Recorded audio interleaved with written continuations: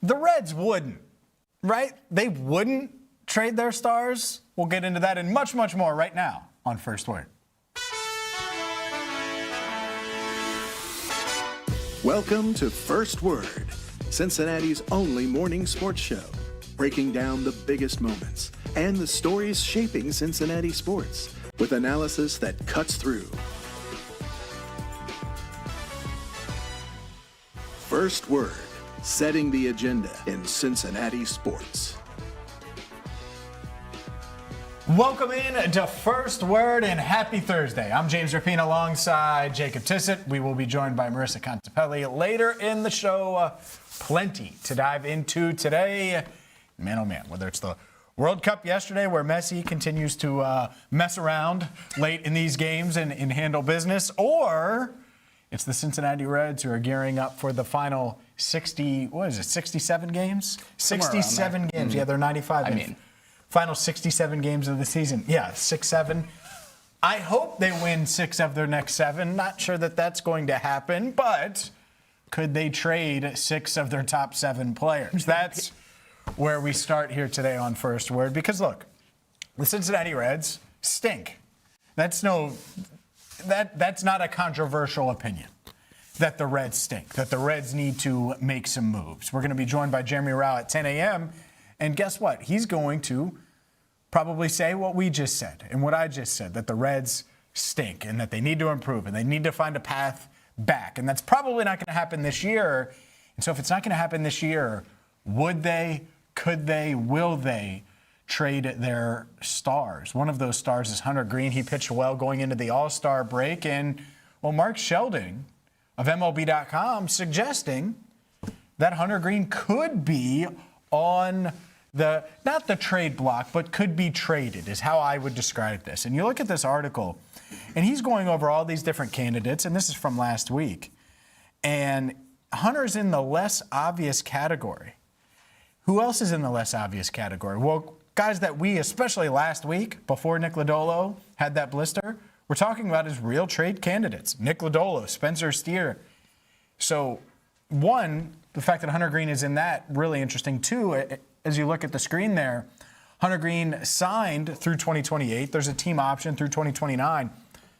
He's a great, great value, especially for a team where we're always talking about budget and payroll and all of those things. And so, one, would they consider trading him? I think it's an interesting question, especially with someone this close to the team, Mark Sheldon, putting it in the less obvious but certainly not untouchable category.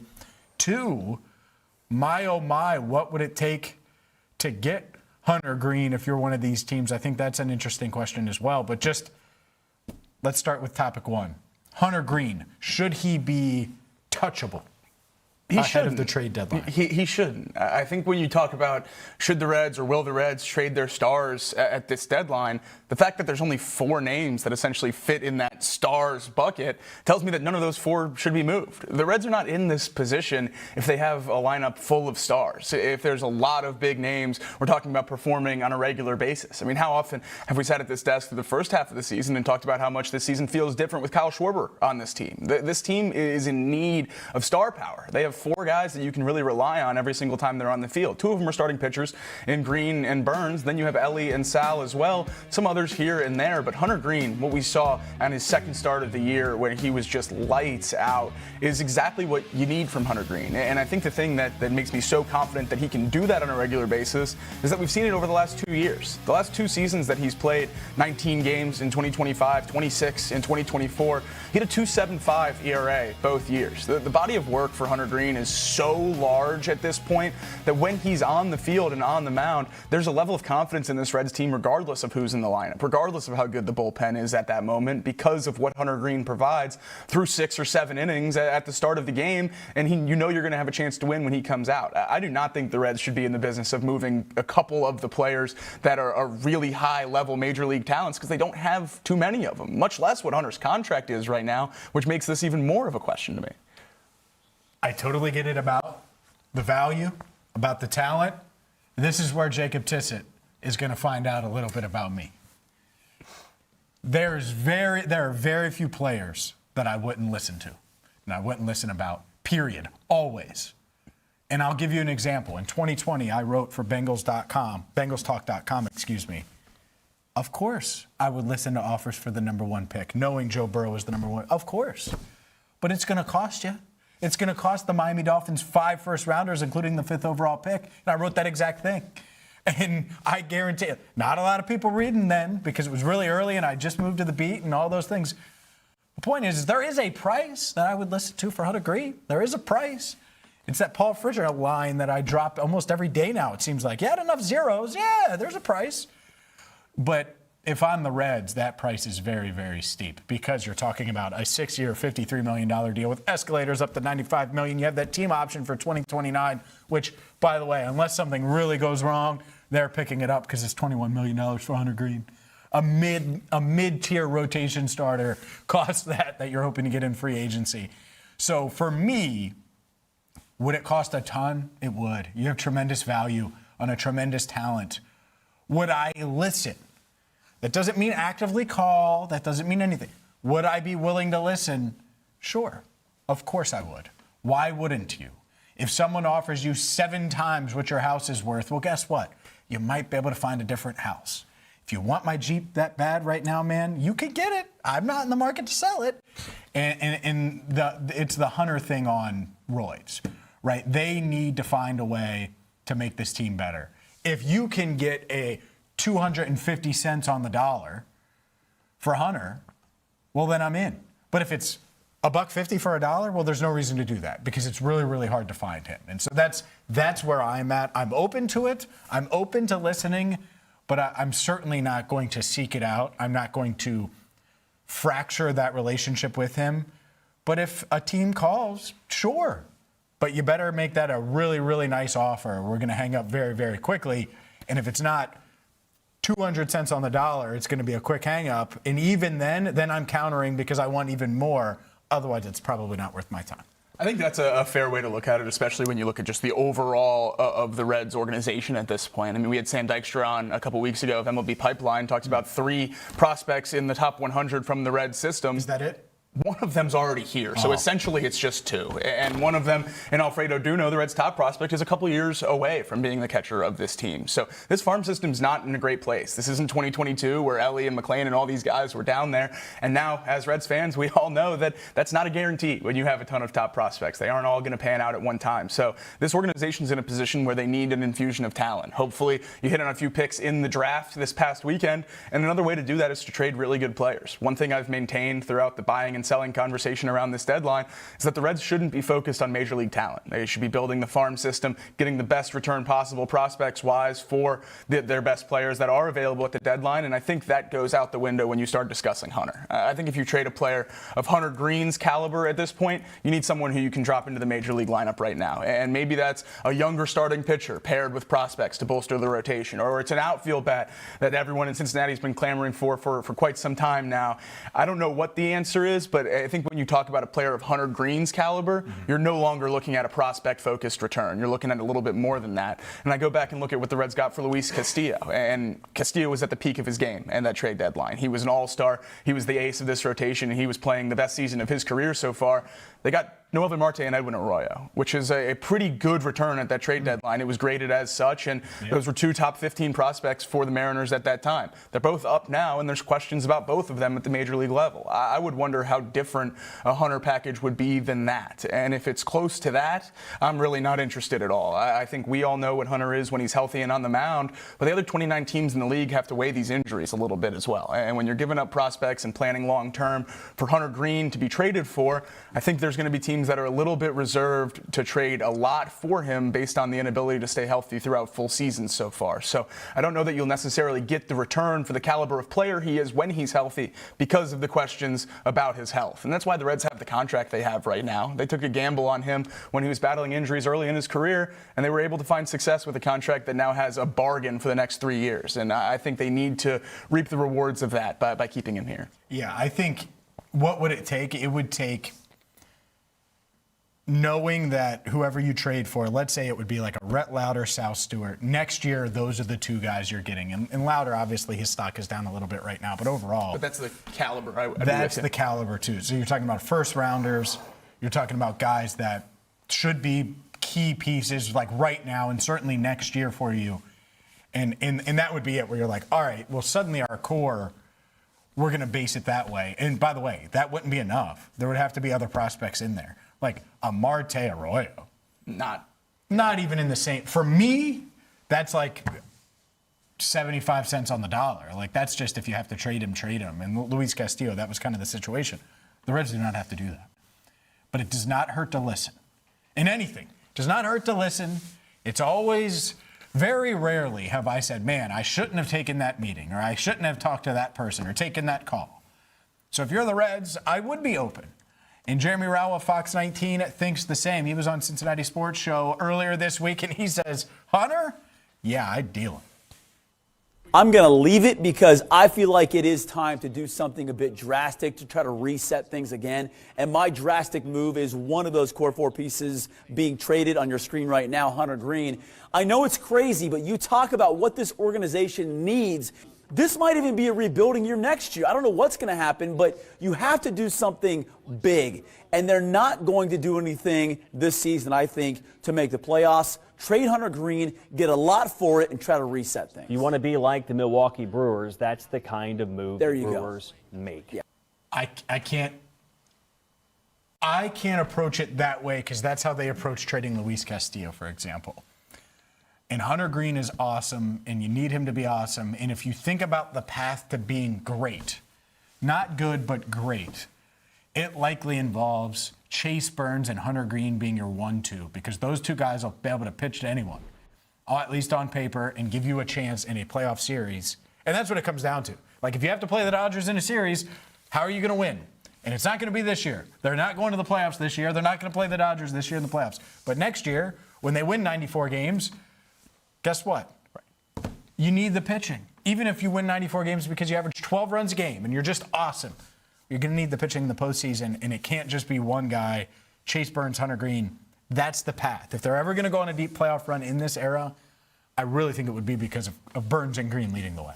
Absolutely agree on that. And you talked about the third game and a potential game 3 of a wild card. You have Andrew Abbott coming in at the third. I mean, no one wants to face those top 3 pitchers in a playoff series. Absolutely. It's going to be a while. Yeah, right. It's not October. This Reds rotation is in a different spot than the rest of the team if you just isolate it. It has great prospects. I mean, even talking about guys who are hurt right now, Brandon Williamson was a huge return top prospect in a trade when he came over. Hasn't been amazing since he called up to the big leagues, but still some really good stuff and exciting depth in that rotation.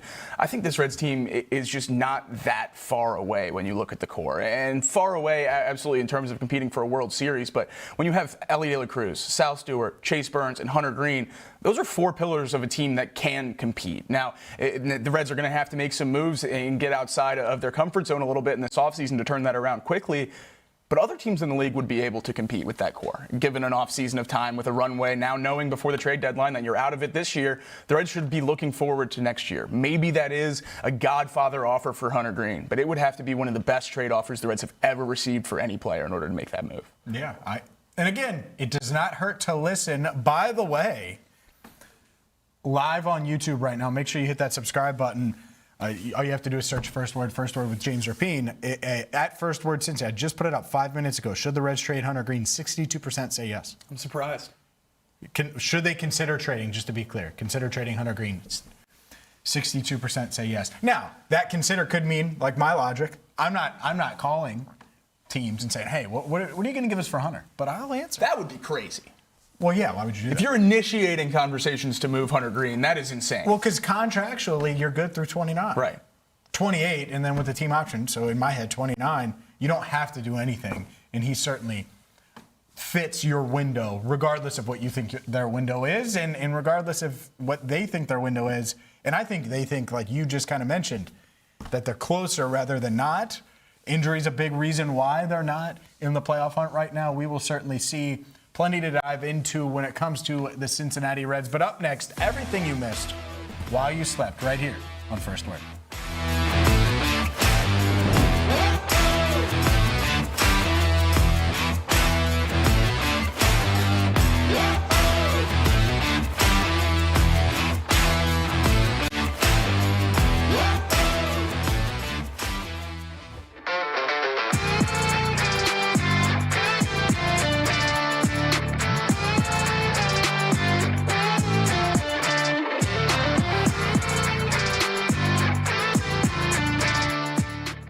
ESPN released these rankings.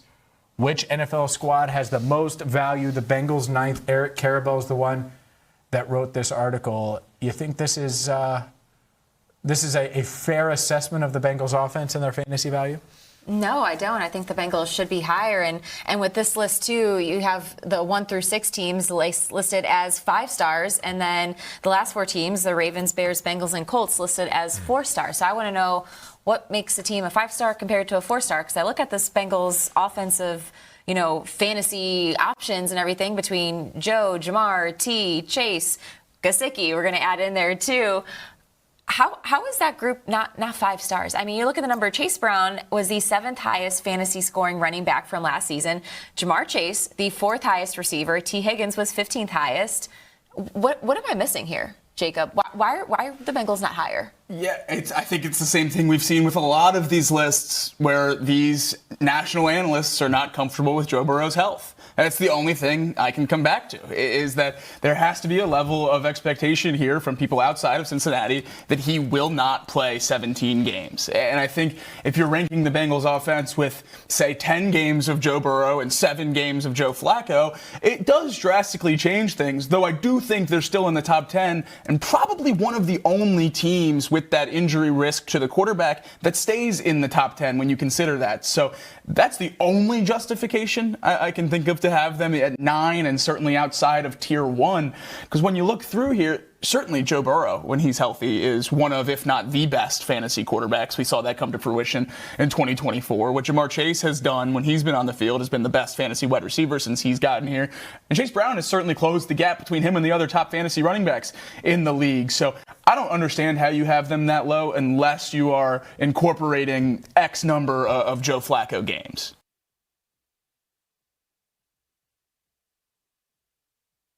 This is the Rebound Rundown. I'm your host, Paul Fritchner.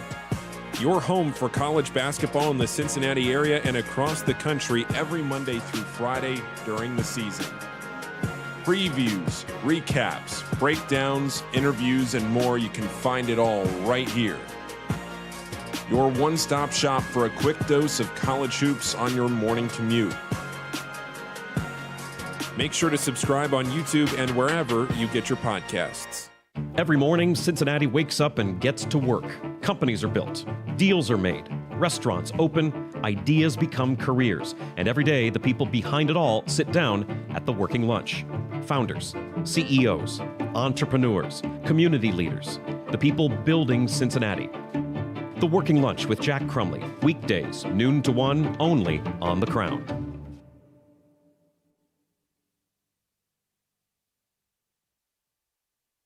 This city deserves its crown. Watch, listen, subscribe.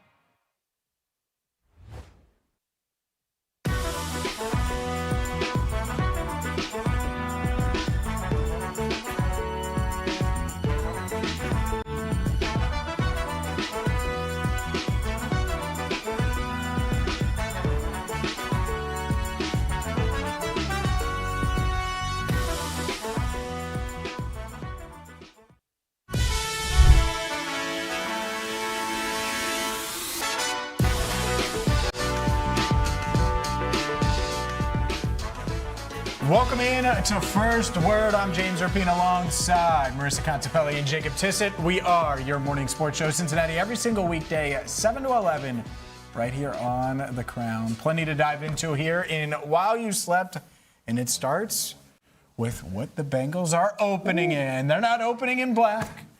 They're not opening in white. They're opening in orange for a 3rd straight year. They announced this on Wednesday, and, well, look out, Tampa Bay Buccaneers, because the Bengals looking to improve to 2-1 in the open in orange plan for fans, which you better get your orange ready. I got my orange ready. Don't you worry. I'm hoping the Bucs come in and get in on the fun and wear those creamsicle jerseys, and it's just orange everywhere. Spoiler. White ones? No way. Maybe the white. They have the home and away. You get the white creamsicle ones. Maybe they'll do the white. That'd you be had fun. me in the first half. That'd be fun. But, this is great. I always think it's funny that the Bengals tweet all these out before they announce them, like open and orange is in question. Like, guess which game is going to be open and orange. I would guess open and orange is the opening game.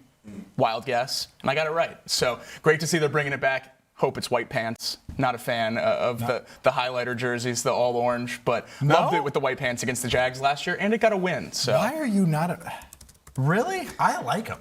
Do you? What's wrong with them? Not a fan. Because they lost? I'm not a huge fan of the full color uniforms anyway. Look, I just pulled up an all white. Obviously, really? is an exception for the Bengals, though. The white helmets are great, but I'm not a fan of the all orange. No. With the black socks? No. I mean, I'm just gonna the black. You're not. Look, I know what they look like. Yeah, I've seen them. Not a fan. I think the white pants are significantly better. Of that? Gabe told me to show it to my camera. I would say Look, third. You're not a fan of that? No. Come on, man. Yeah, right. I'm in. The white pants, I think, are better. Fine. That looks good. I'm not in that. We don't need to comp that, this one's better than this. Does that look good? I think it looks good. They played bad. They played really bad against the Patriots. It didn't look good. After that game, you know what I said? Man, this may cost them the playoffs. Guess what? They finished a game out. Sure they were 9-8, 5 straight wins. Yeah. Joe Burrow on quarterback. There's nothing I can do about it. Just sit here and watch. Well, you could have played a little better against the Patriots coming off the Patriots were really good that year, though. So good. They were not. I remember, how much of this do I want to?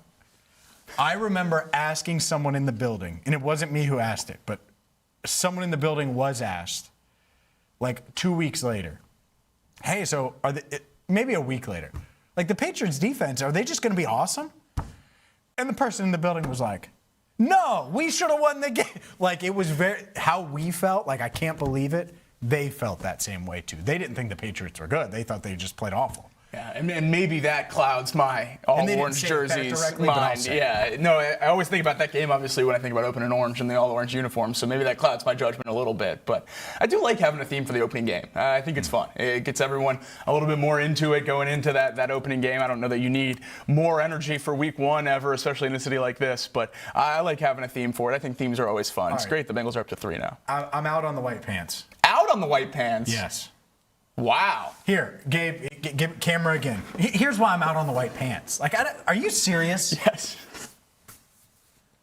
That's right there. That's why. Look, that stinks. That's why. That's why I'm out. Man, my screen is dirty, Gabe. You zoomed in a little too far. My good. It was not fun. I'm kidding. But no, it wasn't fun. It was the most painful leaving of the stadium after a win ever. Would far rather than lose 50-0 in all orange than lose Joe Burrow in white pants. So no white pants. Third option, win the game with a healthy Joe. Well, sure. I'll take that one. All orange. Sure. There you go. Co-signed. Yeah. They haven't said. If you're going to open in orange, open in orange. That's the one thing where I will agree. If you're going to call it open in orange, it should just be orange. Yeah. That's it. So hopefully they get it right this year. We'll see. And Joe's toe is okay and everything's all right. By the way, one other matchup, Week 16 against Indianapolis, they're going to wear their Indiana Knights uniforms against the Bengals, which means that hopefully the Bengals go white Bengal. Will be awesome. Because then it would be black and blue, and then you got the white and black, and that would be pretty darn awesome. There's Sauce Gardner getting ready to get sauced up. As much as I love him because he's a Bearcat, you got to deal with Jamar. Good luck, my man. Yeah, it's not going to be fun. Hopefully those 2 first-round picks they traded can come into play and lock up Jamar, which I don't think will be the case. Or Andre. Whiteout would be awesome. Or Colby Young. In Indy. I feel like Sauce. Yeah, no, Sauce is gonna have a tough day. Colby Young. You took it too far. Yeah. First 2 were solid. Shocker. First 2 were solid. Whiteout on the road, this would be the game for me. I think that would be an awesome uniform matchup for sure. The only reason why I'm a little bit more hesitant, really want that whiteout on New Year's Eve. And those two are real close together. So I don't know if you're going back-to-back whiteouts like that, but I would be all for it if that's something the Bengals want to do. I like that they got the special game for the Colts. I think that's fun. I think there'll be a lot of Bengals fans there, I would assume, with the quick drive. So that'll be a good time. And it would be easy for Bengals fans to wear the white. Very true. One thing. 2, they're the team. They can pick 2 white Bengal games late in the season. Yeah, I would assume there's going to be 2, and I wouldn't assume they're back-to-back. That's my only worry. Oh, I do 7. 4. I love them. All of them. Every single one. Wear the white helmet with the white jersey every time. We'll dive more into the Bengals coming up in a bit with our What's the Word poll question of the day. By the way, just shout out to YouTube chat. I'm going to keep you up to date all day. We're going to leave this poll open on Hunter Greene. Should the Reds consider trading Hunter Greene? 60% say yes right now. 60% say yes, 40% say no. Jeremy Rauch going to join us at 10 a.m. and explain why he thinks they should. So we will see there. But let's keep it going here with, well, Messi. It was ugly. And then he messed around and England found out. 2-1 to advance to the World Cup final. And boy, oh boy, England, they were up 1-0. They battened down the hatches. They were going to play defense. They were going to handle business. And then Messi in Argentina in the final 7-minute stretch score 2 goals. And this has been now 3 straight matches where Argentina has rallied. First, it was against Egypt, then Switzerland, then England. And I thought they were going to handle business against England early, be in control. They weren't. England was. And it still wasn't enough. Argentina and Spain in the World Cup final on Sunday. Yeah, I'm not sure a team has ever deserved to lose a game more than England in that one. All the defensive subs with about a half hour left when you're up 1, just sitting down for a third of the game to try to dribble out the clock. I'm surprised you feel that way. You're not a bullpen guy? Bullpen guy? Yeah. It's very much like you're up 2-1 in the playoffs. There's a runner on, boom, pull the starter. We're going to roll on. I think we're going to bullpen it up. NFL, 10 minutes left in the fourth, up a score. You start running the ball instead of being aggressive to run out the clock. There's too much time left. That's what everybody wants Zach to do. That's what everyone wants Zach to do. Have a lead and run the clock out. That's what everybody wants Zach to do here. As long as they don't blow it. I want to throw that thing. Always. So Argentina was throwing. I'm totally with you. When I play FIFA, and this is the closest that I get, and I get it, it's like Madden NFL. When I play FIFA, guess what? I just go from aggressive to balanced, right? And those that play FIFA know. So if I'm up, I just go to balance. That's it. I'm not going defense until it's 86th minute. We might drop back a little bit. And I get that's a bit extreme. But to your point, that's a lot. And then you pull on Superman's cape as well. Talk a little trash to Messi. What are we doing? Just don't do it. Don't do it. You're up 1. Just don't do it. Has that ever worked in any sport? The guy at the pinnacle of the sport getting talk trash to in the middle of a game? Do you want me to go down the road? Sure. No, I mean, yeah, LeBron if you want to do that, but not many times. I feel like more often than not, it doesn't go the way of the trash talker. Sure. No doubt about it. You're right about that. And that's it. Do you want to talk trash to Jamar, Joe? No. Or you can just kind of try to skate by as much as you can. Especially in that situation. Obviously, whatever. Argentina was still playing hard, all of those things. But, yeah, that viral clip of him turning around, nodding his head, I certainly think that's going to be a talking point and a meme moving forward. Maybe one that we use during Open and Orange if the Bengals show up and play well. There was a big trade. We talked about the Hunter Greene possibility and potential Reds moves. Well, the Brewers, they just get a proven playoff performer for nothing. For free. For nothing. This is a very Brewers move. Yeah, Brewers sent Jaden Fielder, Prince Fielder's son, a low-level prospect, to the Astros for Lance McCullers, and this is exactly a Brewers move. Lance McCullers was a Cy Young finalist, a big-time arm on those Astros playoff teams, missed 23 and 24, and then in 25 and 26, he had a negative 1.8 WAR with a 6.7 ERA. I mean, this is a guy who's really struggled since his elbow injuries and hasn't been the same pitcher that he was before. But everyone knows the name Lance McCullers because of how dominant he was early in his career with the Astros. There would be no shock for me at all if by, I don't know, mid-August, Lance McCullers is a 3-5 guy, either coming out of that Brewers bullpen or in the starting rotation and just absolutely dominating like a vintage version of himself. This is what the Brewers do. I wouldn't really be too concerned about it if it was another team making this move, but the Brewers pitching factory will turn him around and make it work. So this is a frustrating one to see for sure. The pitching factory. I hate that. That's what it is, man. I'm not arguing with you. I'm not a fan of that one. Let's keep it rolling here. A couple of Cincinnati notes. One, FC Cincinnati, they had a closed-door scrimmage, international friendly, handled business 5-0 over CD Olympia, and shout out to Laurel Pfahler for being all over this, just dominating. But there was a little scuffle. Yeah. This is where it gets juicy. Little scuffle during a practice, and that's what it is. But a little scuffle during the practice, love it. Here's the video, courtesy of Laurel Pfahler, and I'll take it, man. Love it. This reminded me like, oh, joint practice next month against the Bears. That's happening. Exactly what I thought too. We went to the Burnley International Friendly on Friday, and there was a lot of conversation beforehand about how much these teams really care about these exhibition scrimmages before the season starts up again. It's nice to see something like this where they care a lot. It seems like there's some real energy going on in these games, and that's exactly what you need if you're going to use them to actually get ready for the season starting up again here soon. So it's great to see stuff like this, and it's great to see FCC continuing to get work in during this break. I mean, you're not just going to want to drop back into the second half of the MLS season with all that condensed schedule without playing for so long. So great to see them getting a couple extra games in. Yep, for sure. Great to see them dominate. We'll see if they can roll that into games that count. Speaking of Cincinnati, though, the University of Cincinnati, one of 7 schools with a top 100 draft pick in the NFL, Major League Baseball, and the NBA drafts. I thought this was really cool to see.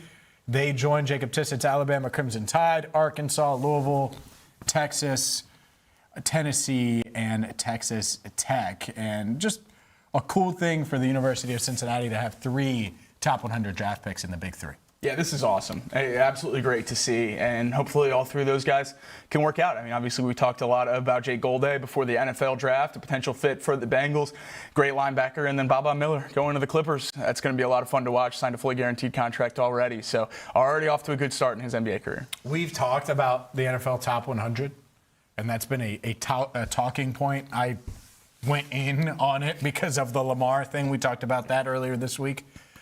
What's gotten worse?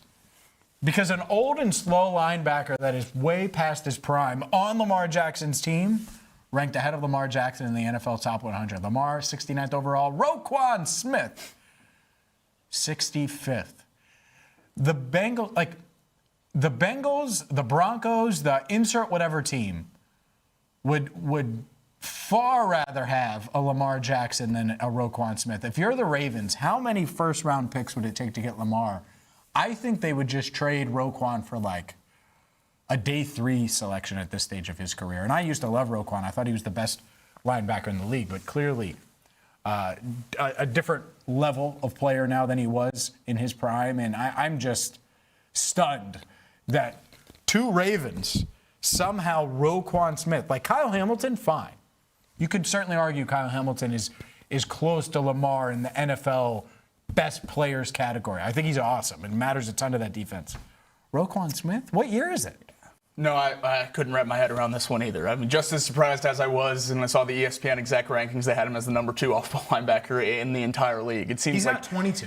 No, it seems like people are remembering a 2018-19 Roquan Smith that isn't quite around anymore. I mean, this version of Roquan Smith is certainly not a top 65 player in the NFL, and certainly not better than Lamar Jackson. I was shocked to not just see where he landed, but in relation to the other Ravens players as well. And I think the funniest thing when something like this happens is how mad the Ravens fans were. When you have fans of the team talking about how absurd the rankings are in terms of guys being ranked too high, you know it's a little bit crazy. So to see all the Ravens fans up in arms about this on Twitter yesterday was certainly fun to see, and they're rightfully mad about this one. I don't understand all the hate for Lamar Jackson. Saw yesterday Colin Cowherd put out his top 10 quarterbacks. Lamar was outside the top 10. Seems like the discourse this summer about Lamar Jackson has been very, very weird. I don't know what's changed really over the last few years. I know he battled with some injuries last year, missed the playoffs, but feels like, obviously Joe Burrow's had that same thing happen here, and I never feel like he should drop out of those elite quarterback discussions. I don't know why it's happening with Lamar. It seems very, very odd to me.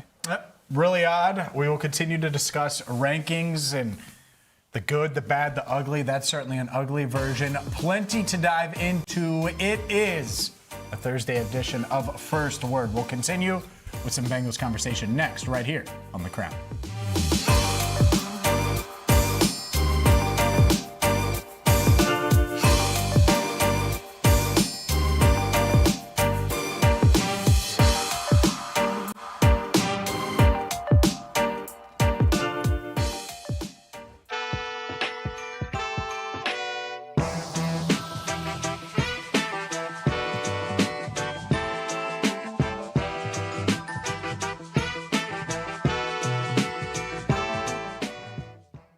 What is The Crown?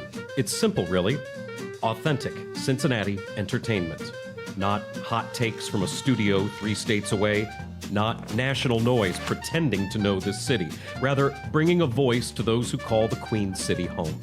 Where can I watch the Crown shows? Join us live from 7 to 11 a.m. for First Word and 12 to 1 for the Working Lunch on RESN.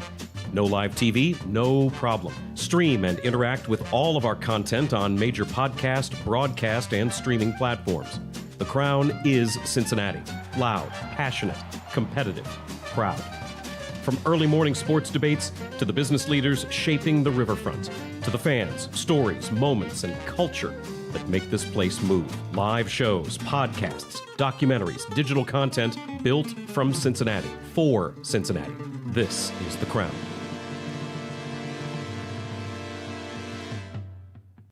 Will Marisa get her wish? Well, if CBS Sports has anything to say about it, she will get her wish, because Bobby Wagner was mentioned as Brian DiArdo went through and he played matchmaker for NFL teams. And Deebo Samuel, Tyreek Hill, Stephon Diggs, all these guys landing in different spots. DeAndre Hopkins, he has Bobby Wagner landing with the Bengals. And he wrote, 36-year-old Wagner is truly an ageless wonder. 4.5 sacks, 2 interceptions, 162 tackles last year, has over 2,000 for his career. I know the answer here for Marisa, but I'm going to start with her anyway. Buy or sell that the Bengals should have real interest, that Brian is right, they should be interested in Bobby Wagner. How fast can I buy this? This might be the fastest I've ever bought anything in my life. Anything, ever. Wow. No, it makes a whole lot of sense. Okay. I mean, Bobby Wagner has just been the definition of consistent throughout his NFL career. 14 years in the league. He has never had less than 100 tackles per season. And he's been named to the NFL Top 100 list now 11 consecutive years. He came in at number 81 for this past season. And you look at just kind of his numbers and taking a deeper dive into his PFF grades from 2025, he graded at a 78.6 overall amongst all linebackers. That was 9th best among 88 qualifying backers. Barrett Carter came in 85th on that list. Demetrius Knight, 83rd on that list. So at the very least, Bobby Wagner would be a welcome presence, a nice veteran in that room to two now sophomore linebackers who, yeah, we're expecting them to make improvements, to take that next step. We had Barrett Carter on the show a couple of weeks ago, and he talked about how him and Demetrius are poised to take that jump this year.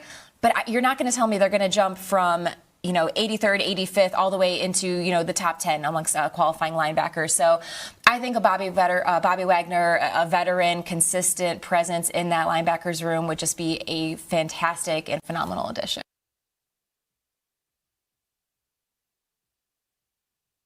This city deserves its crown. Watch, listen, subscribe.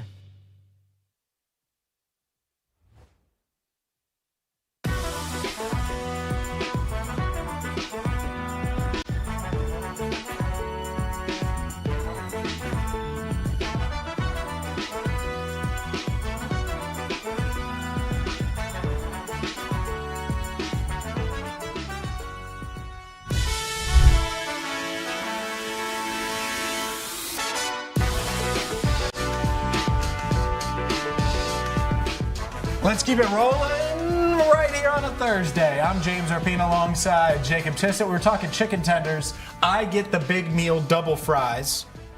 You're a toast guy. I am. I'm an extra toast guy, but I keep the slaw. Crazy. Not subbing out the slaw. Big coleslaw guy. Give me a bunch of tenders and a bunch of fries, and my belly's good. I'll do it right now. Right now. I would too. 7:38 in the morning, I'll crush some. And you know who else would? Jamar Chase. He crushed it in the ESPN NFL Top 100 rankings. And that chicken place I was referring to, I think Jamar has actually worked the drive-thru there. I'm 99.9% sure. As good as he was at the drive-thru, he's a better NFL wide receiver. And let's start with ESPN Jeremy Fowler's rankings, where he has Jamar Chase number 1. Now, this was a poll of executives, coaches, scouts across the league, and pretty darn noteworthy what one NFL head coach said. He said, quote, "He's the best I've gone against. He can break it for 80 yards at any time." And then a veteran NFL coach said this too. He showed over the past 2 years that he could play inside and outside. The Bengals moved him around more, and he's gotten better as the ultimate chess piece. Yeah, I mean, absolutely has been better. He received 70% of the first place votes and he was third in catches in the NFL last year. Sometimes the NFL is smart. This is one of those times. Jamar Chase is the best player on this board, and there are a lot of good ones, and I'm a wide receiver guy, and I'll talk about wide receivers forever. Jamar Chase is the best wide receiver in the NFL, and part of it, not the only reason, but part of it is because of the yak, because of the threat he is post-catch. And I'm happy that he got his due, even though there were a couple of other receivers that put up bigger numbers last year.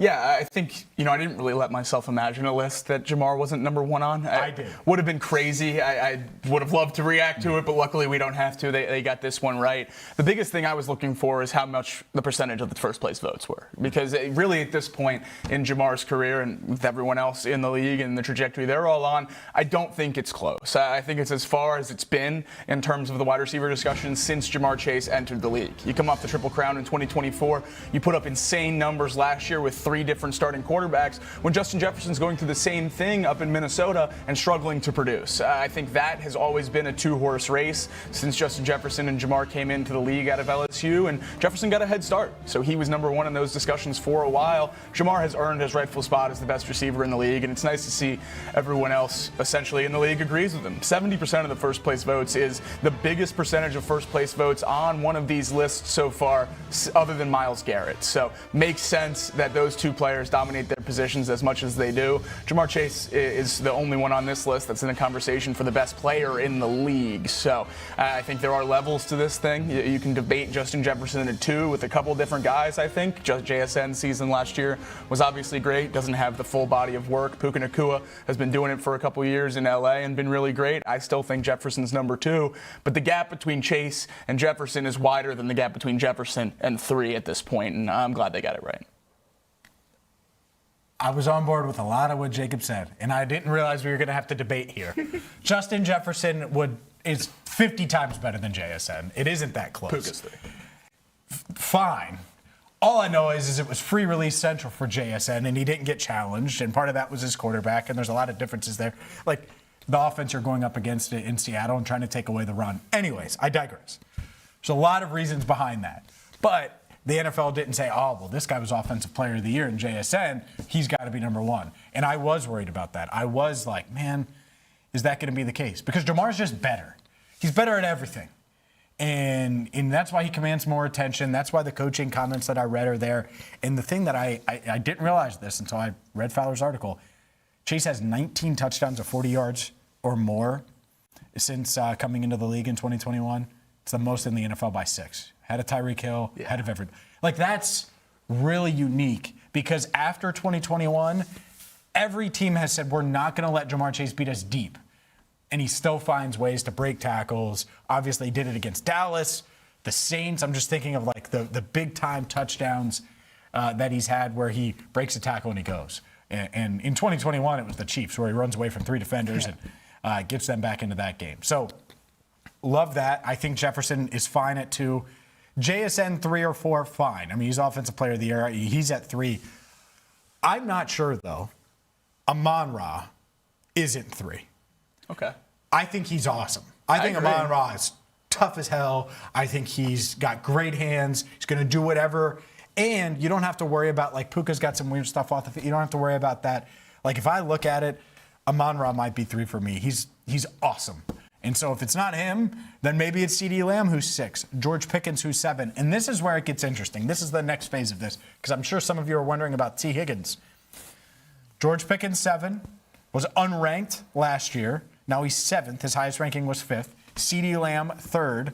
His lowest ranking, unranked, which is ridiculous. He should obviously be ranked. Lamb and Pickens, 6, 7. Jamar, 1. T. Higgins, well, nowhere to be found in this top 10, which I don't think shocks many people, but certainly something to mention. Oh, and then I look at these honorable mentions. Wait, T. Higgins isn't there, but Malik Neighbors is coming off the ACL. Mike Evans is there. Zay Flowers is there. Tyreek Hill is there coming off of the knee. Drake London, Jamison Williams.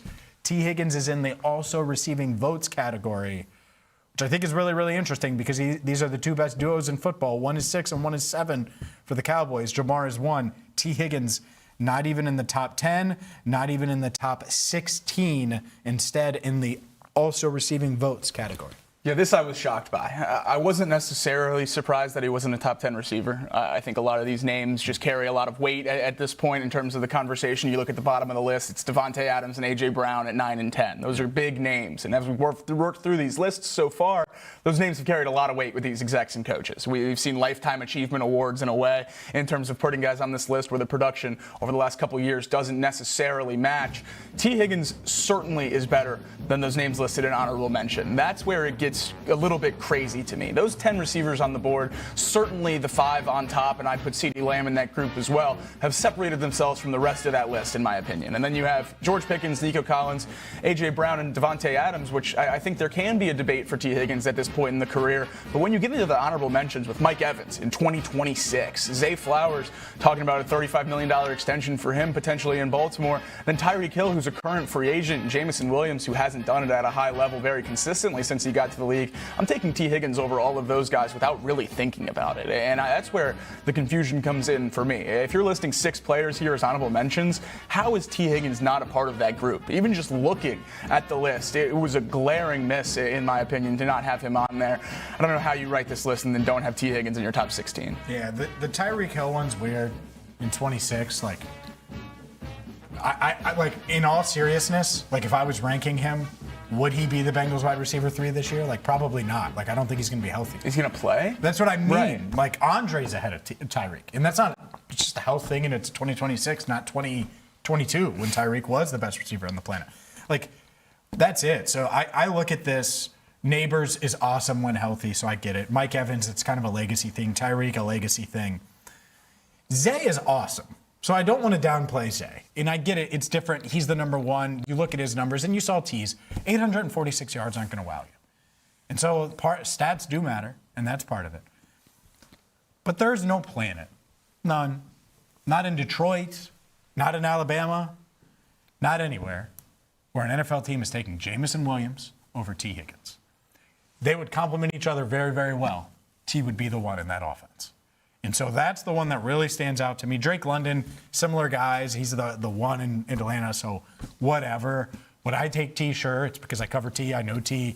I know his mindset, all those things. If I covered Drake, maybe it would be the other way. But it's really, really close. But, yeah, I think that if you base it on this list, what the NFL is telling you is, hey, we think the Cowboys have the best wide receiver duo in the league. By a wide margin. And that is really one that would not bother me. That would motivate me a bit if I'm Jamar and T. Because if the Bengals are going to be, I'm not going to tie this all back to what everybody cares about, right? If the Bengals are going to win a bunch of games this year, they need to be the best wide receiver duo. Right. Like, as much as we talk about the defense and Joe, you need Jamar Chase and T. Higgins to be awesome. No question about it. And it takes me back to a question we asked a couple weeks ago. 3,000 yards for these two? More lists like this make me more and more confident that that's a possibility. Because if those two go out there with something to prove this year, it could be really scary for NFL defenses. 1,800 for Jamar, 1,200 for T. That seems like a recipe for success. Ooh. We'll continue the conversation next with our What's the Word poll question of the day right here on First Word.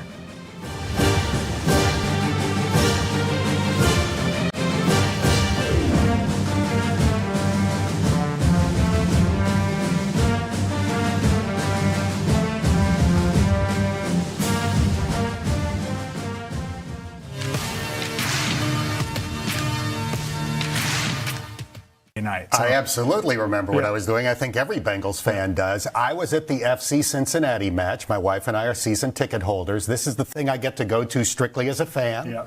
You know, have a beer. I really don't know the sport all that well, but I enjoy going a lot. So it was halftime of the match. We went inside to the club area, the beer area, and I got a text on my phone from my son with the words Dexter Lawrence and like an exclamation point. I'm like, well, come on. So I called him, and he was out of breath, and he said, Dad, the Bengals have traded for Dexter Lawrence. I said, Sam, I've got to hang up. I'll call you back. Because I thought he had been scammed. Yeah. I thought it was like Alan Schefter, or, some bogus, some bogus Twitter account had said that the Bengals had traded for Dexter Lawrence. So I hung up. I called Bengals contacts. They confirmed, yes, this is real. I called Sam back and thanked him for telling me about it. So then I started to think, okay, when's he going to get here? What can I do? I'd like to do an interview with him. So I learned he would be coming to the stadium the next morning at like 8 or whatever it was. I was there when he walked through the door. I followed him up to the Paul Brown conference room. Marisa knows all of this stuff well, where the players sign their contracts. And he got on the phone with his agent, and at that point we were all told to leave the room because he was having a private conversation about the details of the contract. So we all kind of hovered outside this room while he was going through the particulars of the deal. And he signed the contract, and then he came out and chatted with us. I met his wife, and their little daughter was there as well. And then we went downstairs and did a one-on-one interview, and he was fantastic. He's such a positive guy. He's like 300 pounds, 340 pounds, whatever it is, of sunshine. He's just charismatic and a people person. He seems to be loving being here. So I think it's just a home run move by the Bengals.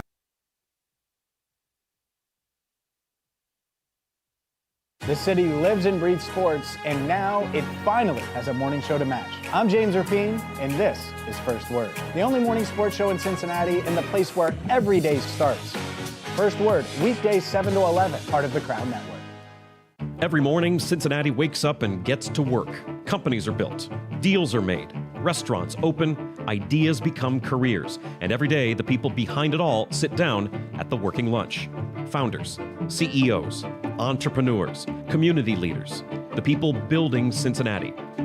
The Working Lunch with Jack Crumley, weekdays, noon to 1, only on The Crown.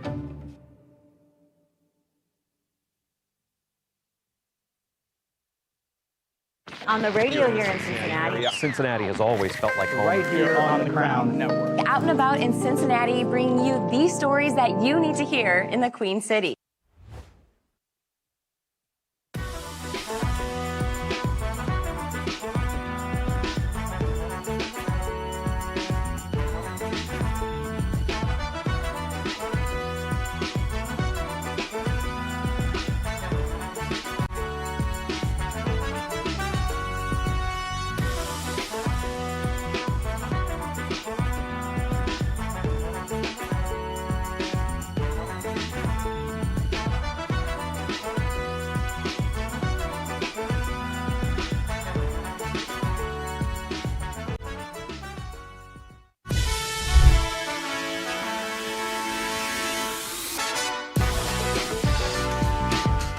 Coming up in 8 minutes, Joe Flacco, like you've never seen him before. Welcome back to First Word. I'm James Rapien alongside Jacob Tissot. We are your morning sports show, Cincinnati, every single weekday, 7 to 11, right here on The Crown. And Marisa Contipelli in the building, going to join us for Contipelli's Countdown later in the show. We also have Jeremy Rauch going to join us from FOX19 live at 10. So plenty to dive into.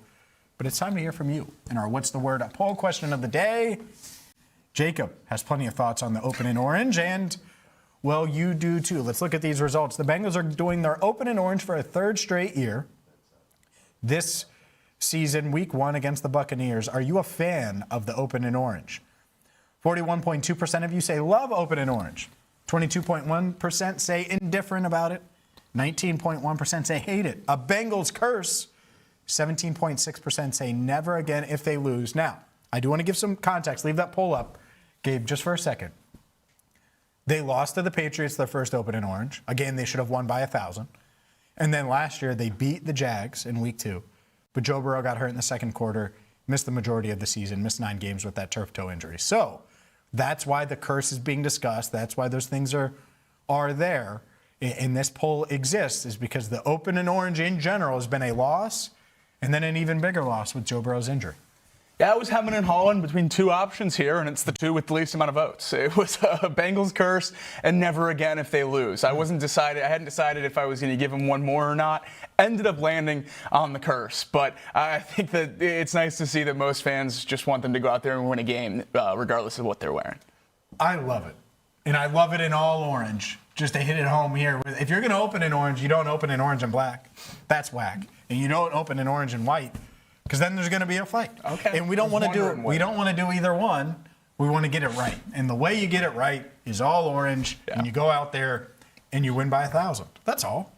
Well, if they do that, I'll love opening orange. And that's it. That's the thing. Love opening orange. All that matters is you go out and handle business. What a great decision it was to start this tradition for the Patriots game in Week 1. They should have won that by 1,000. Everyone should be all in on opening orange, but obviously it didn't go that way. Yeah, and there were a lot of things going on. Of course. That was the Jamar contract, Joe coming back from the wrist, which was that was the most serious injury of his career by far. Oh, yeah. And so, yeah, they lose that game, fine. Last year was the one. And I'll never forget, like, oh, man, Joe's, like, really hurt and kind of, like, getting signs of that. It was starting to, like, whisper out. And then Zach coming in like, yeah, we're 2-0. And I'm like, man. Doesn't feel like it. Doesn't feel like it at all. And then reality set in the following week in Minnesota. Fast. Very, very fast. It hit fast. Very fast. Up next, a guy that nearly saved the Bengals season after multiple losses, Joe Flacco. The Bengals traded for him. We have his reaction. Joe, like you've never seen him before. Next, right here on First Word.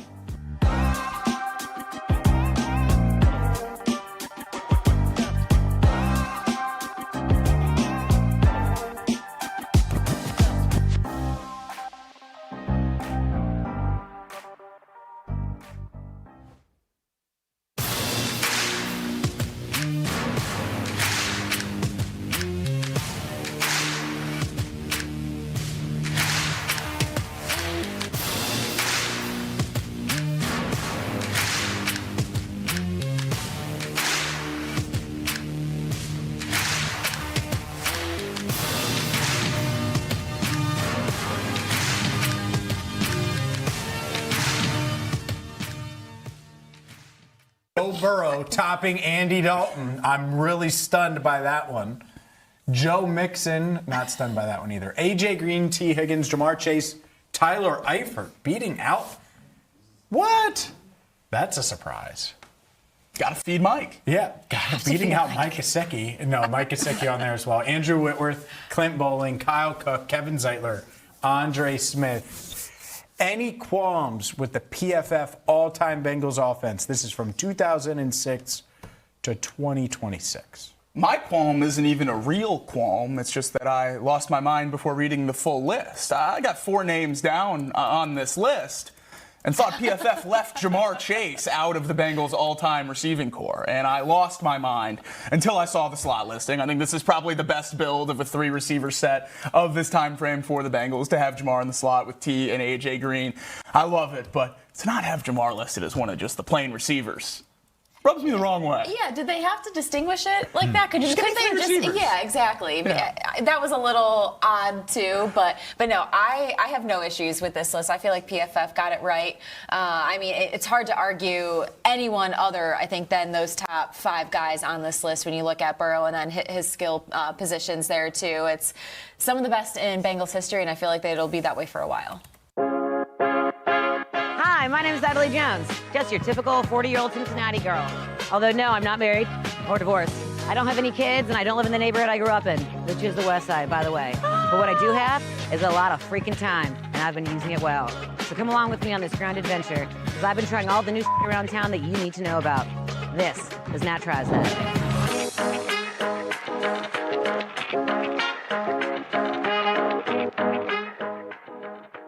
My name is Jack Crumley. I've been covering news in Cincinnati on the radio for the last 20 years. I grew up in Northeast Ohio, but Cincinnati has always felt like home since day one. I've seen so many things accomplished here, and now, with the Working Lunch, I get to write, read, and talk about them every day.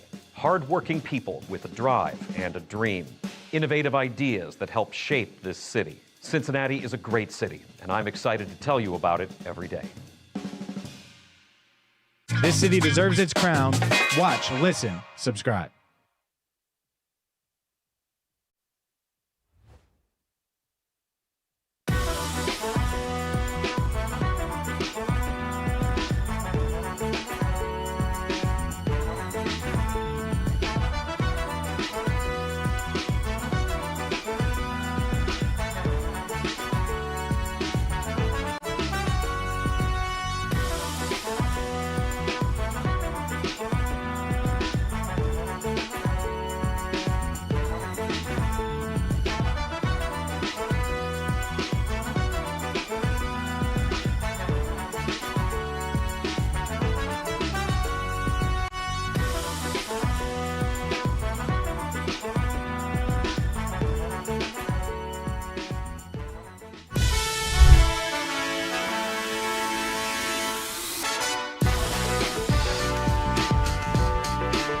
First Word rolls on. I'm James Rapien alongside Marisa, Contipelli, and Jacob Tissot. We are your morning sports show, Cincinnati, every single weekday, 7 to 11, right here on The Crown.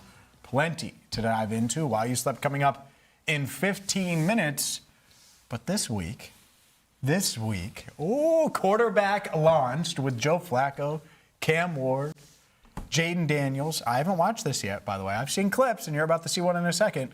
And your guy, Baker Mayfield. And I'm excited to dive into this.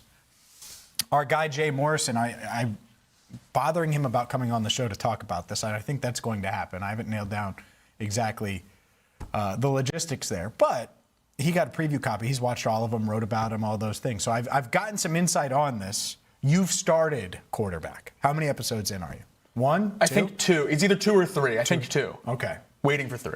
How's Joe? Love him.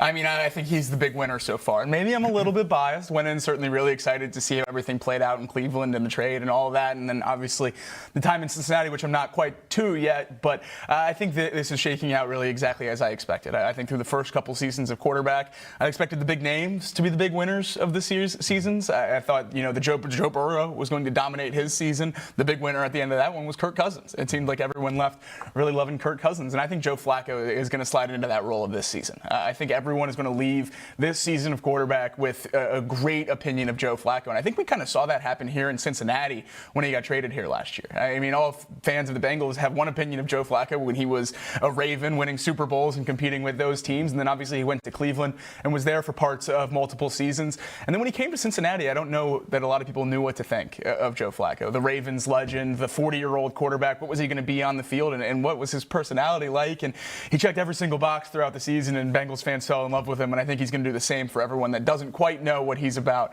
on quarterback so far. Yeah, I'm excited to watch it to get to know Flacco. I also think I got to know him because he's just himself. Yeah. I haven't really interacted with him outside of the news conference setting. Don't like to bother him at his locker, and he's pretty much an open book for my money at this point. But I am excited. Part of why it was so interesting when I found out months ago at this point that Joe Flacco did quarterback was because of the trade, the midseason trade, the thing that the Bengals have done in each of the past 2 seasons that they never used to do, which is make a midseason trade. And when the season was getting away from them last year, Joe Flacco, that move brought hope. They were 2-3 after starting 2-0. Their offense couldn't function. It was really struggling with Jake Browning. And they said, you know what? We're going to go with a pick swap and get Joe Flacco, who was benched in Cleveland. Here's a clip. It's about 4 minutes long of Joe and his wife reacting to the trade, discussing their mindset after he was benched for Dylan Gabriel, which is just so disrespectful. And Cleveland going that route, and then finding out that he is Cincinnati bound. Here, Flacco said, let's go, and he gets traded for 4 days later. Starts against the Green Bay Packers. Man. And they were in that game down to the wire. They were. And I think looking back at the Bengals' record last year, it's easy to call it, a lost season and all that different stuff. Joe Flacco couldn't have done anything else when he got here. Joe Flacco did his job to the utmost of his ability and did everything he needed to do for the Bengals to win a lot of those games. What he did in Green Bay on such a quick turnaround is amazing. I haven't ever really seen anything like it except for Baker in L.A. with the Rams, the quick turnaround to play that primetime game. And then Flacco comes in and plays really, really well in a Bengals offense. I think seeing how much it means to play for him, how much it means to have the opportunity to start games to him, I think just shows how much he enjoyed his time in Cincinnati to quickly re-sign this offseason and stay here to back up Joe Burrow, that he believes in what the Bengals are building. And that's what all that conversation tells me, because that's a guy that I feel like is sitting on the free agent market as long as he can for a team to have an opportunity to start a game this year. And maybe that's an opportunity like the Raiders or something like that, where you have a rookie quarterback and you can work in there, or a team that's really struggling to find a starter like the Arizona Cardinals. But he's going to sit in Cincinnati where, if everything goes according to plan, you're not going to play on the field. He's going to back up Joe Burrow. And he signed so early because I think he really enjoyed his time here. And that's what you seem to see all throughout the season last year. And everything this offseason seems to just verify that. Yeah, there was a lot of discussion. And I think the Bengals internally thought, this may go to now. And then maybe he signs right before camp or makes a decision there just so he knows. But I also think that when you're Joe Flacco and you've bounced around, Jets, Colts, Browns specifically, those three landing spots where it's really shaky and uneven, you know exactly what you're getting here. You know if you have to play, you're going to have a chance. And you know who you're throwing to. And you know it's going to be a fun offense. You know you're going to enjoy it. And you have a player-friendly coach. And worst case, you get paid $6 million and you get to be Joe Burrow's backup, which is a hell of a job. It is. And so I think that it's the best of both worlds. It gives the Bengals peace of mind. And potentially Joe Flacco gets an opportunity. And if so, should be in position to shine. And if he doesn't, well, he's a backup on a probably really, really good team and has a chance to compete for a ring, help Joe Burrow maybe get a ring. And that's the fun part, I think, for the Bengals is they were able to get this done early enough. Maybe this is a take, maybe it's not. Maybe we can revisit it. The Bengals have the best quarterback room in the league. Apparently it is a take because I saw quarterback room rankings yesterday. Oh, I did not see have those. The Bengals at 1. I don't want to see them. We can get to those at some point, but they do. Josh Johnson, ton of experience. Joe Flacco, still really good. Joe Burrow, one of the top 5, worst case 5th on the planet. It's pretty good 1 through 3. And I've looked at the other top quarterbacks in what they have behind them. It's not a Joe Flacco, Josh Johnson experience level. Josh Johnson might be a trade piece, let alone a guy that could be your third quarterback, your emergency quarterback on game day. Yeah, no, I couldn't agree more. I think especially when you see what Flacco did last year, the only question would be at his age, and he hasn't lost anything that he does well in his game at his age. He still has the arm, still gets it out quick, and I think that was what was so easy to see in the time that he was starting for the Bengals last year is there's even, as good as Joe Burrow is, stuff that Burrow can take from Flacco to grow his game. And you saw the differences between the two when Flacco was in there, and obviously Joe Burrow is on a different level as a quarterback. But I think that's something that's really exciting this year as well for Joe to continue to learn from somebody who's done it at the highest level, who's won a Super Bowl MVP, and has figured out a way to play into their 40s. I think one of the biggest things with Joe Burrow, obviously you want the trophies. He doesn't have an MVP, he doesn't have a Super Bowl yet, but you want him to play for a long time. And I think with the injuries, that's something that certainly is starting to stack up in the questions front here with Joe Burrow is how long can he play at a high level? I don't know that there's anyone better to learn from right now in the NFL, how to play quarterback at a high level late into your life than Joe Flacco. Yeah, I totally agree with that. Navigating all of it, rolling with the punches, and we played the Super Bowl trophy reaction yesterday. I was just making sure it was yesterday. Joe is dreaming about that. Yeah. A Super Bowl MVP, Joe Burrow. And Joe Flacco's like, yeah, it just kind of sits here. And it's good perspective to have when you're Hollywood Joe versus Joe who eats at a restaurant by himself. I'm sure we'll have plenty of Joe Flacco clips from quarterback. I'm excited to check that entire series out. But up next, it is time to dive into everything you missed while you slept. And we will start with the Bengals and while you slept next right here on First Word.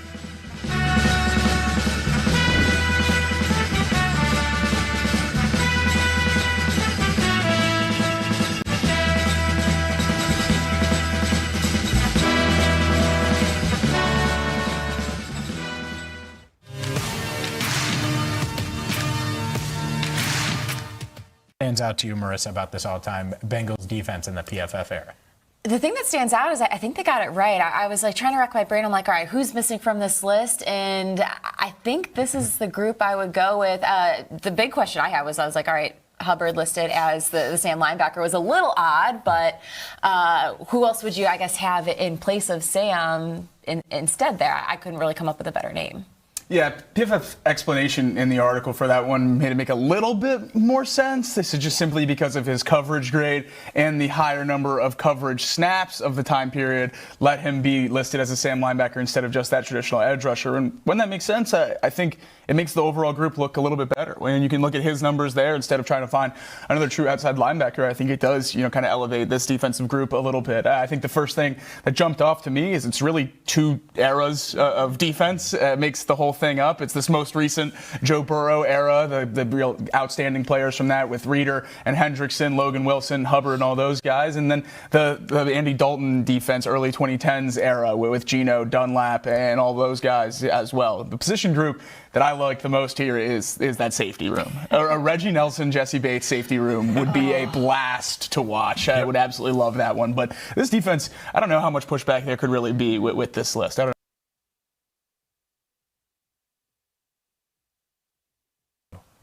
Where does Dexter have to rank on this list next year for this trade to be a no doubt success? Top 4. I think that's completely fair. Top 4. Like, he needs to vault that. Like, if he's 7th again next year, even if we think the ranking is dumb, doesn't matter. Then he wasn't as effective as he needed to be. But if people it seems like they're going to overlook maybe some of those double team numbers and the impact he makes and how it affects the rest of the line. I mean, I could see a scenario where that comes into play again, where maybe he doesn't reach 8 or 9 sacks. Maybe he only has 3 or 4, but the edge rushers absolutely explode because of the openings that he and like what he demands. And I think if he has 3 or 4. Yeah, I was just saying, I think the big difference is here, that impact on the double teams and stuff, I think will create wins. It wasn't the case in New York, and I think that's why a lot of that gets overlooked. Here, Dexter Lawrence in this defense will flip the Bengals defense from 32nd to potentially top 10. And I think that conversation nationwide will be pretty prevalent. Ooh. I think he could. I think that's why you make a trade like this, is because that ceiling is feasible to talk about in the offseason. And I think once he does that, and he's the face of the revamped, turned-around Bengals defense that got Joe Burrow and one of the most exciting offenses in the league back to contention, I think he will be talked about as a headliner, even if those sacks and stuff aren't all the way there, because he's the face and the name of this defense, not a team that's picking in the top 5 of the draft.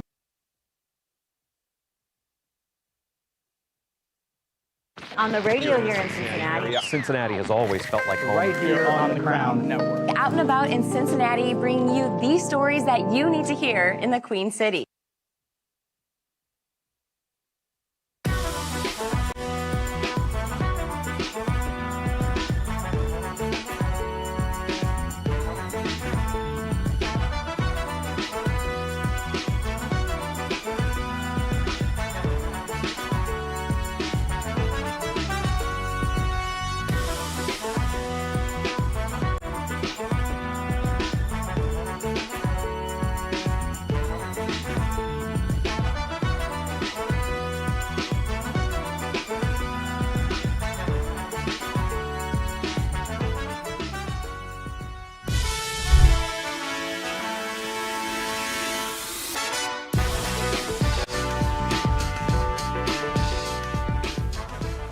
Welcome in to First Word. I'm James Rapien alongside Marisa, Contipelli, and Jacob Tissot. We are your morning sports show, Cincinnati, every single weekday at 7 to 11, right here on The Crown. Plenty to dive into here in While You Slept, and it starts with what the Bengals are opening in. They're not opening in black.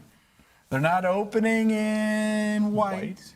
They're opening in orange for a 3rd straight year. They announced this on Wednesday, and, well, look out, Tampa Bay Buccaneers, because the Bengals looking to improve to 2-1 in the open in orange plan for fans, which you better get your orange ready. I got my orange ready. Don't you worry. I'm hoping the Bucs come in and get in on the fun and wear those creamsicle jerseys, and it's just orange everywhere. Spoiler. White ones? No way. Maybe the white. They have the home and away. You get the white creamsicle ones. Maybe they'll do the white. That'd you be had fun. me in the first half. That'd be fun. But this is great. I always think it's funny that the Bengals tweet all these out before they announce them, like open and orange is in question. Like, guess which game is going to be open and orange. I would guess open and orange is the opening game.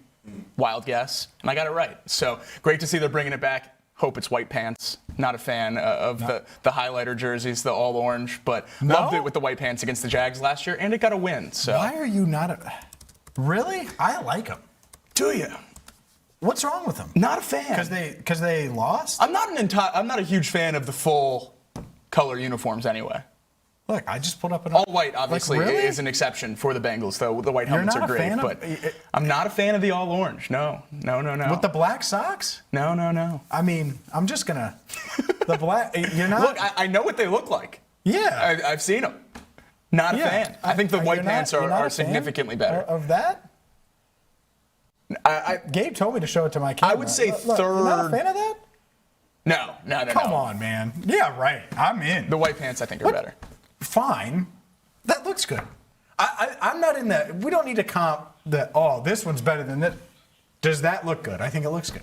They played bad. They played really bad against the Patriots. It didn't look good.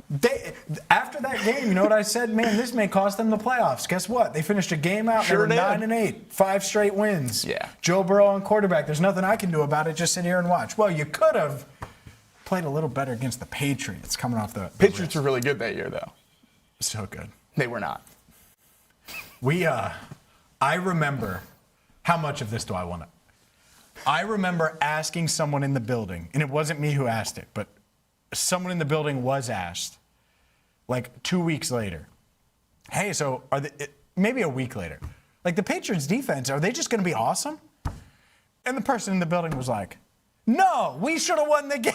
Like, it was how we felt, like, I can't believe it. They felt that same way, too. They didn't think the Patriots were good. They thought they just played awful. Yeah, and maybe that clouds my all-orange jerseys mind. Yeah, no, I always think about that game, obviously, when I think about opening orange and the all-orange uniforms, so maybe that clouds my judgment a little bit. But I do like having a theme for the opening game. I think it's fun. It gets everyone a little bit more into it going into that opening game. I don't know that you need more energy for week one ever, especially in a city like this, but I like having a theme for it. I think themes are always fun. It's great. The Bengals are up to 3 now. I'm out on the white pants. Out on the white pants? Yes. Wow. Here, Gabe, give camera again. Here's why I'm out on the white pants. Like, are you serious? Yes. That's right there. That's why. Look, that stinks. That's why. That was That's not why I'm fun. out. Man, my screen is dirty, Gabe. You zoomed in a little too far. My good. I'm just kidding. I'm kidding. But no, it wasn't fun. It was the most painful leaving of the stadium after a win ever. Would far rather than lose 50-0 in all orange than lose Joe Burrow in white pants. So no white pants. Third option, win the game with a healthy Joe. Well, sure. I'll take that one. All orange. Sure. There you go. Co-signed. Yeah. They haven't said. If you're going to open in orange, open in orange. That's the one thing where I will agree.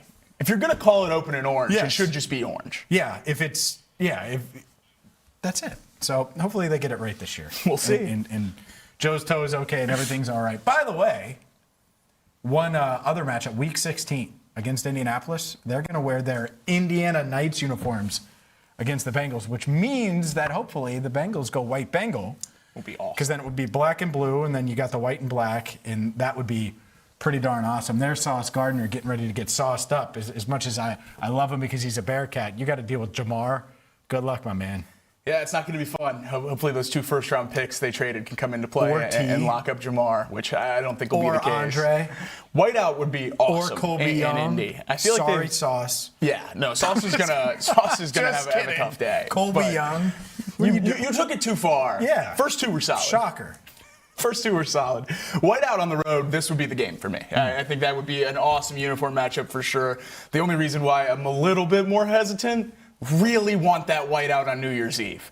And those two are real close together. So I don't know if you're going back-to-back whiteouts like that, but I would be all for it if that's something the Bengals want to do. I like that they got the special game for the Colts. I think that's fun. I think there'll be a lot of Bengals fans there, I would assume, with the quick drive. So that'll be a good time. And it would be easy for Bengals fans to wear the white. There's Very true. one thing. 2, they're the team. They can pick 2 white Bengal games late in the season. Yeah, I would assume there's going to be 2, and I wouldn't assume they're back-to-back. That's my only worry. Oh, I do 7. 4. I love them. All of them. Every single one. Wear the white helmet with the white jersey every time. We'll dive more into the Bengals coming up in a bit with our What's the Word poll question of the day. By the way, just shout out to YouTube chat. I'm going to keep you up to date all day. We're going to leave this poll open on Hunter Greene. Should the Reds consider trading Hunter Greene? 60% say yes right now. 60% say yes, 40% say no. Jeremy Rauch going to join us at 10 a.m. and explain why he thinks they should. So we will see there. But let's keep it going here with, Messi. It was ugly. And then he messed around and England found out. 2-1 to advance to the World Cup final. And boy, oh boy, England, they were up 1-0. They battened down the hatches. They were going to play defense. They were going to handle business. And then Messi in Argentina in the final 7-minute stretch score 2 goals. And this has been now 3 straight matches where Argentina has rallied. First, it was against Egypt, then Switzerland, then England. And I thought they were going to handle business against England early, be in control. They weren't. England was, and it still wasn't enough. Argentina and Spain in the World Cup final on Sunday. Yeah, I'm not sure a team has ever deserved to lose a game more than England in that one. All the defensive subs with about a half hour left when you're up 1, just sitting down for a third of the game to try to dribble out the clock. I'm surprised you feel that way. You're not a bullpen guy? Bullpen guy? Yeah. It's very much like you're up 2-1 in the playoffs There's a runner on, boom, pull the starter. We're going to roll on. I think we're going to bullpen it up. NFL, 10 minutes left in the fourth, up a score. You start running the ball instead of being aggressive to run on the clock. There's too much time left. That's what everybody wants Zach to do. That's what everyone wants Zach to do. Have a lead and run the clock out. That's what everybody wants Zach to do here. As long as they don't blow it. I want to throw that thing. Always. So Argentina was throwing. I'm totally with you. When I play FIFA, and this is the closest that I get, and I get it, it's like Madden NFL. When I play FIFA, guess what? I just go from aggressive to balanced, right? And those that play FIFA know. So if I'm up, I just go to balance. That's it. I'm not going defense until it's 86th minute. We might drop back a little bit. And I get that's a bit extreme, but to your point, that's a lot. And then you pull on Superman's cape as well. Talk a little trash to Messi. What are we doing? Just don't do it. Don't do it. You're up 1-0. Just don't do it. Has that ever worked in any sport? The guy at the pinnacle of the sport getting talk trash to in the middle of a game? Do you want me to go down the road? Sure. No, I mean, yeah, LeBron if you want to do that, but not many times. I feel like more often than not, it doesn't go the way of the trash talker. Sure. No doubt about it. You're right about that. And that's it. Do you want to talk trash to Jamar, Joe? No. Or you can just kind of try to skate by as much as you can, especially in that situation. Obviously, whatever. Argentina was still playing hard, all of those things. But, yeah, that viral clip of him turning around, nodding his head, I certainly think that's going to be a talking point and a meme moving forward. Maybe one that we use during Open and Orange if the Bengals show up and play well. There was a big trade. We talked about the Hunter Greene possibility and potential Reds moves. Well, the Brewers, they just get a proven playoff performer for nothing. For free. For nothing. This is a very Brewers move. Yeah, Brewers sent Jaden Fielder, Prince Fielder's son, a low-level prospect, to the Astros for Lance McCullers, and this is exactly a Brewers move. Lance McCullers was a Cy Young finalist, a big-time arm on those Astros playoff teams, missed 23 and 24, and then in 25 and 26, he had a negative 1.8 WAR with a 6.7 ERA. I mean, this is a guy who's really struggled since his elbow injuries and hasn't been the same pitcher that he was before. But everyone knows the name Lance McCullers because of how dominant he was early in his career with the Astros. There would be no shock for me at all if by, I don't know, mid-August, Lance McCullers is a 3-5 guy, either coming out of that Brewers bullpen or in the starting rotation and just absolutely dominating like a vintage version of himself. This is what the Brewers do. I wouldn't really be too concerned about it if it was another team making this move, but the Brewers pitching factory will turn him around and make it work. So this is a frustrating one to see for sure. The pitching factory. I hate that. That's what it is, man. I'm not arguing with you. I'm not a fan of that one. Let's keep it rolling here. A couple of Cincinnati notes. One, FC Cincinnati, they had a closed-door scrimmage, international friendly, handled business 5-0 over CD Olympia, and shout out to Laurel Pfahler for being all over this, just dominating. But there was a little scuffle. Yeah. This is where it gets juicy. Little scuffle during a practice, and that's what it is. But a little scuffle during the practice, love it. Here's the video, courtesy of Laurel Pfahler, and I'll take it, man. Love it. This reminded me joint practice next month against the Bears. That's happening. Exactly what I thought, too. We went to the Burnley International Friendly on Friday, and there was a lot of conversation beforehand about how much these teams really care about these exhibition scrimmages before the season starts up again. It's nice to see something like this where they care a lot. It seems like there's some real energy going on in these games, and that's exactly what you need if you're going to use them to actually get ready for the season starting up again here soon. So it's great to see stuff like this, and it's great to see FCC continuing to get work in during this break. I mean, you're not just going to want to drop back into the second half of the MLS season with all that condensed schedule without playing for so long. So great to see them getting a couple extra games in. Yep, for sure. Great to see them dominate. We'll see if they can roll that into games that count. Speaking of Cincinnati, though, the University of Cincinnati, one of 7 schools with a top 100 draft pick in the NFL, Major League Baseball, and the NBA drafts. I thought this was really cool to see. They joined Jacob Tissot's Alabama Crimson Tide, Arkansas, Louisville, Texas, Tennessee, and Texas Tech. And just a cool thing for the University of Cincinnati to have 3 top 100 draft picks in the Big 3. Yeah, this is awesome. Absolutely great to see, and hopefully all 3 of those guys can work out. I mean, obviously we talked a lot about Jake Golday before the NFL draft, a potential fit for the Bengals, great linebacker, and then Baba Miller going to the Clippers. That's going to be a lot of fun to watch, signed a fully guaranteed contract already, so already off to a good start in his NBA career. We've talked about the NFL top 100 and that's been a talking point. I went in on it because of the Lamar thing. We talked about that earlier this week. Well, it's gotten worse because an old and slow linebacker that is way past his prime on Lamar Jackson's team ranked ahead of Lamar Jackson in the NFL Top 100. Lamar, 69th overall. Roquan Smith, 65th. The Bengals, the Broncos, the insert whatever team would far rather have a Lamar Jackson than a Roquan Smith. If you're the Ravens, how many first-round picks would it take to get Lamar? I think they would just trade Roquan for like a day 3 selection at this stage of his career. And I used to love Roquan. I thought he was the best linebacker in the league, but clearly a different level of player now than he was in his prime. And I'm just stunned that 2 Ravens somehow Roquan Smith, like Kyle Hamilton, fine. You could certainly argue Kyle Hamilton is close to Lamar in the NFL best players category. I think he's awesome and matters a ton to that defense. Roquan Smith, what year is it?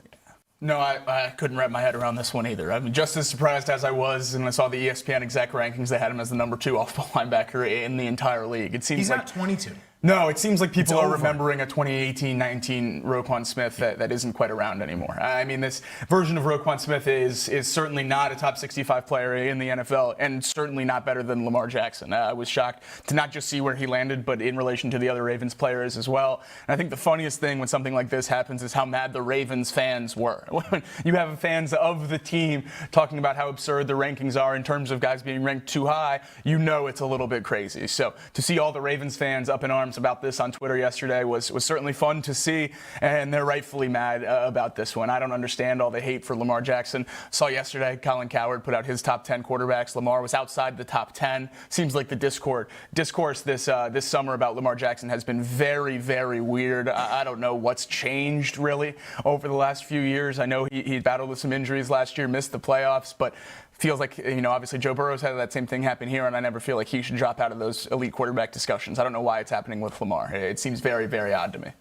Really odd. We will continue to discuss rankings and the good, the bad, the ugly. That's certainly an ugly version. Plenty to dive into. It is a Thursday edition of First Word. We'll continue with some Bengals conversation next, right here on The Crown.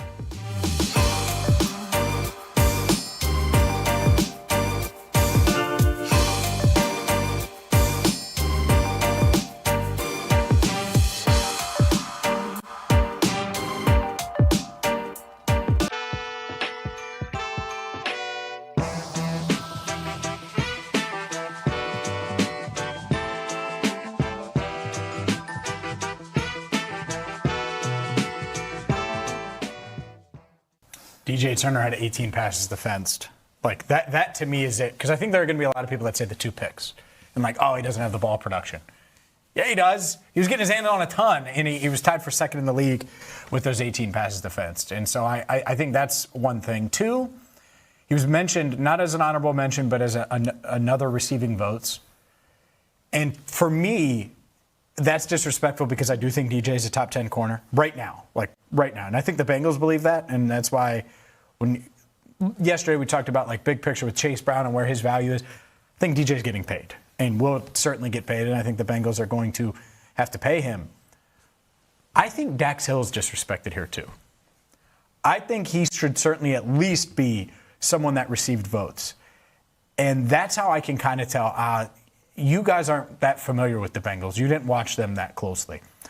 I don't think we're overrating, and I'm overrating and looking at it through orange and black. Like, they have 2 awesome cornerbacks. This is not orange and black glasses season. This is not, let's pump up 2 guys that can't play. No. DJ Turner, stickiness in coverage, elite speed, obviously has the ball skills, ball tracking, and the reason why last year worked versus his rookie year, where he's always been pretty darn good in coverage, is he's strong enough at the catch point to knock the ball out. And he was not doing that as a rookie, and veteran receivers started to pick on him, got lost in the shuffle a bit in year 2, and guess what? Year 3 rolls around, and he was stronger. He was ready to go. Dax Hill just needed reps at corner. He was a guy that just needed reps at corner, needed an opportunity, needed a home, found it. The Bengals have 2 top 20 cornerbacks in the NFL, and so for them to not be mentioned here at all outside of DJ Turner receiving votes. That's going to change. Both guys are going to be on this list a year from now. Whether or not Dax is on the team, we'll see. Whether or not DJ's on the team, we'll see. I would love for both of them to be, but I do think that both guys should be mentioned on this list.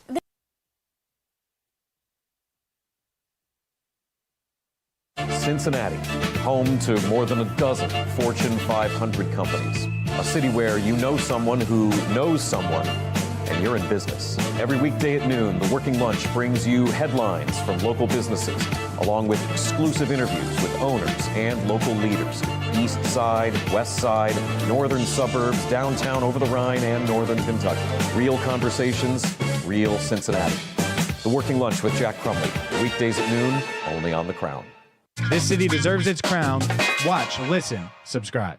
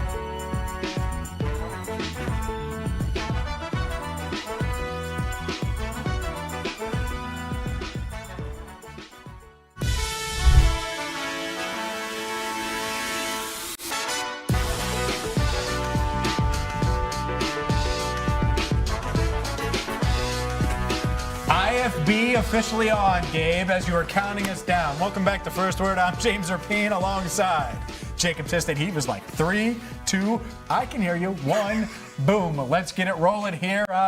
Plenty to dive into. Contipelli's countdown 1 hour from now, 90 minutes from now. Jeremy Rauch live in studio. In 10 minutes, should the Reds trade arguably their best player?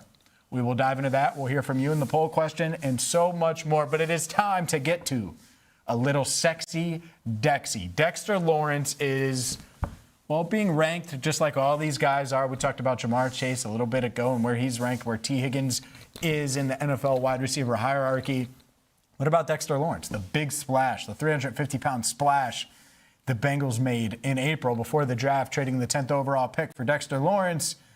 Lawrence, 4th in Sports Illustrated's defensive tackle rankings. And I think that these are pretty interesting. You got Jeffrey Simmons 1, Jalen Carter 2, Quinnen Williams 3, and Dexter Lawrence 4. Too high, too low, or just right?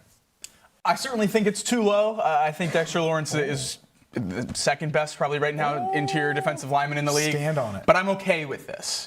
I'm okay with this going into next year because of the production last year. This is not blatant disrespect that we saw in the last D-line rankings for Dexter Lawrence that had him at 7th. That is absurd, and we reacted to it as we should have. It's just absolutely crazy to have him at 7.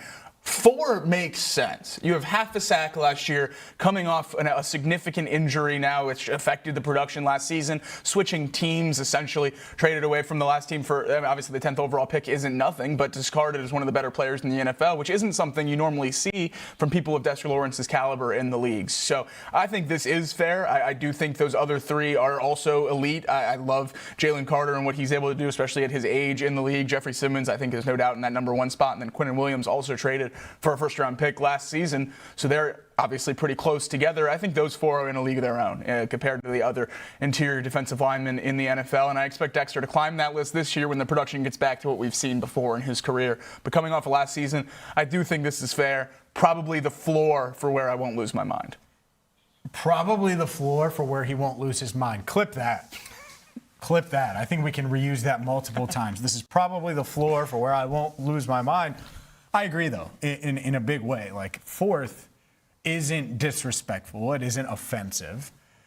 Could he be higher? Should he be higher? I think we could debate that. Joe Burrow certainly thinks so. The Bengals certainly think so. At the same time, if you're the 4th best in the world at something coming off of a down year, that's a heck of a year. And that's what Sports Illustrated noted in these rankings, that Lawrence is coming off of a down season by his standards, recording just a half sack as he returned from an injury, but he's a top 10 defensive tackle. He also had one of the best seasons of his career in 2024 with 9 sacks, 3 consecutive Pro Bowls from 22 to 24, and was previously a 2-time second-team All-Pro in 22 and 23. Look, I think that he's someone that you need to be a little bit more productive in the counting stats, but you need to feel his impact. And the reason I buy into this Bengals defense, a big reason why, a 350-pound reason why, is because Dexter Lawrence should have that impact. He should be able to, regardless of the counting numbers, should be able to get after the passer and impact the game enough against the run and against the pass that you feel him down in and down out. And that's all the Bengals really, that's what they're looking for. And that's what's really rare to find. That's what's hard to find, is an interior pass rusher. It's why Jeffrey Simmons is number 1 on this list. And I would not debate Simmons being number 1 at all. I think he's awesome. Yeah. I do. And a big part of that is he commands double teams and he can get pressure.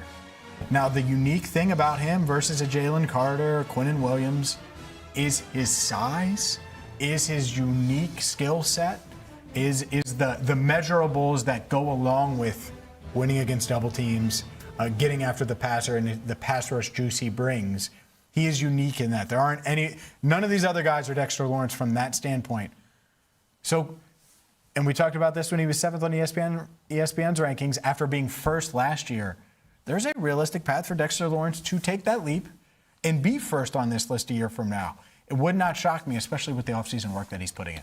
Absolutely, and I think obviously you need the counting numbers to be better, or hope they will be. Half a sack isn't going to cut it, trading the 10th overall pick for Dexter Lawrence in this defense. But I think the exciting thing about putting that many resources in a guy in the interior of the defensive line instead of, say, a Trey Hendrickson or an edge rusher on the defense to be that guy is there's many more ways for Dexter Lawrence to impact the game outside of sacks than an edge rusher. It felt like when Trey wasn't getting sacks, when he wasn't finishing the game, which he did a lot. He was a great player here for the Bengals defense, but it was hard for him to impact the game on plays where he wasn't sacking the quarterback. I think that's the thing I'm most excited for about Dexter, to have the face of this Bengals defense, the star of this Bengals defense, be someone who can not only affect every play in the game right there in the interior of the defensive line, but also make everyone around him better by eating double teams and transferring how the offensive line is going to have to handle those matchups. I think he's just going to be a really, really special player for this team. And we talked when he was ranked 7th that if he came in around there this season, then it was probably a bad trade for the Bengals, or at least not something that would project them to where a lot of us are talking about this defense potentially being this season.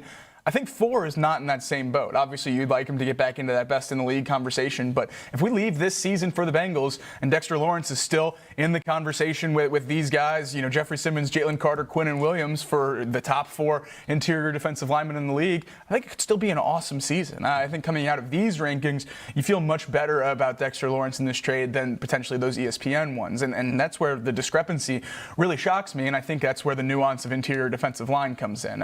You look at the ESPN rankings and so much conversation of the half a sack, and they bring it up here, but keep Dexter Lawrence ranked 4th, and that's because of the double team percentage. That's because of the amount of snaps played at nose tackle, which none of these other 3, except for Quinnen Williams, get even close to that. So I think Dexter Lawrence not only does what all these other guys do at a high level, but he does it from a unique position that allows him to really impact everyone else. That's why the Bengals are so okay giving up pick 10. I don't think pick 10 is being traded for Quinnen Williams, who's ranked ahead of Dexter Lawrence. I don't think pick 10 is necessarily being traded for Jalen Carter because of some of the stuff off the field with him that goes on. And Jeffrey Simmons, I think, is one that would certainly be in that list, and a name that T. Higgins and Jamar Chase threw around early in the offseason. But Dexter Lawrence is one I wouldn't bat an eye at, and that's why the Bengals did it. And that's why I think it was such a great move, is because he's such an outlier compared to the rest of the league and what he's able to do on the field. Yeah, he is. There's no doubt he's an outlier. He's unique in what he brings, and realistically, the Bengals certainly hoping that he can transform this defense. More on Dexter Lawrence coming up later in the show. But up next, will the Reds do it? Jacob Tissot doesn't want it to happen. We will dive into it next, right here on First Word.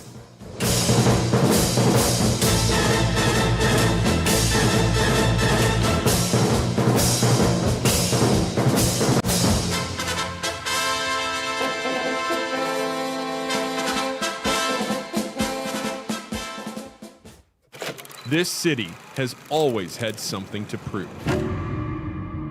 While the rest of the country talked about us, we built our own voice. Blue collar, underdogs, built differently, overlooked, talked about like we were supposed to stay quiet. But that was never who we were, because this city doesn't wait for permission. And neither do we. And now, for the first time, Cincinnati has a network built in its image, because the biggest stories in this city deserve more than highlights. This isn't cable television.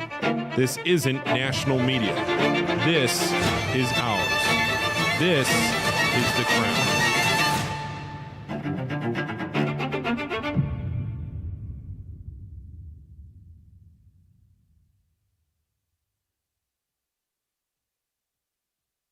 Hi, my name is Natalie Jones, a Cincinnati native, and I have been in media for about 10 years now. Formerly on the radio here in Cincinnati, I grew my love and obsession with finding all things fun in Cincinnati and have now made it my life. I'm originally from the West Side here, and then I've pretty much been a downtown girl ever since college. But I did leave for 7 years, and during that time, I really grew and harnessed and cut my teeth doing stand-up comedy in Los Angeles, learning how to ski in Colorado, and now I'm back here in Cincinnati, driven by curiosity and grounded by family.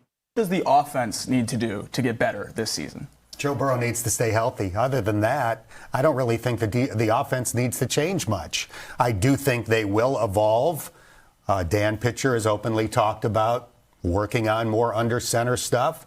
I think they want to have that as a weapon. I don't think this team is going to, completely change its personality. I think they're still primarily a shotgun, get your receivers out in the pattern type team. Eric All, if he's healthy, though, helps change that. I think they do have a desire to kind of expand their toolbox. But I don't think the offense needs to make major changes. When Joe's healthy, this is one of the best offenses in the NFL. Keep doing what you're doing, and let's get that defense from bottom 5 to middle of the pack or better. And I think they could be better. We all kind of say, well, they just need to be okay. I think with this personnel, the defense has a chance to actually be good. And if that's the case, then this team is obviously a Super Bowl contender.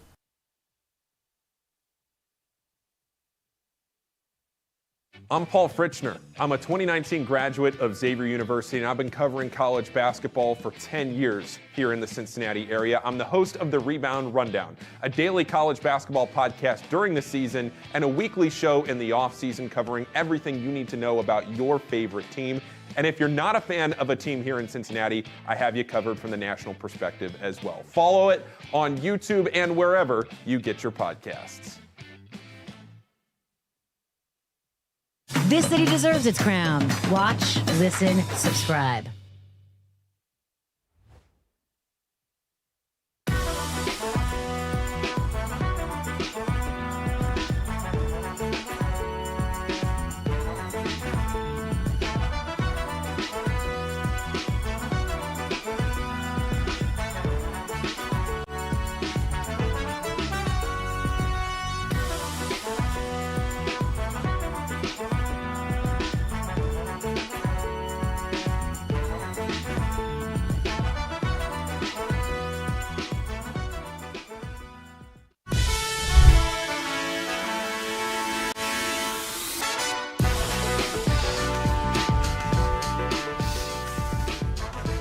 Welcome back to First Word. I'm James Rapien alongside Jacob Tissot, Marisa Contipelli. Contipelli's Countdown coming up at 9:30 right here on First Word. But it's time to get to something that, boy, oh boy, I think is mighty, mighty interesting with the MLB trade deadline just a few weeks away, August 3rd.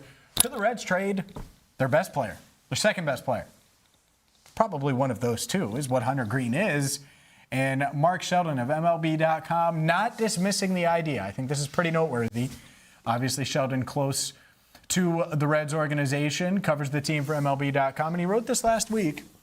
Greene is signed through 2028, has a club option in 29, has an $8.3 million salary this year, jumps to $15 million in 27, $16 in 28, and a club option, $21 million with a $2 million buyout. That, spoiler, any team will pick up in 2029. Greene's talent is elite, but he has durability issues, including missing 4 months this year because of bone chips in his right elbow. He fared poorly in his debut, and in his second start, he played well. But the where on this list is really interesting for Sheldon because he's alongside Spencer Steer and Nick Lodolo. Two options, two guys that I would be more than willing to trade. Lodolo, this was pre-blister. Who knows if he has any value. Spencer Steer, not giving him away, but Spencer's someone I would certainly be open to trading from the Cincinnati Reds. Hunter, I thought he would be in the untouchables. Thought he'd be grouped right there with Sal Stewart. I thought he'd be grouped right there with Chase Burns. He's not. Despite a value contract, the durability, the fact that Sheldon's mentioning this, we're going to get to your responses on our live YouTube poll in a second, but I do not want to rule out the idea that they will at least consider trading Hunter Greene.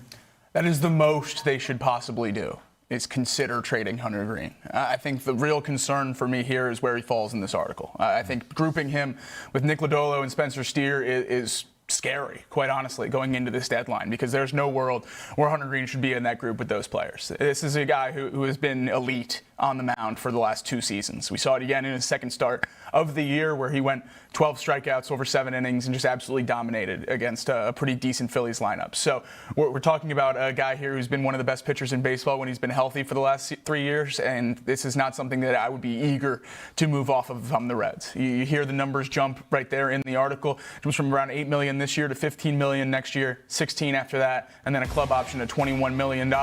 Even the high end, with that $21 million club option, Hunter Greene would be just outside the top 25 highest paid starting pitchers in baseball right now. Yep. Exactly. And by the time we get to 2029, he's probably outside the top 30, if not the top 40. This is one of the best contracts in Major League Baseball, maybe in Major League Baseball history for the Reds. And if Hunter Greene can stay healthy through these last 3 years of the contract, which obviously that's a big if through the first few years of his career, this is going to be a steal for this Reds team. And this is exactly what the Reds need to do in order to compete. With the current collective bargaining agreement, you can't pay Hunter Greenes on the open market. This is easily a $300 million pitcher. You have to steal years during arbitration or before, and that's exactly what the Reds did with Hunter Greene. You have 3 years now left on him with increasing numbers that he was eager to sign for when he signed this contract a few years ago.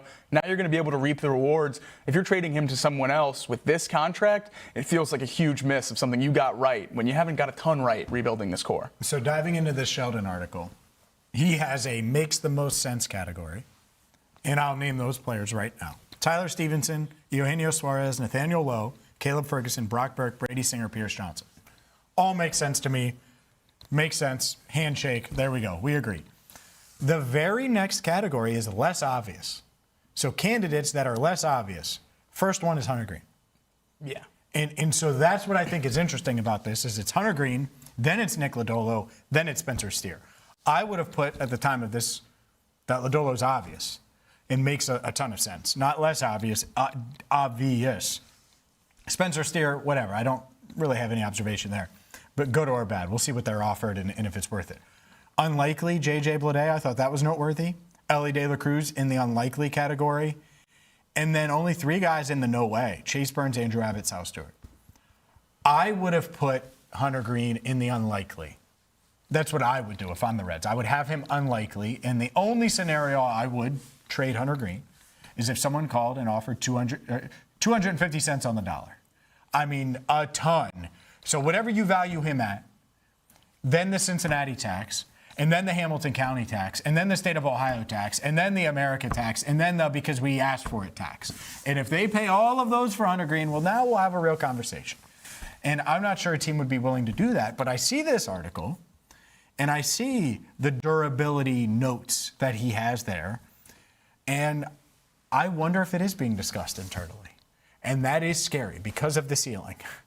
If he goes elsewhere and he pitches at a really, really high level, which we expect him to do for the rest of the season, it's not like it's out of the norm. The last time we saw him, he was awesome on Friday. This feels like a real discussion. And it's not just a real discussion for us. Jeremy Rauch on Cincinnati Sports Show on FOX19 made it very, very clear that, yeah, it is. It's time. It's time to move on from Hunter Greene and hit that reset button.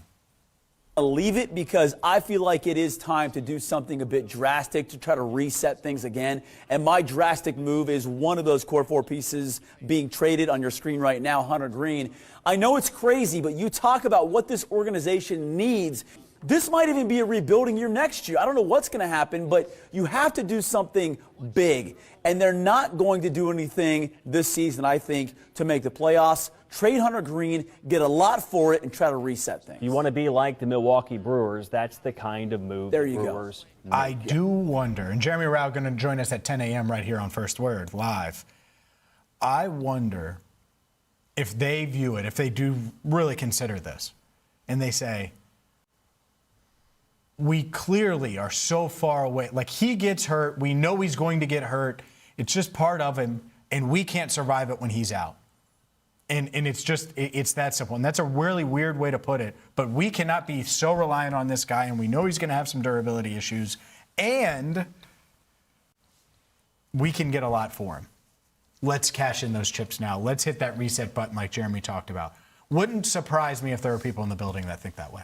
Wouldn't surprise me either. And my immediate question to that would be, do you think Hunter Greene has more value right now or at the end of the season if he finishes it healthy? Because I don't think it's close.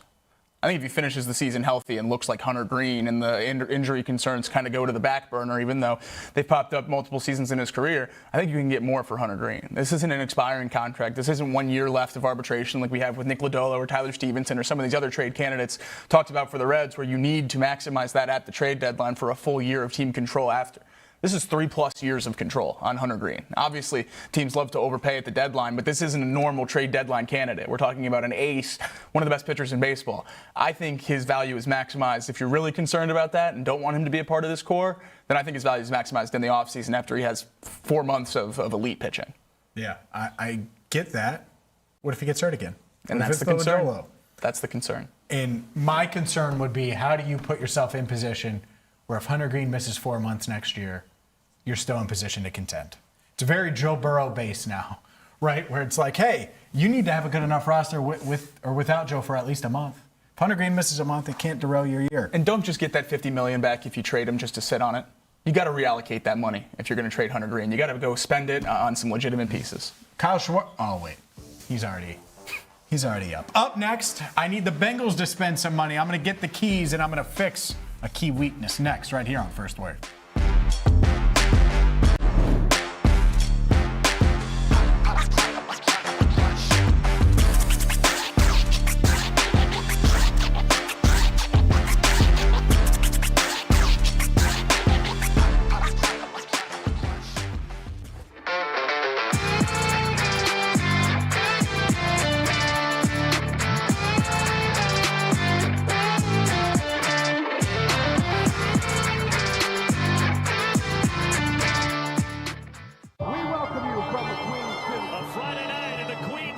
Cincinnati, Ohio. We welcome you from Cincinnati, Ohio.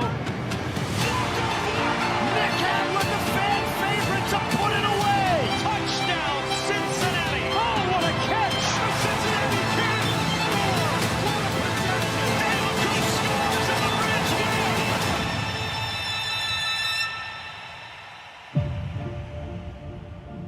And it is ranking season in the NFL, and we've talked about this throughout the week. ESPN ranking the top corners and the top position groups throughout. And well, DJ Turner was awesome last season. So naturally, when I opened up Jeremy Fowler's article at ESPN.com, I thought, well, guess what? We're going to see DJ Turner here somewhere.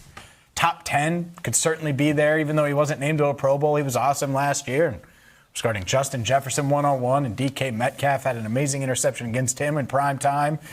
And it felt like he would be somewhere there. But no, not in the top 10, not on the list of honorable mentions. I think it's pretty clear this is a bit disrespectful to DJ Turner after last season. Do you guys, we haven't really discussed this, do you guys agree with that he should be a top 10 corner on this list? Oh, I absolutely do. I mean, you just look at some of the names, and yeah, there's a lot of great corners in the league, but, you know, I compare him, especially with the guys kind of on the back half of this list, and I'm looking at, you know, J.C. Horn sitting there at number 8 for the Panthers, and it's like, all right, go through. Well, DJ had a better completion percentage against than Horn did. He had more pass breakups than Horn did, and he had more interception. He had the same amount of interceptions. So looking at just numbers alone, he should be in there at the very minimum on the back half of this list. And here you can see his stats for last season.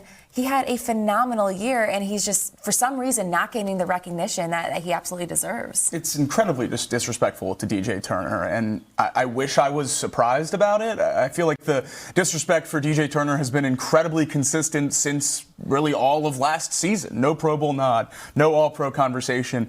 This is the third or fourth list we've talked about so far this offseason where his ranking makes no sense based on the production from last year.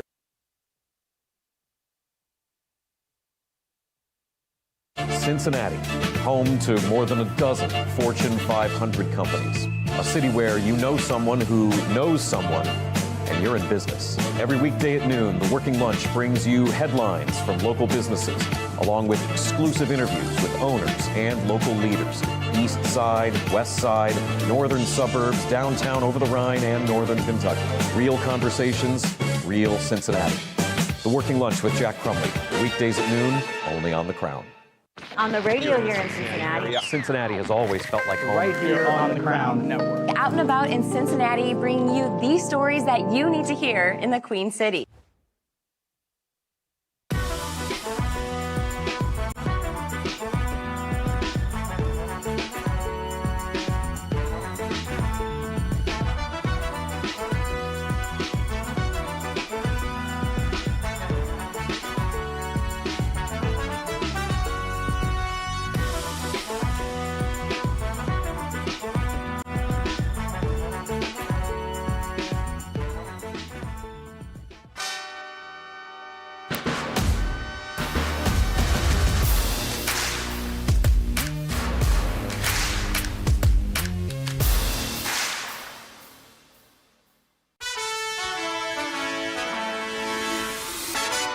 Welcome to First Word, Cincinnati's only morning sports show, breaking down the biggest moments and the stories shaping Cincinnati sports with analysis that cuts through. First Word, setting the agenda in Cincinnati sports. Happy Thursday and welcome into First Word. I'm James Rapien alongside Jacob Tissot and Marisa Contipelli. Marisa going to join us in 30 minutes for Contipelli's Countdown right here on First Word. Plenty to dive into. And it is time for me to get the keys. And I love getting the keys. It's always scary. Is it scary? I think it's pretty good here. I had the keys yesterday. I got the keys again today because Bengals training camp is 13 days away. We're 14 days away from Banana Man tracks, putting on that banana costume. And I wouldn't wear that many bananas, Jamar Chase said. Well, that's going to continue. And I want to fix the Bengals roster. And there are 3 clear, glaring holes that I want to address. I fixed one yesterday. Make sure you checked out the entire video on YouTube. Hit that subscribe button. Just search First Word or First Word with James Rapien or First Word Cincy on YouTube and hit that subscribe button. Plenty are watching live now. We have a YouTube poll as well that we'll dive into. But we got to fix a key weakness, a key need. Because if the Bengals don't make the playoffs, Jacob, the first thing is going to be, all right, did Joe stay healthy? Right? That's what everybody defaults to. Well, if Joe stays healthy, second would probably be defense. Is the defense good? For sure. Did it work? But the first one is Joe's health. Well, protecting Joe, pretty important, correct? I would say so. Cool. Well, we've talked about how important this offensive line is and how good it could be and should be. Well, what if there's an injury? And that's where we go now. Orlando Brown Jr. and Amarius Mims are the clear-cut top tackles on this team. But they do not have a clear-cut swing tackle, clear-cut third tackle, clear-cut option. If Orlando gets nicked up or Amarius gets nicked up, Cody Ford would be that guy today, I believe, if they were in that situation. The good news is it's July 16th, and they're not in that situation. They can find a reliable offensive tackle, and that's what I would do, is I would try to find a proven, bona fide swing tackle that's had experience at left and right tackle that can come in and compete and likely win, very much like Dalton Reisner last year where he was competing for the starting guard job. He won that job. He's back for a reason. And so you give me the keys. I want Jonah Williams in stripes again, former Bengals first-round pick, 11th overall. I would reach out to him. He spent the past 2 seasons in Arizona, and I would bring him back to Cincinnati. He's someone that obviously played right tackle in his final season in Cincinnati. Before that was the Bengals left tackle.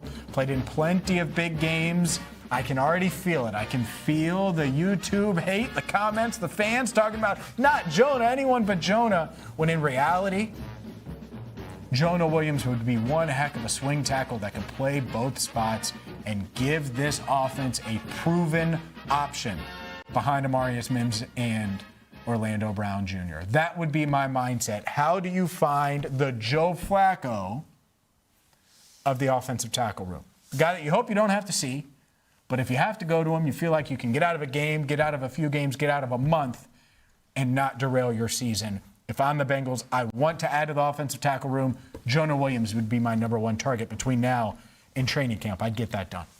I think it's a great idea. I mean, I think the swing tackle is a huge need. It's one I expected them to address in the draft, which, depending on where you think Brian Parker lies, potentially they did, but not someone I'm necessarily comfortable with as the first tackle in there this season. Not even sure if he'll play tackle at the NFL level. Would assume he's an interior offensive lineman, and the Bengals did a great job in the interior of the offensive line in the draft, getting him and Lou to be depth pieces there on the interior, but the tackle room is light, and I think the ceiling for this duo is potentially to be one of the best, if not the best, tackle duos in the league. So hopefully they're playing all 17 games, and this isn't a position you have to worry about.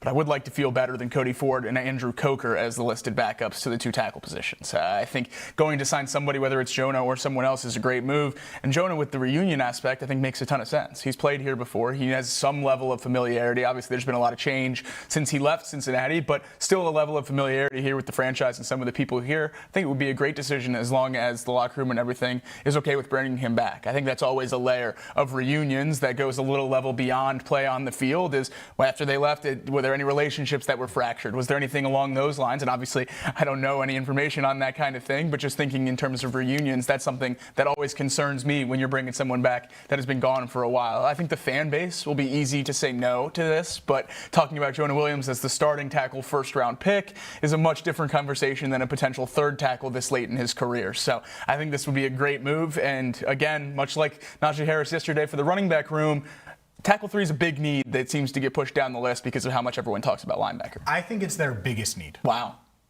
What's bigger? Linebacker? That'd be the Are they going to not go to the playoffs because of Barrett Carter?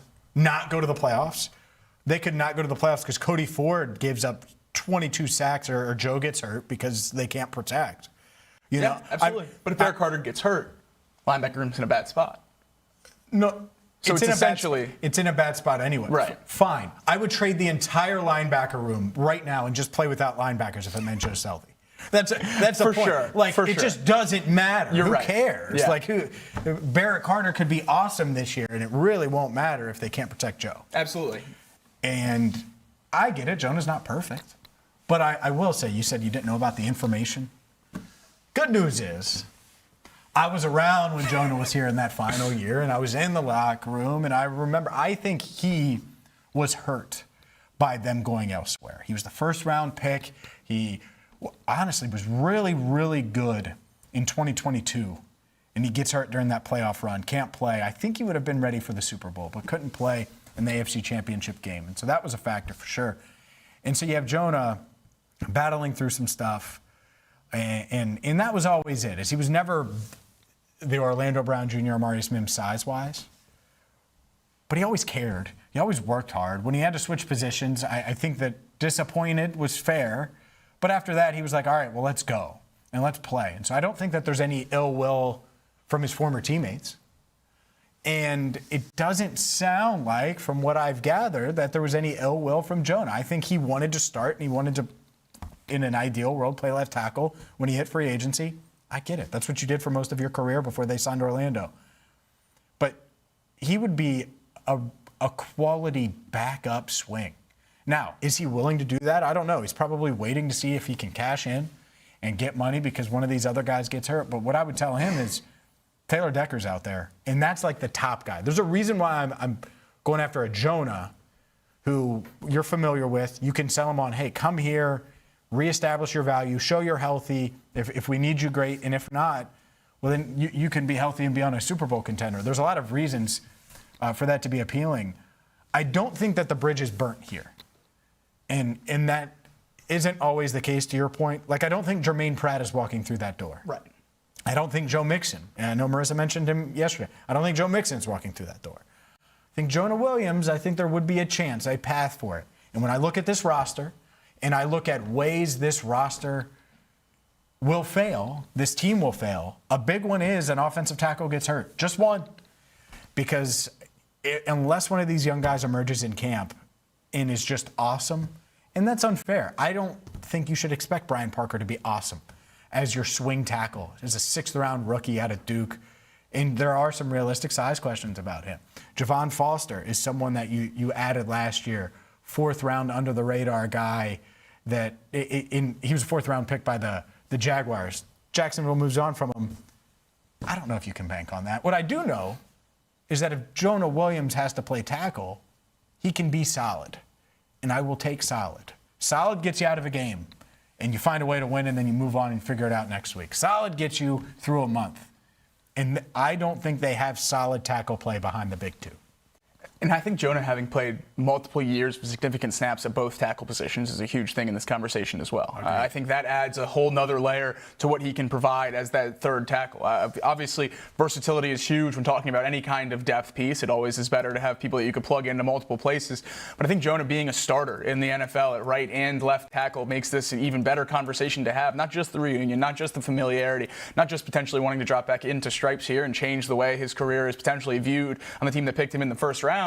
This is a guy who's played at the NFL on both sides. You're not asking him to try something new. You're not asking him to learn on the fly. You're not asking him to go in there and do something he hasn't done at a really high level before in his career. Now, obviously, it's a different bar when you're talking about a first-round pick starting left tackle versus a swing tackle coming in, and I think Jonah is, at this point in his career, still able to clear that backup bar. I think he would be a great addition to this lineup, and also just the veteran presence. I think having him with those other guys, the rookies that they brought in, obviously not necessarily outside guys except for Parker potentially, but still having more veterans in that room, more guys that have been in the league and done it at a high level, to come in and teach them how to be pros and how to do all that is a great thing. I mean, just talking to Brian when he joined us here at the desk, Orlando Brown and Ted Karras have been huge for these rookies already in that room. And obviously, I'm not saying Jonah Williams is going to be one of those two in the room or leadership-wise in the locker room, but still invaluable experience to have in the NFL, playing offensive line and doing it for teams that were competing. So I think that would be a great addition. And if Jonah Williams isn't the answer, they should still be on the phone figuring out a swing tackle, because you should not go into the season with that room looking the way it does right now. Yeah, there are other options too. Cam Robinson is out there, certainly someone that I would be open to. Trent Brown was someone he signed with the Texans, didn't get to free agency, but that's what I want. Just want a guy that if you need him, he can be okay. And I think Jonah is that, but there aren't a ton of guys out there that are like that. And I think that's why if I'm the Bengals, and they did this last year, because there's going to be a lot of people that say, oh, well, they're just not going to add anymore. They added 3 guys after training camp started last year. I would get ahead of that a little bit. In an ideal world, you would address offensive tackle, you would address that running back issue, and then tomorrow I'll name another free agent that I would sign. These would be like the 3 free agents I would sign like they did last year with Noah Fant, Dalton Reisner, and then Mike Pennell. And all 3 of those guys mattered at points last season. And yeah, Fant's fumbles stand out, but Reisner was a huge hit. And Pennell was solid until they were kind of out of it. And then I think he was like, let me see if I can force my way to Kansas City, which is ultimately what happened. He ended up with the Chiefs and didn't go to the playoffs there either. So congrats, Mike, on that. But that's if you're the Bengals, that's what you're thinking now. It's the opposite of the draft. It's very need-based. All right, what are our needs? Where are our flaws? How can we address it? And how can we address it for little cost, little money, and as low money as possible, because you want to extend DJ Turner. You want to pay some of these guys on the roster. And I think you do that with, you mentioned Harris. I make the case for Harris yesterday. Make sure you watch the video. And then Jonah Williams. That's another one. Their roster feels so much better with those 2 moves. And you're probably spending $5-6 million for those 2. And there'd be some incentives for both guys where they could get more. But guess what? If that happens, that means they played well, and it was worth it. Yeah, it's a great problem to have. I think the Bengals should be really trying to figure out the depth of this roster at multiple spots. And I think the great thing, especially at running back, linebacker, which we've talked about a lot, and then swing tackle as well, There's a lot of options at those positions, some different than others, some with higher ceilings than others, but there's a lot of guys out there at all of these positions of need for the Bengals that you could talk yourself into not just being better than what they have right now, but having reasonably high ceilings when they get plugged in for a couple games here or there to perform at the level the Bengals need to stay afloat. We talk about staying afloat with injuries when Joe Burrow goes down, what Flacco provides if it's 2-3 games to keep this team afloat and give a chance to win. Same thing applies to a Mims or an Orlando Brown at the tackle position. If they're down for 3-4 games, you got to be confident that you can at least keep Joe Burrow upright, and I think that's exactly what Jonah Williams would do. You ran through some of the other names, and that's why I think it's such an easy decision to keep adding, because those positions aren't one or you're scraping the bottom of the barrel. There's multiple guys that can be significant improvements at many positions of need for this Bengals team going into 2026. We talked about all in. Dexter Lawrence trade certainly felt like all in. Restructuring Joe Burrow's contract certainly felt like all in. Having a couple more pieces depth-wise at positions of need before training camp or during training camp is really the stamp on that all-in envelope, I feel like, going into week one. And you keep addressing the roster. You make it as good as you possibly can before the Bucs roll in here on week one. Then you go attack and try to win a Super Bowl. You're talking about Super Bowl expectations. Continuing to add in the months of July and August are what Super Bowl expectation teams do. You keep doing whatever you can to make your roster better. Hopefully the Bengals are in that camp as we progress through training camp. Yeah, there's no doubt about it. If they can do that, then I think they can be really, really darn good. But those moves on the margin, they matter. And it might not feel like they matter now, but they'll matter 2 months from now, 3 months from now, 4 months from now. In the playoffs, when you have 3 starting offensive linemen out, I think that's it. That's what you have to prepare for. Hope not, but it happens. And you don't want to be in a scramble drill. You don't have to trade for a running back that isn't even going to be on the same page with Joe Burrow in Baltimore with your season on the line and fumble the first time you handle the ball to him. Yeah. You want to already have that guy on the roster. And so that's what I'm thinking of here. How can you insulate this roster to be as good as it can be? We will continue the Bengals conversation next. Contipelli's Countdown coming up in 15 minutes. Jeremy Rauch live in studio at 10. This is First Word.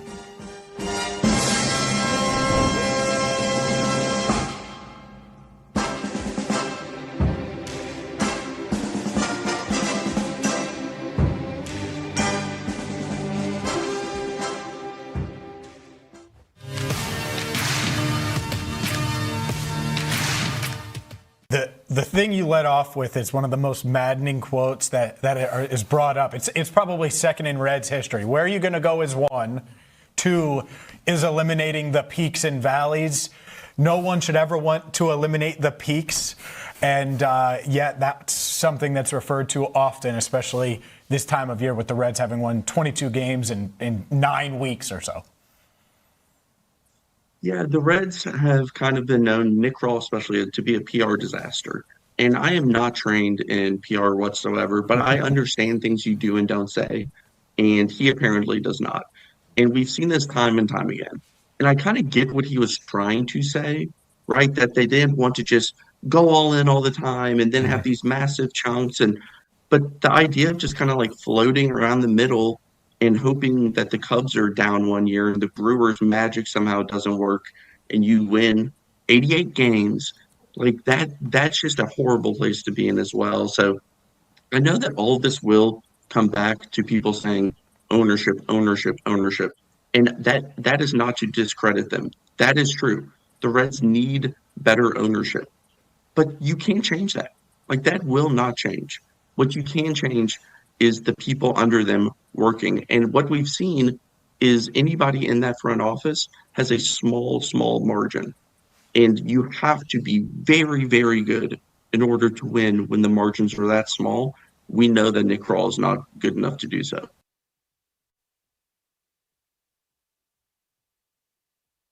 My name is Jacob Tissot, and I'm a co-host of First Word from 7 to 11 every morning right here on the Crown Network, where we will break down the biggest stories in Cincinnati sports. I'm a graduate of the University of Alabama, where I spent 4 seasons working for the football team as a student assistant, contributing to the 2020 National Championship and 3 SEC championships. I'm a Cincinnati native, a St. Xavier High School graduate, and will bring a local perspective and passion to covering the Bengals, Reds, and everything in between.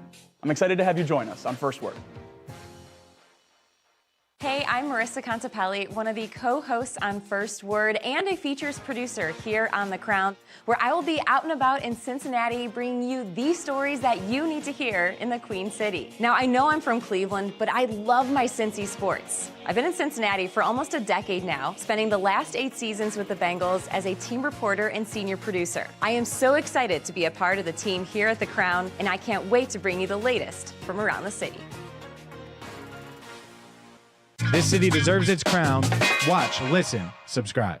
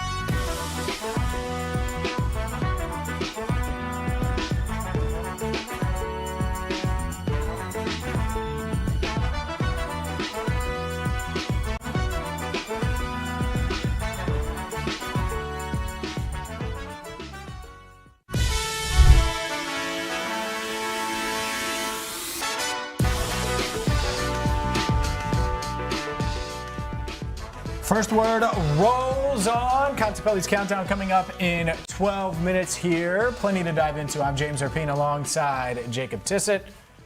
And man, oh man, this is your time. This is your time. I'm excited. You had a big nose tackle back in the day, for right? This one. You weren't nose. Yeah, I was penetrating in a way. 3 tech that didn't No, penetrate. dude, we ran a 3-3-5. I was lined up right over the center the whole time. Were you really? Oh. Whole time. It's a nightmare. Tush push Tissot? Oh, yeah. Oh, yeah. Tush push Dude, I'd hit the turf and cut the center's knees on a QB sneak with the best of them. There you go. Look at that. All right. So we definitely need your analysis here, your expert analysis when it comes to Dexter Lawrence and what he brings to the defensive line room. And I think this is interesting. It's ranking season. And so it's good to highlight the negative ones and give you an idea of what the NFL thinks or what players think or what coaches think. It's also important to hit the big ones. And why did the Bengals give up the 10th overall pick for Dexter Lawrence? Well, a big reason why is because Dexter Lawrence doesn't grow on trees, and Pro Football Focus highlighted that with their all-time team. Dexter Lawrence was their #1 nose tackle in Pro Football Focus history. They noted how both Lawrence and Harrison, Damon Harrison, are the two, and that's Snacks Harrison, by the way, who I probably wrote 12 different times that the Bengals should go after in free agency when he was past his prime. But the two players with the overall Pro Football Focus grades above a 92 on over 1,000 snaps at nose tackle. They have 92.4 overall grades and have played over 2,000 snaps at nose tackle. You see there, Lawrence was good against the run, awesome, with a 15.5% pass rush win rate from that nose tackle spot. And the other 10 players with over 1,000 nose tackle snaps, not even at 10% at pass rush win rate. The highest was only 8.5%. So Dexter Lawrence, what makes him unique? He can put pressure from that nose tackle spot and also hold up well against the run. Dexter Lawrence, the #1 nose tackle in Pro Football Focus history. This is great to see because it just emphasizes what I feel like the tape shows. I mean, Dexter Lawrence is the best defensive tackle in football, or nose tackle in football right now, and has been really since he came into the league. And I think that's the biggest difference as you look here at some of the other positions and you look at Dexter Lawrence compared to the Aaron Donalds of this era and Cam Hayward and a lot of these other guys that are elite interior defensive linemen in Dexter Lawrence's era right now. And the difference is where they line up. Dexter Lawrence lines up directly over the center a ton. A nose tackle is getting double teamed as much as anyone on a defense, and Dexter Lawrence gets double teamed as much as any nose tackle. What he's able to do production-wise at the position he plays when asked to do it all the time when it's on a snap count perspective compared to other people his size and weight is absolutely absurd, especially so far on a consistency basis in his career. Obviously, a down year last year, which we've talked about quite a bit since the trade happened happened, but still a 76 overall PFF grade last season, which is not even the lowest of his career, coming off 3 straight in the 90s. This is a guy who has been dominant since he got to the league and doing it on a team in the Giants who, yeah, over the last few years, they've added some pieces to that edge rush, but this is a team that has not been competitive for the most part. We're talking about the Daniel Jones era, the end of the very end of Eli Manning. This is a nightmarish time for the New York Giants, and Dexter Lawrence was an all-pro player on a defense without a lot to really look at. So I think even that carries more weight moving through how dominant he was in a defense where he didn't have to look at too many other guys except for the best player at his position in the entire league until the last few years, and it's Dexter Lawrence. And it's great to see the PFF is agreeing with Bengals fans now and not some of these crazy rankings that we've seen over the last few months. Yeah, it is good to see, and I think it's important to point out, mostly because there are going to be a lot of people that if Dexter Lawrence doesn't have 8 sacks or 9 sacks like he had last year, or 2 years ago, in 2024, that are like, all right, well, why would you give up the 10th overall pick? Right. That impact that he can have, given his track record, given all those stats that PFF noted, that's how he's thought of in a lot of NFL circles. And the Giants, deep down, I don't think they wanted to give him up. I don't think they wanted to trade him. But the Bengals said, this guy is going to be a difference maker. Let's pay market value. Let's pay the first-round pick price that it costs to get an elite defender. And it's usually at least 1 first. Obviously, Max Crosby was 2 firsts before the Ravens swindled out of that deal to sign Trey Hendrickson. And so that's it. I think they viewed it very simple. We need game changers on defense. He can be a game changer. Here's why. Here's how unique he is. And the Pro Football Focus ranking certainly backs that up, but all the stats behind it. And the thing that the Bengals are uniquely positioned to do is evaluate how impactful opposing defensive tackles can be that are game-wrecking as pass rushers, because they pass the ball a ton. And I know they lose sleep over, we have to find a way to protect Joe. We have to find a way to keep Joe upright. Going into that 2024 game against Dexter Lawrence and the Giants, that's all they were thinking about. They weren't thinking about Kayvon Thibodeau. How do we make sure that Dexter Lawrence, we can keep him contained? And that was a lot of 2 guys. Yeah. Ted Karras was one of them. I didn't envy Ted's job that night. They did just enough to win that game, but Dexter Lawrence, he matters a ton. He's obviously motivated. We've played clips of him on the show of his offseason training. He stayed in town after the trade. Motivated, talented, unique, rare, all-time PFF, just keeps checking boxes. And so that leads me to this question. From an expectation standpoint, do you expect him to be this guy, this dominant, I'm going to have a 16% pass rush win rate type of nose tackle this year? Quite frankly, yes, I do. I think maybe my answer would have been different after the trade, and I still think he's an insanely impactful player and really, really good addition to this Bengals defense, but I don't know if my ceiling was quite as high as it is right now. Everything that's happened since Dexter Lawrence got to Cincinnati has creeped that ceiling up a little bit almost every day. Not leaving the facility since he got here, being in the background or in the foreground of every single offseason training video, and then you have a break in between minicamp and training camp, and he's back at Clemson working as hard as I've seen anyone work all offseason. He looks great right now for a guy who's up near 350 pounds, and he's down, and he looks like an absolute machine right now. He is a force on the interior of the defensive line, and I expect him to have one of the best seasons of his career. Now, does that mean he's going to have 10 sacks to outdo the 9 sacks a couple years ago? No, that's not necessarily what I'm saying. But I expect Dexter Lawrence to be back, and that's the Dexter Lawrence that was on multiple consecutive All-Pro teams. That's the Dexter Lawrence who was in conversations with prime Aaron Donald as to who's the best defensive lineman in football. That's the Dexter Lawrence I want back. We should not be sitting here in June or July of next year debating whether or not he's a top 10 interior defensive lineman. I fully expect us to be sitting here saying it's crazy that he's ranked 2nd because of what he did to this Bengals defense. And maybe people outside of Cincinnati don't recognize that because they haven't watched the Bengals as closely over the last 3 years. But we all have. And I think when you put Dexter Lawrence on that defense, you're going to be able to see exactly how much of a difference he makes. It's not just Dexter Lawrence. It's Boy Mafe. It's Brian Cook. It's all these additions to the defense that are going to change things this year. But the name that it all revolves around is Dexter Lawrence. And if this defense takes a huge step this year, it's going to be because of Dexter Lawrence. And if they don't, whether it's fair or not, that's also going to be because of Dexter Lawrence. My expectations for him are so high. And it doesn't mean like I need 4 sacks in week 1 or something ridiculous. Like, that's not it. But I want to notice him all the time. Yeah. Like, he needs to be not Geno, and I don't mean he's going to be Geno Atkins, because Geno Atkins is a different type of player, but that needs to be it. Like, that needs to be the type of impact that you notice is 97, you need to notice him every week. And it's like, hey, if 97's on the field, we're going to have a shot defensively to carry out our game plan and have success. And that's the case in Tennessee with Jeffrey Simmons. That's the case in Kansas City with prime Chris Jones. And I think he's kind of outside of that now. Well, Dexter Lawrence is supposed to be in his prime. He's 28 years old. I will answer it for him. I don't think he just forgot how to play football last year. I think it was a really weird situation in New York. And so he has something to prove. But I expect him to prove it. It will be a disappointment if he is not so good this year that there's no doubt, at least on this show, that we can make an argument that he's the top defensive tackle in the league.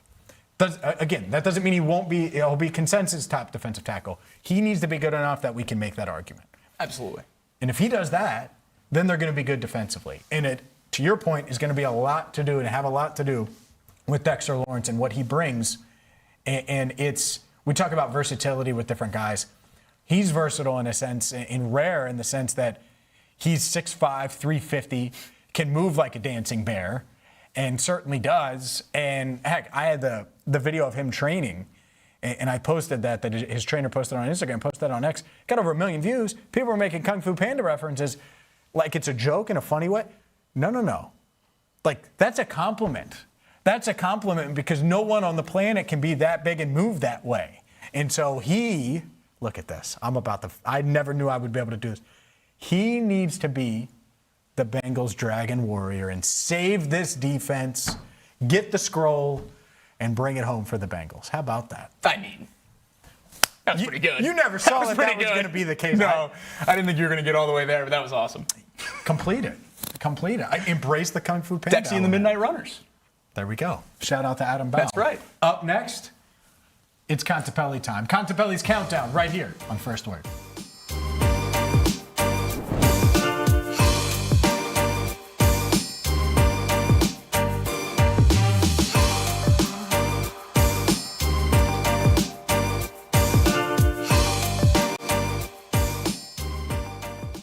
This city lives and breathes sports, and now it finally has a morning show to match. I'm James Rapien, and this is First Word, the only morning sports show in Cincinnati and the place where every day starts. First Word, weekdays 7 to 11, part of the Crown Network.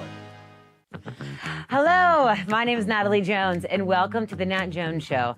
After retiring from my 10-year radio career here in Cincinnati, I caught the bug, and I'm happy to bring it here to the Crown. I love captivating people who have captivating stories to tell. And the thing about it is, everybody has a story to tell. All you got to do is empower them to do so. That is exactly what I'm doing here. Because life is better when we all stay curious and we all stay connected. Cincinnati means business. And what does that mean for you and your community? The Working Lunch, every weekday at noon, takes you behind the local business scene with local headlines, interviews with owners and local leaders. The Working Lunch with Jack Crumley, only on The Crown.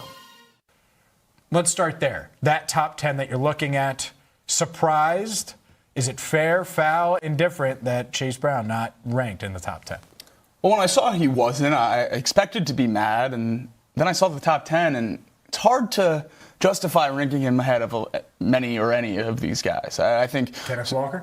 That's the one I would have circled. Also, Breece Hall I like as well, but strictly production-wise over the last 2 years, Chase Brown has been a leg up.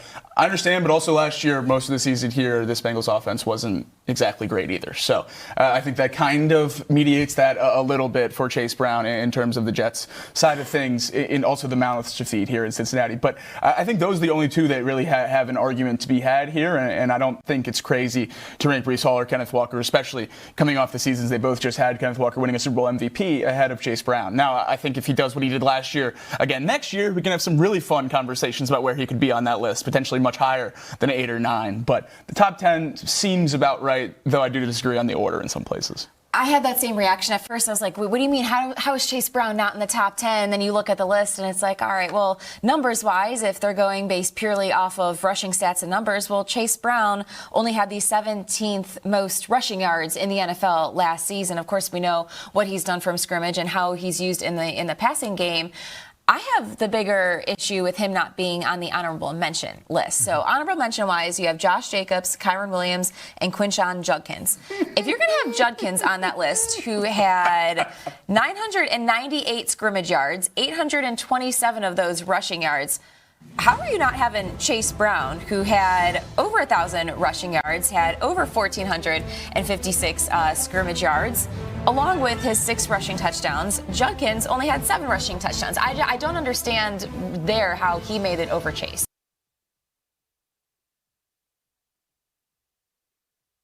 On the radio here in Cincinnati. Cincinnati has always felt like home. Right here on the Crown Network. Out and about in Cincinnati, bringing you the stories that you need to hear in the Queen City.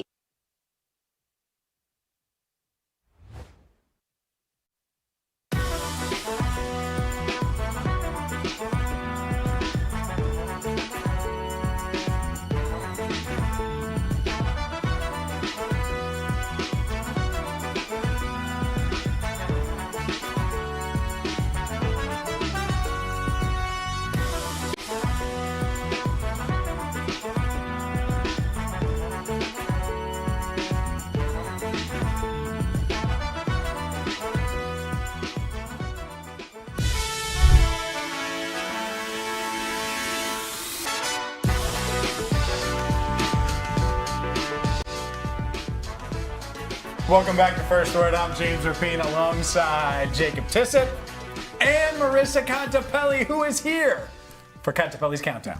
That's right, guys. I wasn't going to snub you from the show today. We've already had enough of that this week with Ellie being snubbed from the All-Star game. So we thought, why don't we see some Ellie plays? Because I've been missing Ellie on my TV, him playing baseball this week. So we're going to kick off Countdown this week, counting down 5 of Ellie De La Cruz's top plays as a Red. And taking it back just to April this year, as you can see Ellie going in the hole, grabbing that great ball and throw, getting a out against Colorado. Nice glove work behind Hayes. Yeah, this is my favorite one of the year so far, no question. I think this one is as good of a play as any shortstop has made all season long in Major League Baseball. This is just absolutely absurd. It was a shame that the advanced metrics cameras were not on for this play. So this actually does not help Ellie's outs above average or defensive run saved because they were unable to track the metrics. But it is such a phenomenal play and great to see. Glad I got an excuse to watch it again. Yeah, it's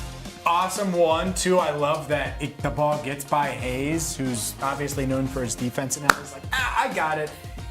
Ellie makes things look so effortless. A play like this, just getting to that ball is a heck of a play. Keeping it in the infield, especially if there were runners on or something like that, it would be a big play.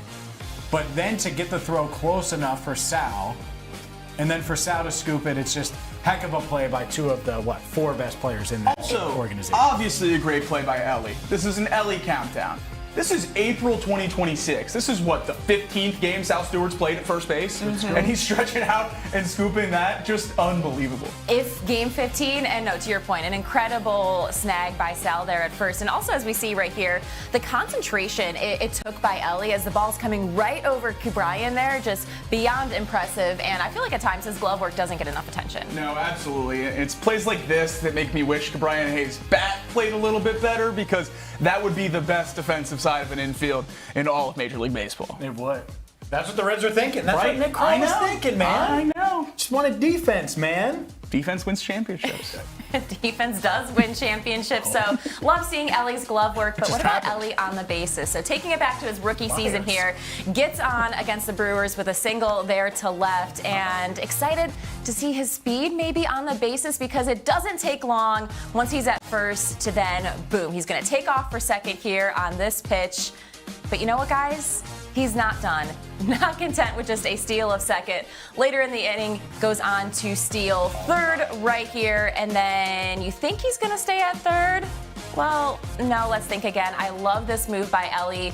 Casually starts walking down the third baseline, and then, you know what? He's just going to take home. Oh, I love it. I love the aggressiveness. This is the dream. The dream is to be a baseball player that is so speedy and instinctual that you can do this. Like, what baseball player wouldn't want to be able to move like that and say, you know what, I'm going to take third here. Oh, I can take, I'm going to go. It's what you do at recess. That's what you do in maybe high school. But a lot of people, that's where it ends. Ellie's messing around doing it in the pros. It's one thing to have the speed to make those steals. It's another thing to have the anticipation to do it. It's a third thing to have the confidence in yourself to do this your second month in Major League Baseball. I mean, the fact that Ellie is going into a Brewers stadium where the Reds have struggled for almost a decade now and going in and basically single-handedly giving them runs. This was a huge piece of his rookie season that I think allowed a lot of people to believe that maybe he can be the catalyst for this Reds team. I need this aggressive Ellie. Yes. I know he's coming off the hammy. Well, he's had a week now. I need that turbo button pressed down. Whether it's R1 on PlayStation, what's it on Xbox? It doesn't matter. RT. There you go. Yeah, the right trigger. There you go. Press the turbo button and go. I need Ellie. Because if he's doing this and playing this way aggressively, well, we're watching. We're paying attention because Ellie alone makes the Reds watchable. 35 stolen bases in under 100 games in 2023. 67 in 2024. Hasn't got above 40 since. It's got the governor on. Yeah. Take it off. Oh, I'm all the way off. No more governor. Well, we are certainly paying attention to Ellie. And next up on the list, going to go back to this season and some more glove work by Ellie in the hole there at short, throwing out Caminero there at the on Tampa Bay, and just seeing the smile on Ellie's face after this one. He knows he made a stellar play. Yeah, this one rocks. I mean, two of the most exciting young players in the league at this point. And Ellie, again, covering more ground than any shortstop should ever be asked to cover, and then gunning out Junior Caminero at first. And I love the reaction afterwards. Ellie has just elevated himself so far in this league in terms of the view of him from other players and other great players, and it's great to see the respect he has. Junior didn't think that Ellie had that at all. And Ellie's like, Junior's like, what, you got that? Yeah, I got it. You see me. You see me. I love it. And one of the things that Ellie is height. And shortstops usually aren't built like Ellie De La Cruz. But this is an example. Right. Him being able to extend, get to a ball that a lot of shortstops can't get to. The highs of him at shortstop outweigh the lows for sure. There's no question about it, and it really doesn't even come close. Since he came up in 2023, he's the third best defensive shortstop by any kind of advanced metrics, so he's been great defensively. Yeah, his range is truly unmatched when he's out there at short, but what about the range that his bat can reach? We're going to take it back to his rookie season, just his second major league game, and boom, knocks this one out of the park. Nearly left Great American Ballpark on this day against the Dodgers. 458 feet for Ellie's first major league home run. This was the best. I mean, this was just the absolute best. Everyone in the stadium was on their feet as soon as he was walking to the batter's box. And I don't think I'll ever forget him putting that all the way up the bleachers. I thought it was going into the river when it was off the bat. Said the Brewers one might have been a sneak peek, but hitting a home run that far in your second game against the Dodgers, that's when everyone realized he was going to be a star. Yeah. The excitement with Ellie De La Cruz when he first came up, there's only a few times where that's been the case. And Jay Bruce was one when he came up in 08. Like, I remember people that I'd never talked Reds baseball with before, like, oh, he's coming up. I want to go see him. So there was excitement there, but Ellie delivering like he did. Jay did, by the way. Oh, yeah. His first or second game, homered. I think it was his first game. Hunter's debut is the only one I can think of that was really close of the modern era. Yeah. And so, yeah, Ellie, love it. I need you. I'm going to keep setting the expectations high. I need you to leave the ballpark. I need you to hit one out of the ballpark. If anyone can, it's Ellie. Turbo button on always. All-time power button on as well. There's 67 games left. He's got to go. It's time to go. Sign me up. Jacob, was this one of those games and moments where you saw this, and especially it just being Ellie's second game with the club, one of those, yeah, this guy's really special, kind of remember where you were kind of moments? Yeah, I was about 3 rows up behind the Dodgers dugout. It was awesome. Yeah, no, as soon as Ellie got called up, me and my buddies bought tickets to every game of the series because we didn't want to miss his first home run if it happened. So we went to all 3, and it was an absolute blast. The coolest thing about this one, which stuck out to me, is the Dodgers fans were also standing and cheering. They all knew what he was going to be. He was the #1 prospect in Major League Baseball when he came up. And Dodgers fans behind their dugout all stood up and cheered when he hit the home run as well. So that was really cool to see everyone kind of acknowledge how great of a moment it was. The recruiting started then? I don't It like might that. have. It might have. Dodgers fans, get out of here. You don't get to do that. Start recruiting. But it was an unbelievable moment.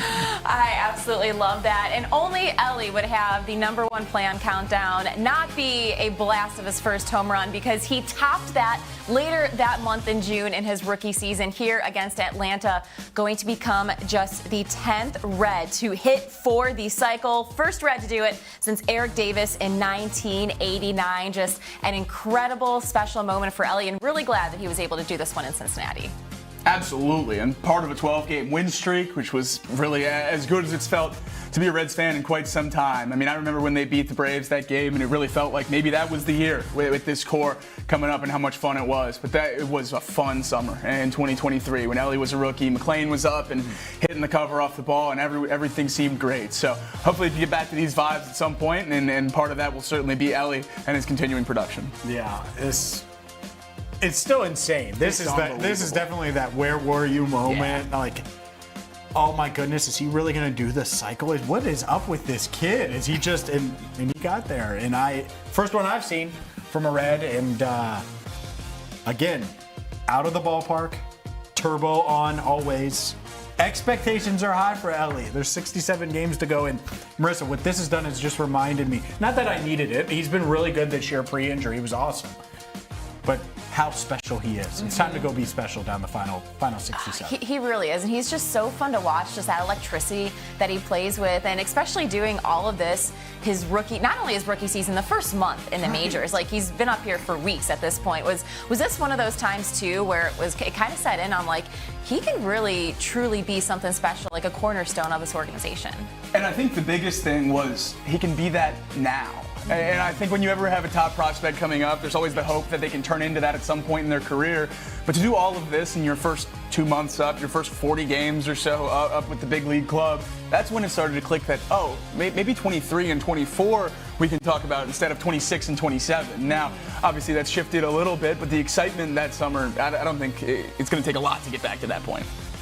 Got to win, right? And that was hope. That summer brought hope. Hope is very, very powerful. That's part of it. And if the Reds give you hope, if you have young guys that are doing that and give you hope for the current team and the future, it's the best of both worlds. As long as you got that guy, you got a chance. Just put some pieces around him. Home runs, out of the ballpark, and turbo button. Turbo. That's the theme. Is it this? Do you know what I want to see next out of Ellie? An inside the park home run. I feel like that would probably be one of the only things that could truly top this moment. Maybe? Yeah! Maybe? I think so. Does it? Would you rather have an inside the park home run or another cycle? Another cycle. I mean, probably. Because the inside the park home run usually comes with some kind of gaff or some kind of fall. Assuming that there's, it's airless. It's like a clean. Run. It's truly his speed.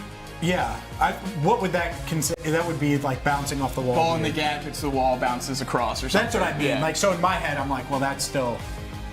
Inside the park would be now, great. Would it be awesome? Yes. Yeah. Like, I still remember Ken Griffey Jr.'s inside the park home run. So, like, a lot of people are probably like, what? Yeah, he had one, and he was not running like Ellie did because he was far past his prime when he had it, but he could still run. So, yeah, I would love to see it for sure. And you don't rule it out because it's out. No, right. I think the biggest thing, you can put together top 5 plays for a lot of superstars in the league, but not a lot are going to have 2 great glove plays, a 460-foot home run, and a cycle. Plus 3 stolen bases. I mean, it's absurd that he can check all of these boxes at such a high level. There is nobody in Major League Baseball that comes close to doing what he can do. Yeah, the 3 stolen bases, he turns a single, and 2 pitches later scores. Right. I mean, no help. That's it. That's all he does. I need that. I need that back in my life. And I know they're guarding against it and all that. I understand. So there's one. They don't want him to steal bases. I get it. The Reds just got to let him go. Let him go. Let him go. He's a peacock. He is truly something special to watch, and have to make sure we don't take these moments and years for granted, getting to watch Ellie in a Reds uniform and doing what he does in every aspect of the game. But there is a lot to get going here still on First Word. Coming up next, James and Jacob will have the What's the Word poll question of the day. Have to talk about the Bengals opening up in orange. Do you guys like it? Do you not like it? All to come straight ahead here on First Word with you until 11 o'clock here on The Crown.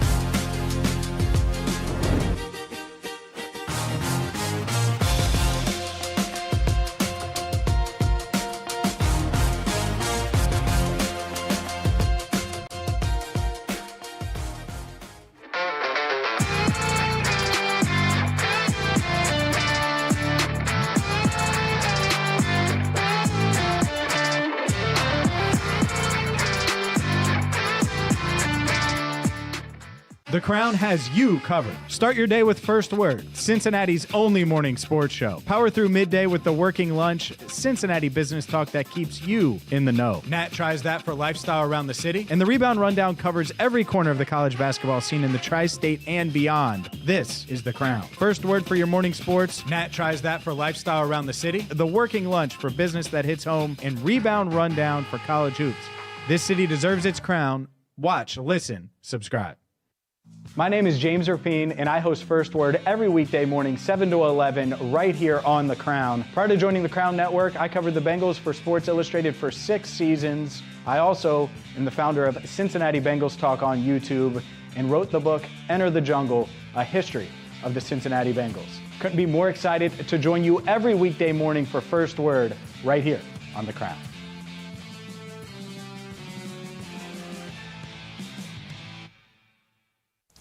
Do you buy or sell that the Reds not getting it done with Schwarber, with Elly De La Cruz saying, hey, I thought it was done, is going to impact Elly De La Cruz's future in his negotiations and his discussions about a long-term deal with the Cincinnati Reds? With the rules as they're currently written in Major League Baseball, I absolutely think it will. Now, all of that could change with a salary cap or a salary floor that is implemented before Elly reaches these contract conversations. Still 3.5 years of team control here, and those conversations are progressing basically weekly, if not monthly at this point, to get a floor and a cap in for the next collective bargaining agreement. So that would change for these small market teams the ability to retain these stars and the conversations around it pretty drastically. So operating under the current rules, I absolutely think this ripples down to Elly, because why wouldn't you have the same questions Schwarber had? If Elly's signing a contract, it's bigger than the one Schwarber just signed. It's also longer than the one Schwarber just signed. Schwarber was worried about coming here for 5 years because Elly's contract was up before and there wasn't a commitment to necessarily keep this core and add to this roster, or not, at least not one that he felt comfortable with. And I feel like if you're in Elly's shoes at this point, you're talking about a 10 or 12-year deal, maybe at the short end 8 years, which is still a significant chunk of someone's career, and it would be the biggest payday of his career. You're signing away your prime essentially at that point, and that's why these contracts are so big for these star players. I don't know how you couldn't have the same questions if you're Elly. And when these things have popped up, when you have a cheap deal and the Reds still can't add that talent, how could you expect that they can when you're getting paid 10 times as much as you're getting paid this year?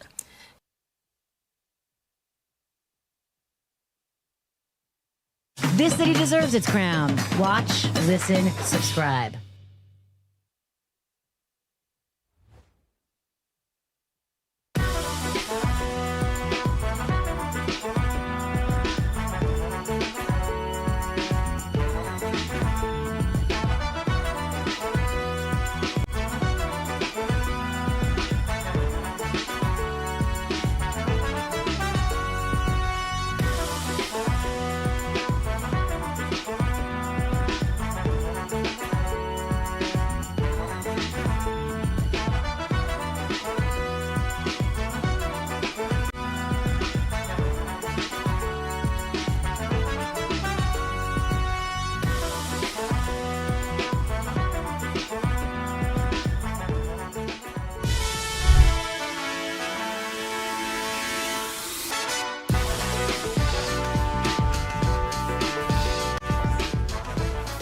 Welcome back to First Word. I'm James Rapien alongside Jacob Tissot. We are your morning sports show, Cincinnati, every single weekday, 7 to 11, right here on The Crown. And coming up in 9 minutes, he's already in the building. and he's got takes. That's big time. And I know he does. And I'm going to ask him about my takes. I mean, I'm not sure he's ready for that, but Jeremy Rauch, FOX19, is in the building. Will join us live right here where he can explain the take he dropped earlier this week. One that I think a lot of you are going to disagree with, and there we go. I've teased it plenty, but now it's time to get to the What's the Word poll question of the day, and it's simple. The Bengals are opening in orange for a third straight year. They're 1-1 in the open in orange era. First year, they lose to a bad Patriots team. Last year, they open in orange and they win. Joe Burrow misses 9 games because he suffered a turf toe injury. So the question is simple. Are you a fan of the open in orange? 41.2% of you say yes, you love the open in orange. 22.1% are indifferent about it. 19.1% hate it. It's a Bengals curse. And 17.6% say never again, never do this again, opening in orange if they lose to the Buccaneers week 1. I like the fan sentiment. I think it's fun. Themes around week 1 are always great, but I'm superstitious. And the way these last two have gone. Not a little stitious. Not a little stitious at all. Very all the way super. stitious. Yes. Yeah, these last 2 years have been as bad as it could be. I mean, you lose to a Patriots team that had no business coming in here and beating the Bengals, and then Joe Burrow misses a big chunk of a season that could have been really promising for this Bengals team. So I am out on open and orange. I think it's fun. I love it. Even just wear the orange uniforms and don't call it open and orange, and I think I could get behind that. But the way the last 2 years have gone, this is scary. And I like people that can get through that a little better than I can, but this is all I'll be thinking about before week 1. Yeah, of course. It's all you'll be thinking about. This guy, we had him convinced like week 2 of the Red season that he was bad luck for the Reds. You did. And he was thinking about us mid-Reds game. It's true. All right? It's true. It is. All right, so there we go. The context needed. I love it. I love the open in orange, and it needs to be all orange. You can't open in orange and then have white pants like you did last year. That was the problem with last year is you wore white pants. Orange pants holds up. Joe doesn't get hurt. Everything changes. You want to go superstitious? Well, that's true. That's it. Obviously, I'm reaching. I don't know why you're buying that either. You got to open in orange with all orange. Don't give me black pants or white pants. I can get behind that. If it's going to be open in orange, it should just be all orange. That's the whole point. So there's one. 2, if they lose to the Buccaneers, then you're on to something. Okay. Then it's like something white out if you want to do that, opening day white out, or do something different. Yeah. Back in black. Gabe showed up back in black, which would be great. I mean, the alliteration is huge for a theme. I think you gotta focus on that. Win in white. Guaranteed. And that's the most important thing. We can talk about the uniforms and what they're going to wear on opening night. Win the game. If you go out there week 1 and you win the football game, I think the conversation will be a lot different. If you stay healthy. Well, yes. That Jacksonville. Of course. I'll never forget. It's not even a win in my brain. It was like crazy how they come back and they win that game. And Browning looked awesome. 3 touchdowns, 3 picks. Yeah. But they find a way to win. Zach Taylor excited afterward, and we're all like, yeah, is Joe okay? And he wasn't okay, and they go to Minnesota and they get their butt whoops, and reality set in very, very quickly. Reality for us is, though, some takes are coming. I'm ready. Some takes are coming. Last time I saw Jeremy Rauch, he was like, when you get me out on the open road, I drop takes. Well, guess what? Up next, it's Open Road Jeremy Rauch live right here on First Word. That and more coming your way with you till 11 right here on The Crown.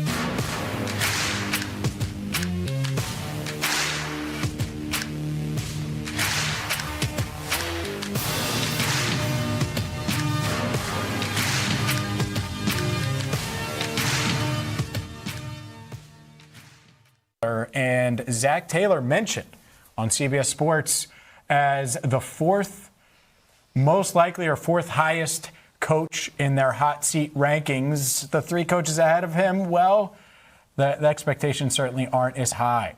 For Shane Steichen with the Colts, who was third, for Todd Bowles, who was second from the Tampa Bay Buccaneers, or first, Aaron Glenn from the Jets. So, Zach Taylor, fourth in these rankings. Zach Taylor, it's not shocking, I think, for Cincinnati fans to say Zach Taylor hot seat. I think there are a lot of Bengals fans that feel that way. Is this a fair ranking for Zach to be fourth? I think it's fair for him to be included on the list. I honestly think fourth is a little low, though. I mean, you just mentioned those three coaches that are ahead of him. Zach Taylor, by far, has the highest expectations out of that group. Maybe you could argue Dan Quinn, who's number 5 on this list, should also be higher, just given the talent and what they have there in Washington, what moves they've made this offseason, having Jaden Daniels on his rookie contract.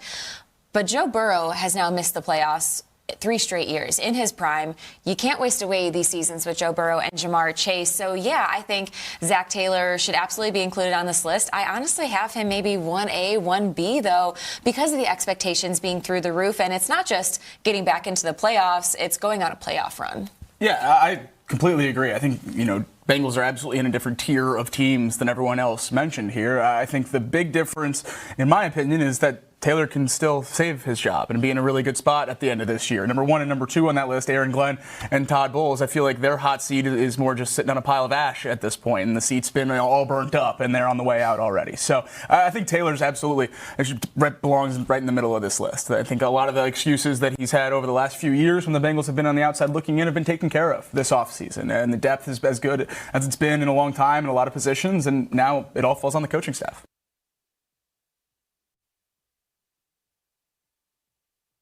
This is the Rebound Rundown. I'm your host, Paul Fritchner. Your home for college basketball in the Cincinnati area and across the country every Monday through Friday during the season. Previews, recaps, breakdowns, interviews, and more. You can find it all right here. Your one-stop shop for a quick dose of college hoops on your morning commute. Make sure to subscribe on YouTube and wherever you get your podcasts.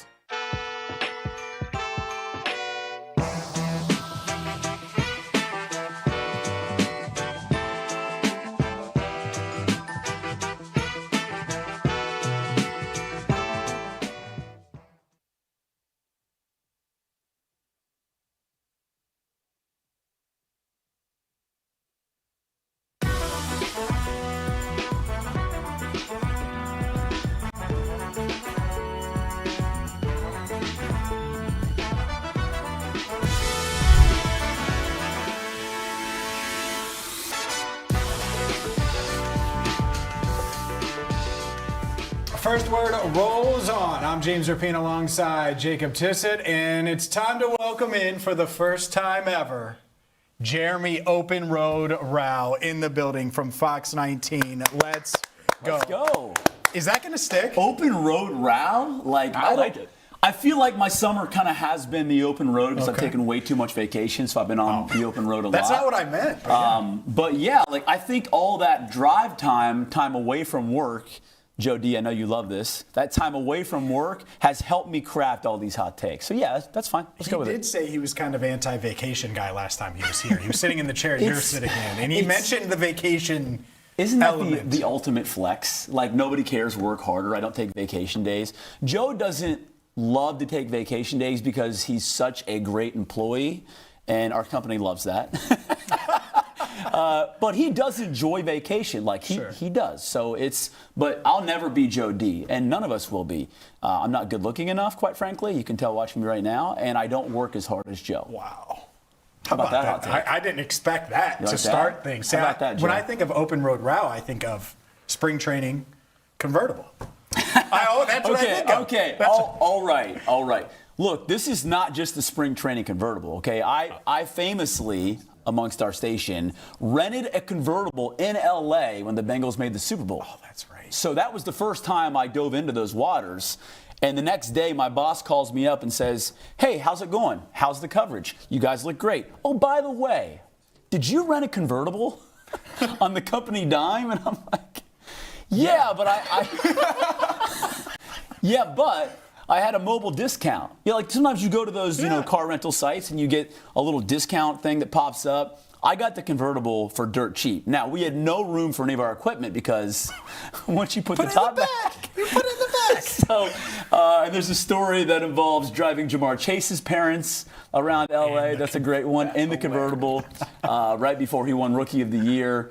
That's maybe for another time. But certainly, whenever I've gone out on the open road and rented a convertible, spring training, the Super Bowl, if the Bengals get back this year, I mean, I might book the convertible right now for LA. Yeah. I believe that strongly in it. Oh, okay. Well, there we go. There you go. That's perfect. Okay. So you're that bullish on their offseason moves. You think they're legit Super Bowl contender? I cannot be bullish enough on where this team is right now. I mean, listen, you have the potential of a Bengals offense being a top 10 offense. You would hope, you would think, right? I mean, goodness gracious, you have NFL execs, coaches, and scouts ranking Joe Burrow number 4 and Jamar Chase number 1. Like, it's all there. And as Jamar Chase told us in the offseason, he was kind of trying to say it in a nice way, but it was like, yeah, like we actually have a defense now.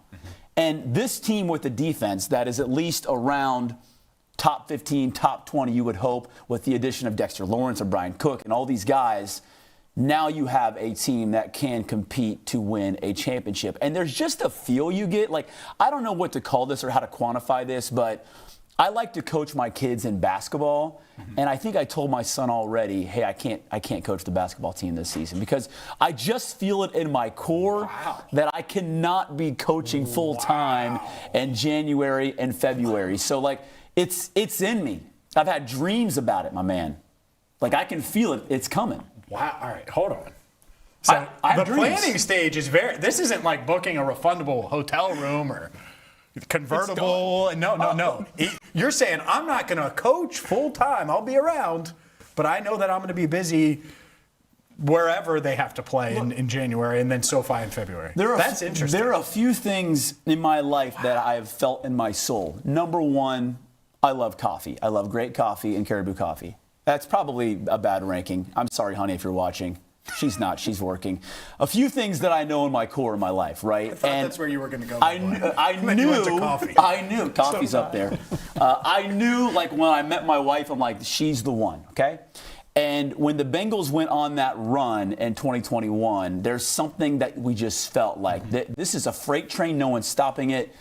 I remember calling my wife when the Bengals won in Nashville in 2021, and I said, I'm going to be in L.A., so go ahead and plan for that. You could just feel it coming. Yep, I had the same kind of feeling now. I know it's July. I understand I'm talking in Cincinnati, and there are a lot of Bengals fans watching. Like, I get the whole picture. But I'm telling you, even if I went on a national show and was talking about the NFL right now and just talking about the Bengals, I would feel the same way. I can feel it in my core that this is going to be the kind of season that keeps all of us very busy for a long time, unless something terrible happens. God forbid, although Joe Burrow is due to be healthy this year, I think that it sets up to be a great season for this Bengals team. I can just feel it in my soul that it's happening. Yes. How did the Dexter Lawrence trade change that feeling? I think the offseason view completely shifted after that trade with the other additions they were made. How much did that affect your feeling going into this season? That was everything because, Duke Tobin famously said, I don't want to pay the same amount of money for this, for the same roster or whatever, or more money for the same roster. And it felt like they were kind of holding on to the idea that maybe Trey Hendrickson could still deliver last year and still be that guy to get them through. But they were hanging on to so many things that were imperfect realities with that defense. It needed to be something major. And you're wondering, well, what do? Did they find a safety? They get Brian Cook, obviously. Did they find a linebacker? They never did. And you're thinking about all these equations. But then he says pass rush is king, and then they do it. And we have seen in recent years with these champions what pass rush can do, obviously. We saw it last year with the Seahawks. And you need a good offense, sure, that's great. But Sam Darnold won the Super Bowl. No offense to Sam Darnold. You need a pass rush. You can offend him. Okay, sorry, Sam. He completed 50% of his passes in the Super Bowl. I know. But JSN didn't even play a lot of that game, right? So just look at how you win a championship. And to bolster that defensive line with Dexter Lawrence as your prized possession is a game changer. And it needed to be something that drastic. And you add in the other pieces like Jonathan Allen and all that, like obviously Boye Mafe. Now you got a squad. Now it's time to go. Now it's the soul feelings of, here we go, book the ticket. I'm bullish on him. Yeah. All right, you're bullish on him. Book the ticket.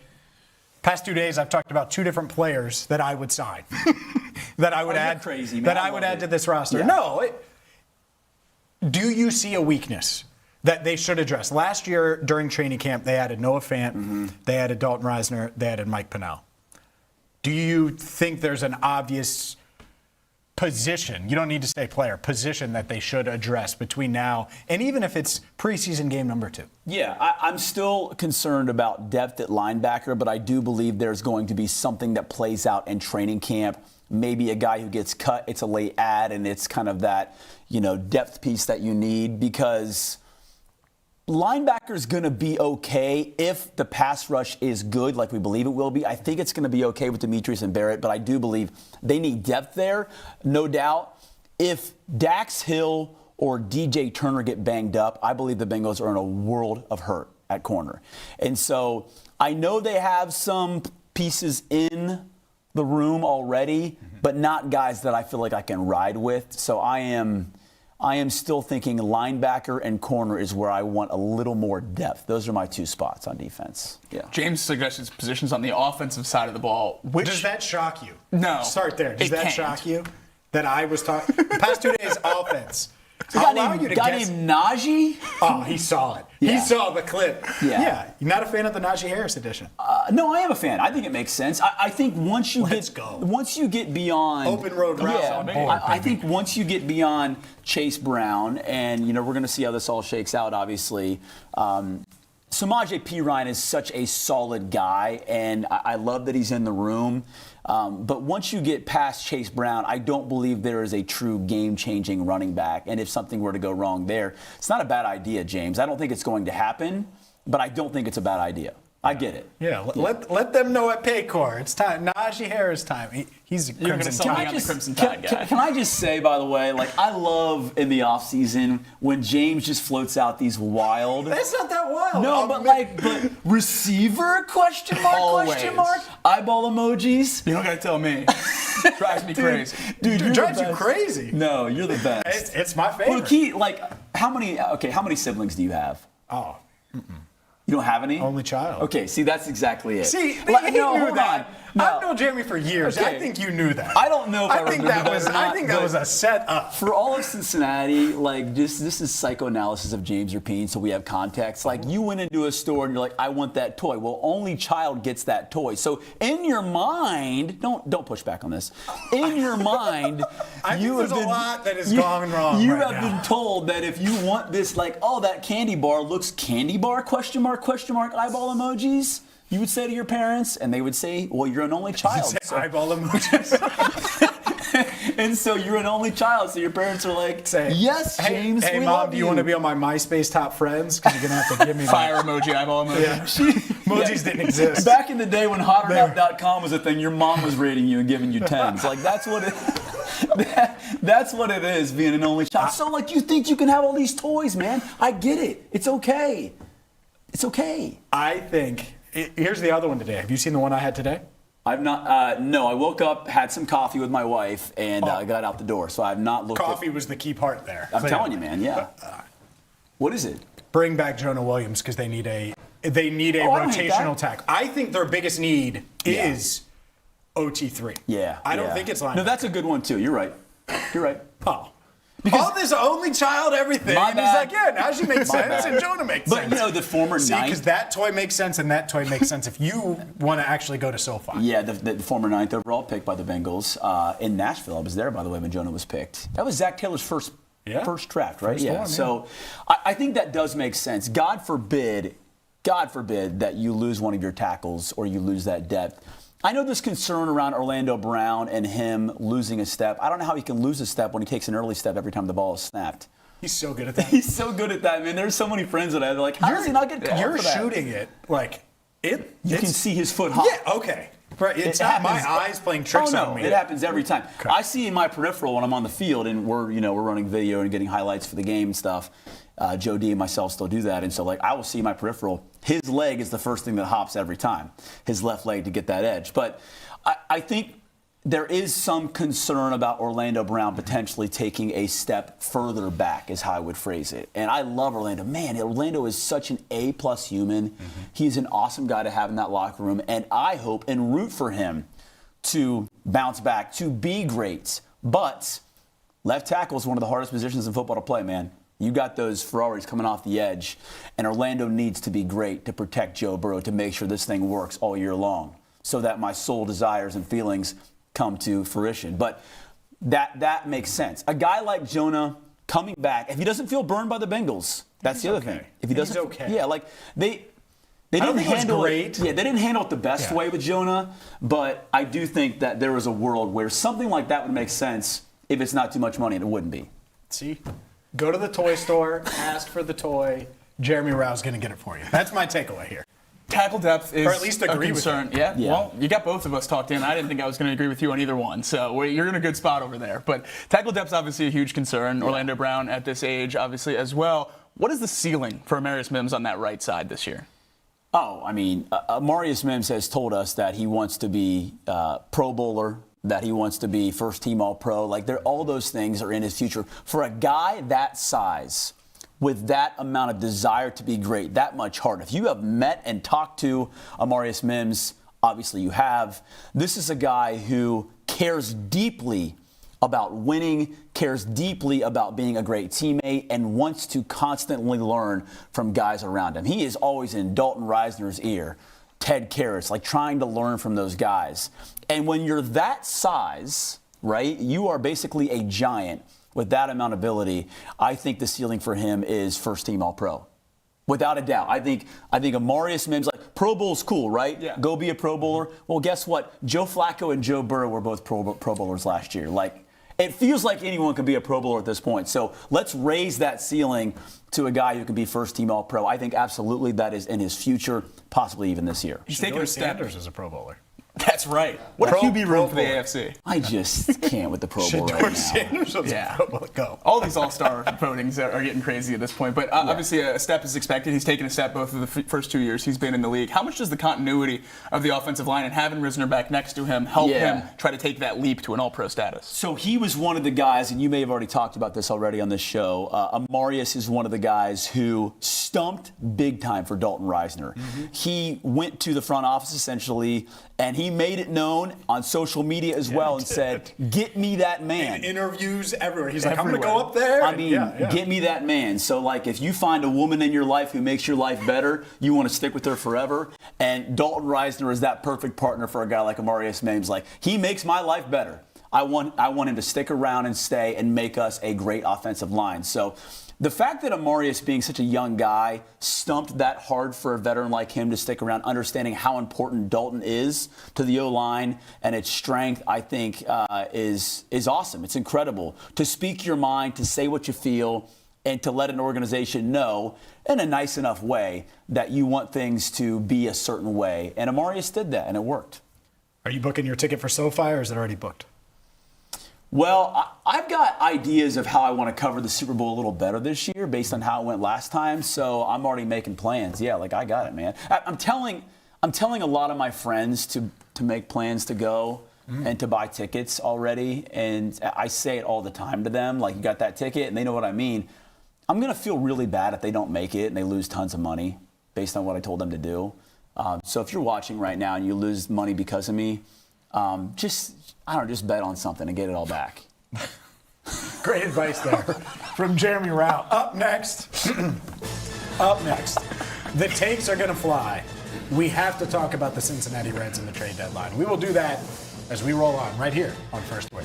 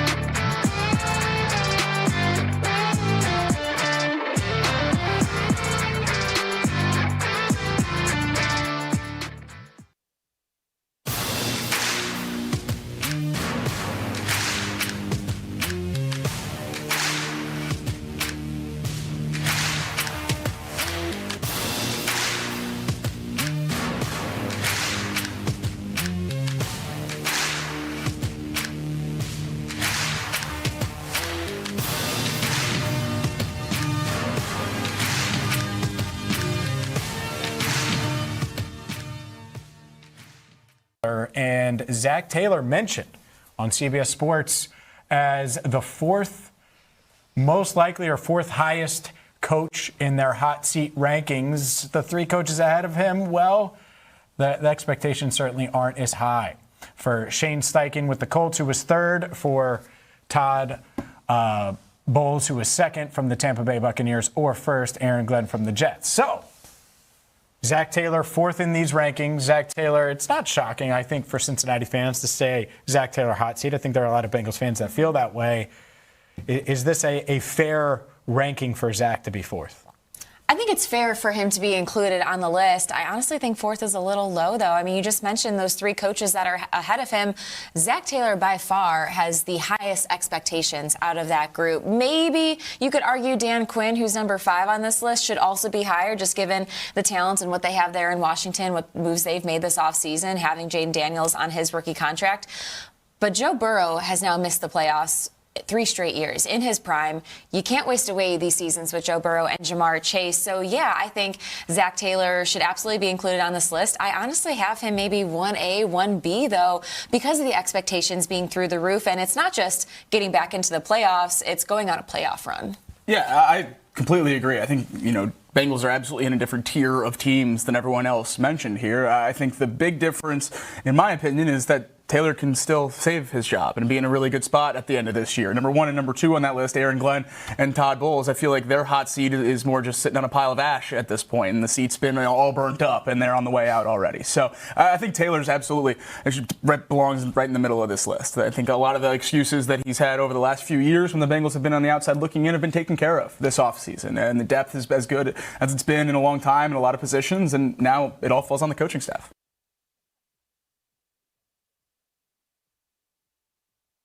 This is the Rebound Rundown.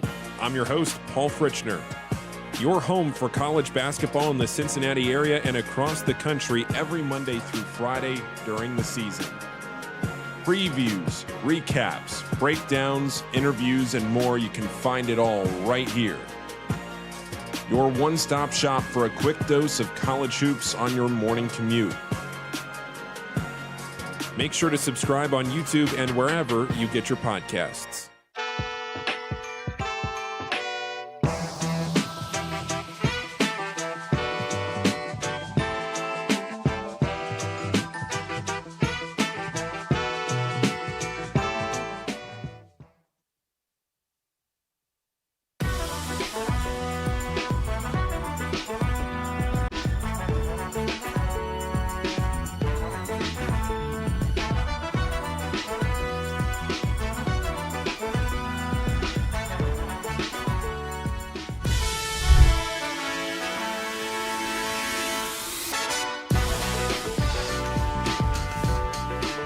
Life comes at you fast. Welcome back to First Word. I'm James Rapien alongside Jacob Tissot, Jeremy Rauch of FOX19 in studio. We got to talk about this comment here. We got to talk about this comment that you made earlier this week. You posted it on your Instagram, and so let's just kick it off with why Jeremy Rauch wants to trade Hunter Greene. Well, to me, we talked about the core 4 on our Cincinnati Sports Show. No. We're setting up the core 4 here. Oh. Let's play. Oh. We're setting you up with you. Be your foundation next year. I'm going to leave it because I feel like it is time to do something a bit drastic to try to reset things again. And my drastic move is one of those core 4 pieces being traded on your screen right now, Hunter Greene. I know it's crazy, but you talk about what this organization needs. This might even be a rebuilding year next year. I don't know what's going to happen, but you have to do something big. And they're not going to do anything this season, I think, to make the playoffs. Trade Hunter Greene, get a lot for it, and try to reset things. You want to be like the Milwaukee Brewers. That's the kind of move. There you go. So we had you booked for the show before I saw this. I didn't know I was clipped and ready to roll like that. Oh, okay. That's the third time we played it today. Well, let's go. We've reacted to it. Yes. You don't know exactly. Let me check my notifications. So, you have plenty of time to now elaborate. Okay. You want to trade Hunter Greene. You think it's best for the Reds. Why? So here's the thing, and I kind of tried to lay this out, talking about the core 4 and why I believe it's the best move to make for this team right now. Is like, where is this train going right now with the Reds? Can you just hope that the core four carry you to a bounce back season next year. Is that the plan? Hope is not a plan. We know that, right? Like, so if you hope that's going to happen, I would say it's not going to.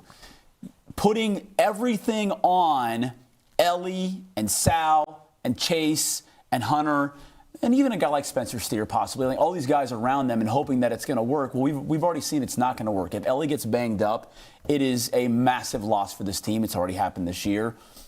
It's just a lot of pressure to put on those guys. And so to me, you want to find ways to make this overall roster better now. And not just by moving a couple of arms at the deadline that gets you some guy that's going to be, show up in single A and maybe like crawl his way through the organization to eventually get here in a couple of years. You mean to say crawl? Nick Kroll, nice job. You need something that is a much bigger splash than that. And we talked about it on the show a little bit. This is the Brewers' model. You don't hang on to all these pieces that you feel like maybe one day it might work out. It's not working out for the Reds. If the best thing they ever get out of Ellie De La Cruz's career in Cincinnati is an 83-win season where they back their way into the playoffs, it is a massive failure for this organization, who has seen way too many failures over the last 3 decades plus now. And so how do you flip it quick to make sure that a guy like Ellie sees a little more success before he's gone to L.A. or to the Yankees in a few years? I mean, it sounds crazy, but it's happening, right? Like, it's happening. So how do you... CBA, please fix it. Yes, it is happening. Unless 2027 changes everything, how do you 100%. Somehow get something truly productive out of his window? To me, you have to do something drastic, and that means, to me, trading someone like Hunter Greene, who his upside is a Cy Young potential. He's an all-star. He's your ace. That's his upside. His downside is, unfortunately, a little bit like Joe Burrow, he can't stay on the field. He can't stay healthy. So some team out there is going to be very intrigued by bolstering their rotation to have almost an unbeatable rotation potentially, whoever it might be, maybe the Dodgers or the Yankees, whatever. But get something large back in return that can help you in the immediate future next year or the following year. Can you get that from a contender that would want Hunter? It's because it's hard to do that because those teams want those guys. I think that you can. And I go back to moves that this team has made in years past that have gotten them guys like Spencer Steer, right? Like, that's what you're looking for. And do you trust Nick Kroll to evaluate talent? I don't know. We can maybe debate that if you guys want. I realize there's a lot of question marks around that. How well can he evaluate these guys? But certainly if you're making a trade, you're getting like an evaluation bump, an evaluation bonus. For a guy who can't evaluate always that well, you're going to get much better pieces back than trying to draft the right guys and maybe not developing them that well. Again, a la Spencer Steer, he's been a really good piece for this organization. Can you find a guy or two like that to come in and help this team? Right now, there is no center fielder in the future of this organization. Catcher is maybe a couple of years off. We don't know yet. They don't have a leadoff hitter. Like, there's so many gaps right now. And the Matt McLain project has not worked. You've now moved him to center field when the only reason he should be on the field is for his defense at second base. And so there's just so many question marks. Man, you have to do something major to turn this thing in a hurry before it's too late and Ellie's gone and you wasted it. When the Reds get a player the caliber of Hunter Greene, it's hard to keep him because you can't hit those guys in free agency. You can't pay competitive salaries with the Yankees and the Dodgers and all those people. Having 3 years of team control at a relatively reasonable number, does that shift the conversation about an eagerness to trade Hunter Greene potentially? I think it does. I think there's, again, I think it adds, this is not one of those things where, let's just say if we were going to talk about Eugenio Suarez, right? He doesn't seem like a great trading piece right now. But let's just say he was having a better season on a 1-year contract. You're just getting rid of the rest of his season, right? You're not getting a lot back in return for him. So to your point with team control, someone pushed back on me. And by the way, there's not been a lot of pushback. Most people are saying I'm for this, or at least I believe it's a good idea. The only pushback is talking about, team control. Why would you do that with a guy like this? To me, it's because you can get so much more based on what he has left still. So that's my answer to that question. This is not something where his contract expires this year and you will get much less in return for him and his services. There is a team, again, potentially a contender, that is going to say, yeah, he's been banged up, but considering his upside, we'll give you a heck of a lot for him. Yeah. Speaking of those durability and injury concerns, do you think his trade value could rise at the end of this season if he can finish this season strong and stay healthy? Obviously a gamble, could get hurt again, but only 2 starts at this point. Could that quell some concerns from potential buying teams? I think it's, I would, if I'm being honest, I don't think it's likely the Reds are going to move him to the deadline. I don't think any of us believe that's actually going to happen. But you can also bank on him performing well the rest of the season. You can bet on him performing well because I think it stands to reason that he will if he's healthy. And so in that case, actually you could wait. His trade value could go up even more towards the end of the season. That's one way you could play it. And actually, if the Reds were going to do something like this, and in my core, I believe they would probably wait until the end of the season, after the season, to do it, not at the trade deadline here. But I think that's something that could actually play in their favor, Jacob, honestly. I would listen. That's what I've said. You have to listen. I wouldn't be calling teams like, hey, you want Hunter? But I would be, they're going to get calls. They're going to get calls on Ellie. And I would listen. Mm-hmm. Is my ask much different than what the team's asking? You know it. I'm going to ask for that toy, and that toy, just to tie it all together. But if you're the Reds, you just highlighted some of their issues. How do you not have a center fielder in the organization? Outfield has been an issue for forever. The leadoff element of it, the hope in Matt McLain, we knew you were there in spring. You went to spring training. You were there. The hitting element isn't a surprise that they can't hit. Like Tito said that a few times over the past few weeks. Like, yeah, sometimes we have times struggling to score runs. We struggle to score runs. We saw that in December. We knew that was going to be the case if they didn't get a major adjustment, make a major trade, add major pieces. Like a lot of these flaws we've known about. And I guess they thought that they would be able to hide them with the rotation, and then the rotation got hurt. I'm not sure. Yeah. But that's the frustrating thing for me. But it's so, the hitting has been so bad that at times this season, and I know Brian Hayes is coming back from injury, but like you're crashing out over Brian Hayes not hitting because the outfield isn't producing. Mm-hmm. You know what I mean? It's kind of a both and conversation. The issues. At times you have Blake Dunn batting leadoff, and you're banking on him. And you look at the lineup, and you're the best done in Reds history. I mean, you're looking at the lineup. There's so many times I've walked into the clubhouse, and I look at the lineup for the day, and I'm like, oh, that's all they have. Yep. And you can't be in that kind of a place where you're just constantly trying to see, well, maybe Dane Myers is going to work, maybe Blake Dunn is going to work, maybe Will Benson's going to work. And all these options when none of them are truly producing at even an average rate. Yep. And that's what you're banking on. You have no production in the outfield in the large part. TJ Friedl didn't work out. He's fallen off. And TJ's an awesome guy, by the way, but he has fallen off. And so you look around and you start just losing your mind over Brian Hayes is not hitting. Oh, Matt McLain was hitting bombs in spring training, and he can't hit. And again, it goes back to the pressure of the core of your organization. Thank God Spencer Steer is leveled out. But a lot of these guys, J.J. Bleday's had some nice pop for this team. That's been awesome. Yep. Need to mention that. But there's so much pressure on the core of Sal and Ellie, and when Chase is up, man, Chase better have another lights out day today. Otherwise, the Reds, he better have it. Yep. Because Rhett Lauder is not delivering in the way that they thought he was going to deliver. Nick Lodolo can't stay healthy. Brady Singer is hit or miss. Like, there's so many questions. There's so much pressure on this organization. To me, the only way that you relieve some of that pressure is by making a Brewers-like move and moving one of those big pieces to help things out. Because, look, we all want to see a winner out of the Reds, right? It's so much more fun. Last year was a blast to see that team hang in there throughout the season and eventually just find their way into the playoffs. It wasn't a great record, we get that. But it's so much more fun in Cincinnati to have a Reds team that's winning, that's competitive. We don't know what 2027 is going to hold. Is it going to be a lockout year or not? Is it going to look like a rebuilding year if this team can't figure out all these gaping holes in their roster? We don't know. But to me, they have to really critically think about what they're going to do. Does that include changes in the front office as well? I'm not sure. I can't answer that right now about Nick Krall and others, but they have to do something major. Would you listen if someone called on Ellie? Because you're not listening on Burns, you're not listening on Sal. They're too young, cost-controlled.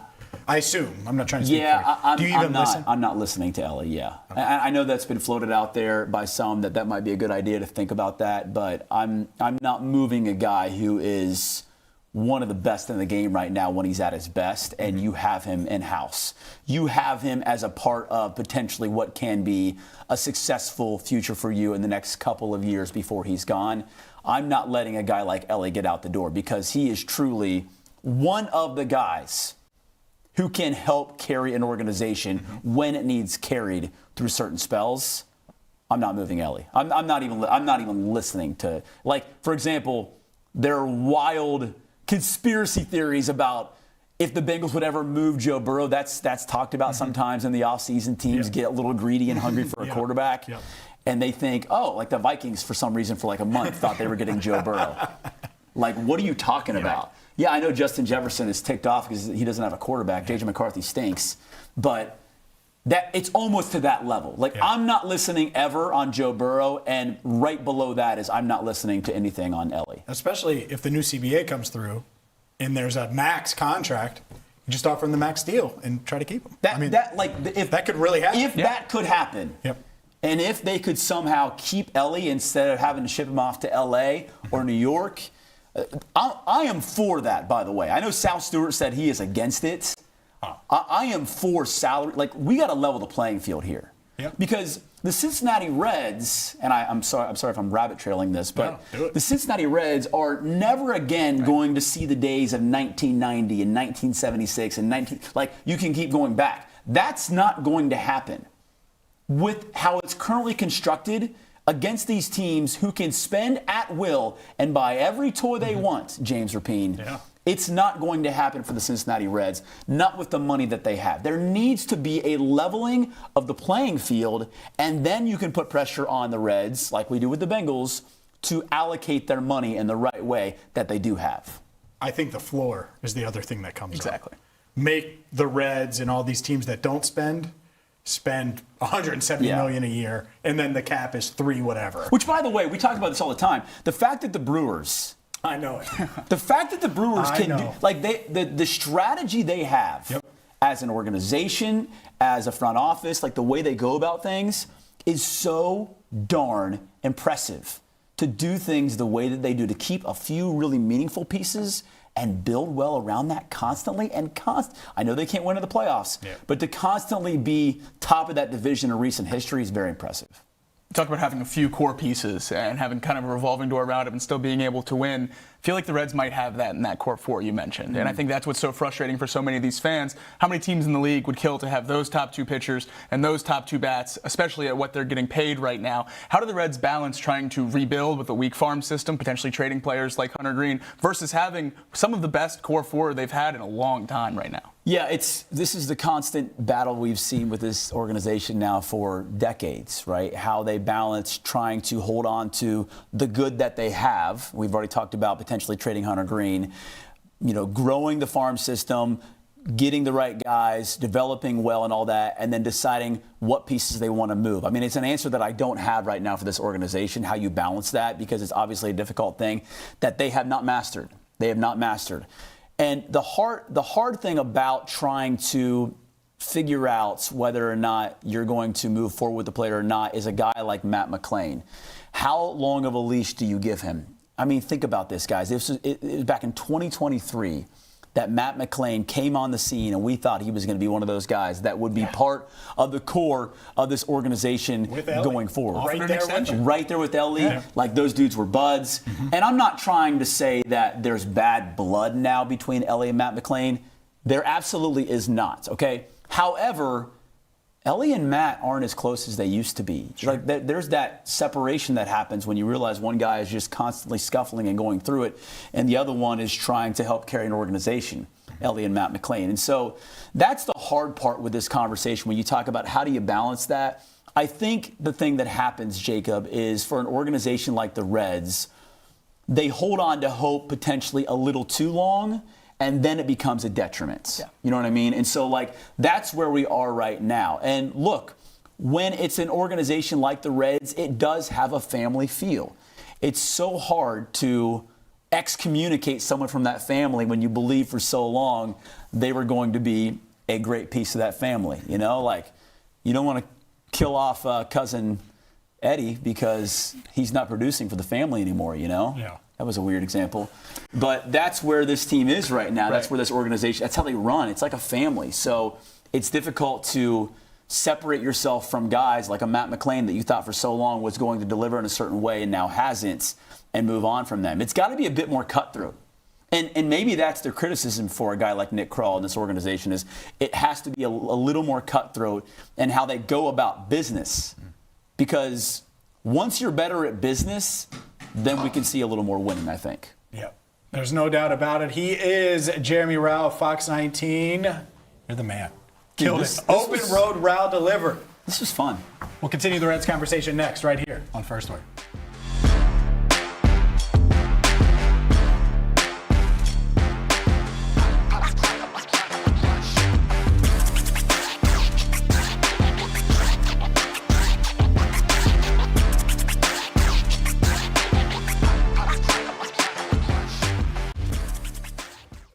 This city has always had something to prove.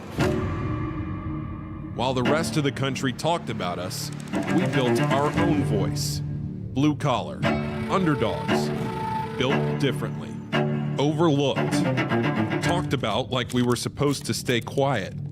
But that was never who we were, because this city doesn't wait for permission. And neither do we. And now, for the first time, Cincinnati has a network built in its image, because the biggest stories in this city deserve more than highlights. This isn't cable television. This isn't national media. This is ours. This is the Crown.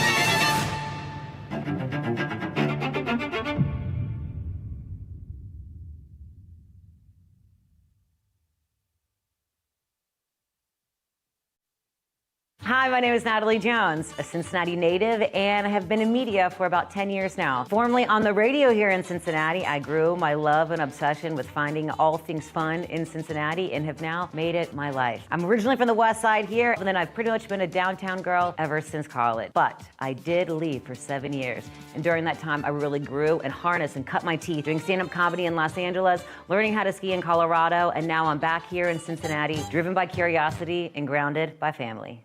What does the offense need to do to get better this season? Joe Burrow needs to stay healthy. Other than that, I don't really think the offense needs to change much. I do think they will evolve. Dan Pitcher has openly talked about working on more under center stuff. I think they want to have that as a weapon. I don't think this team is going to, completely change its personality. I think they're still primarily a shotgun, get your receivers out in the pattern type team. Eric All, if he's healthy, though, helps change that. I think they do have a desire to kind of expand their toolbox. But I don't think the offense needs to make major changes. When Joe's healthy, this is one of the best offenses in the NFL. Keep doing what you're doing, and let's get that defense from bottom 5 to middle of the pack or better. And I think they could be better. We all kind of say, well, they just need to be okay. I think with this personnel, the defense has a chance to actually be good. And if that's the case, then this team is obviously a Super Bowl contender.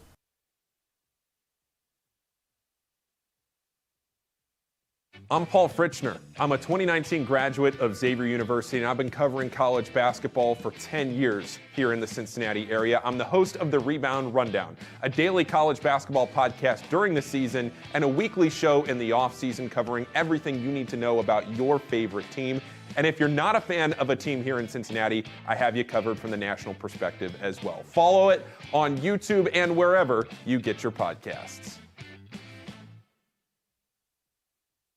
This city deserves its crown. Watch, listen, subscribe.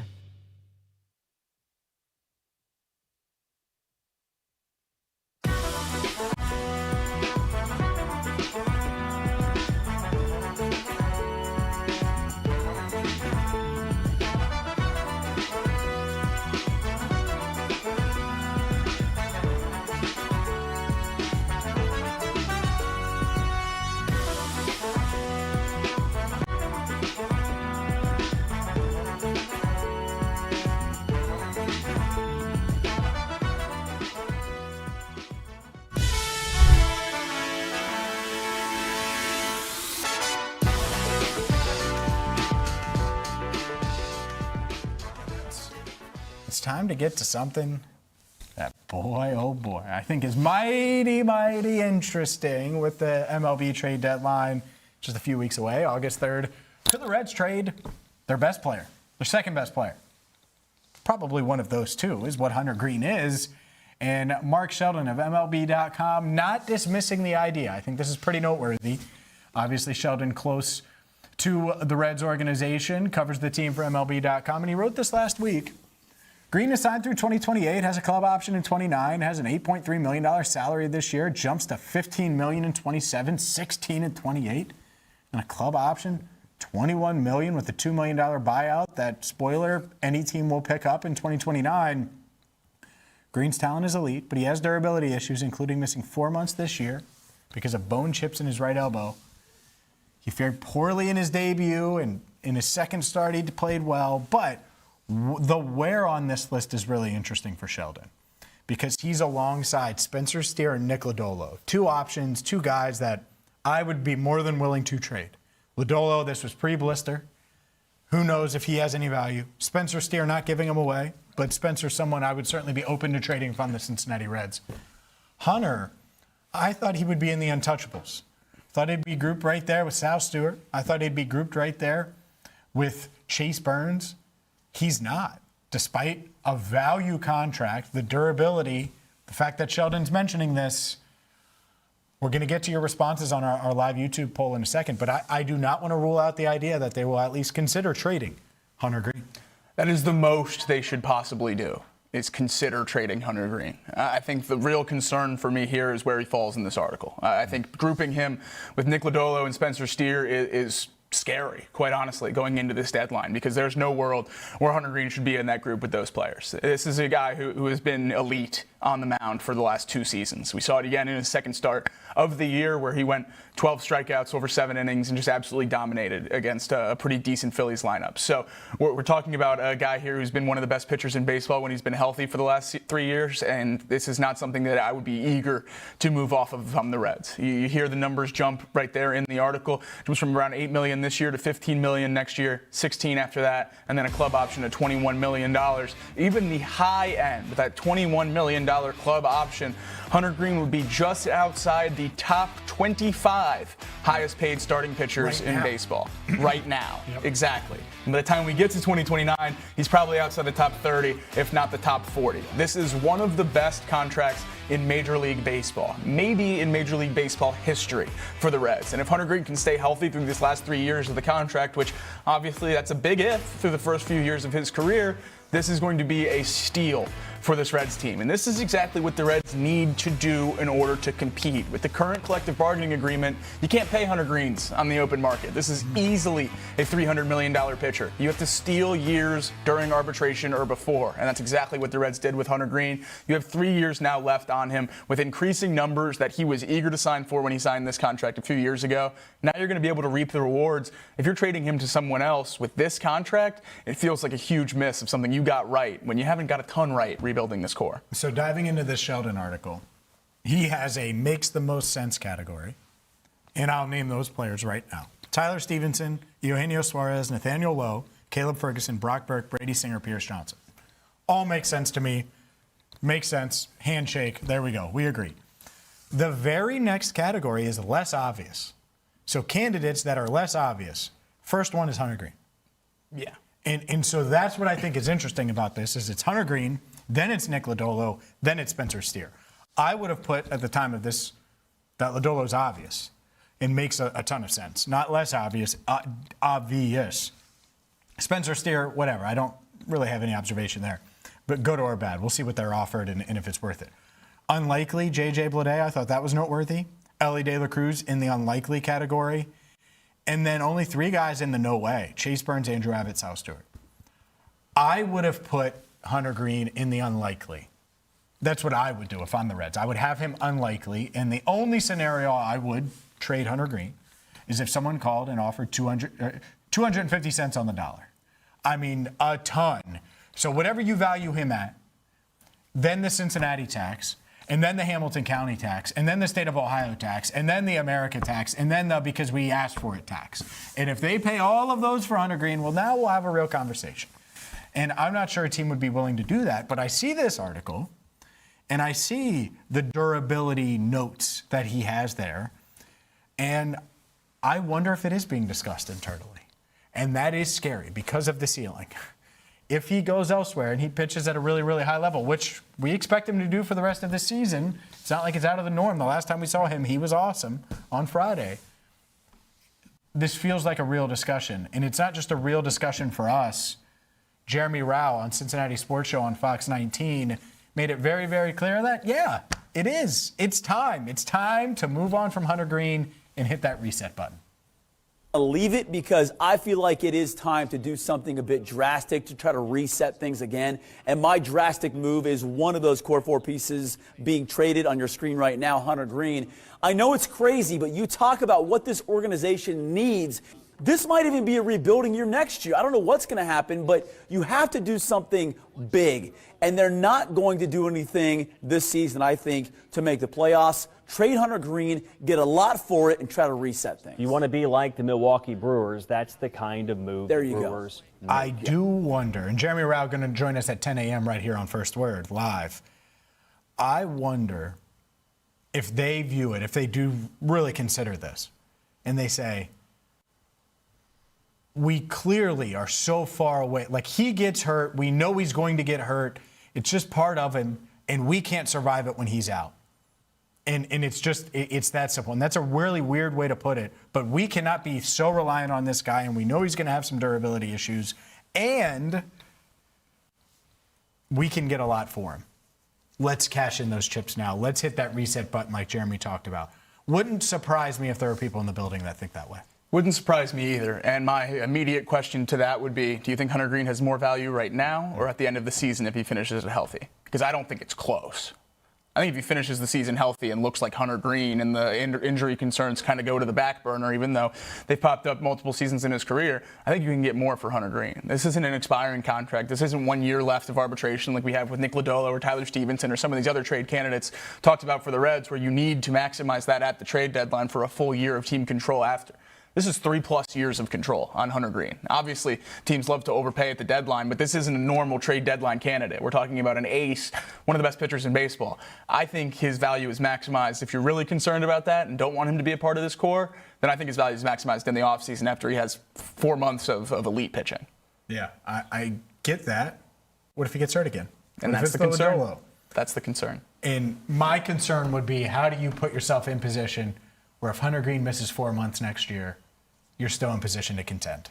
It's very Joe Burrow based now, right? Where it's like, hey, you need to have a good enough roster with or without Joe for at least a month. If Hunter Greene misses a month, it can't derail your year. And don't just get that $50 million back if you trade him just to sit on it. You got to reallocate that money if you're going to trade Hunter Greene. You got to go spend it on some legitimate pieces. Kyle Schwarber. Oh wait, he's already up. Up next, I need the Bengals to spend some money. I'm going to get the keys and I'm going to fix a key weakness next, right here on First Word.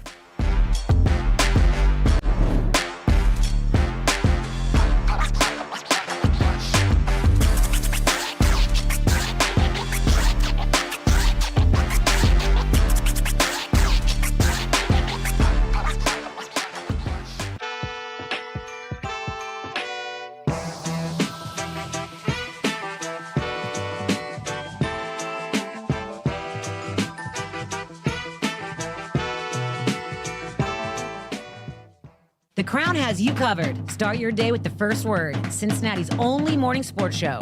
Power through midday with the Working Lunch, Cincinnati business talk that keeps you in the know. Nat tries that for lifestyle around the city, and the Rebound Rundown covers every corner of the college basketball scene in the tri-state and beyond. This is The Crown, built for Cincinnati. First Word for your morning sports, the Working Lunch for business that hits home. Nat tries that for lifestyle around the city, and Rebound Rundown for college hoops. This city deserves its crown. Watch, listen, subscribe.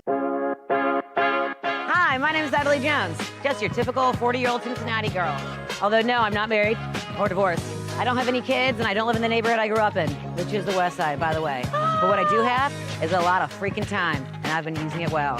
So come along with me on this grand adventure, because I've been trying all the new around town that you need to know about. This is Nat Tries That.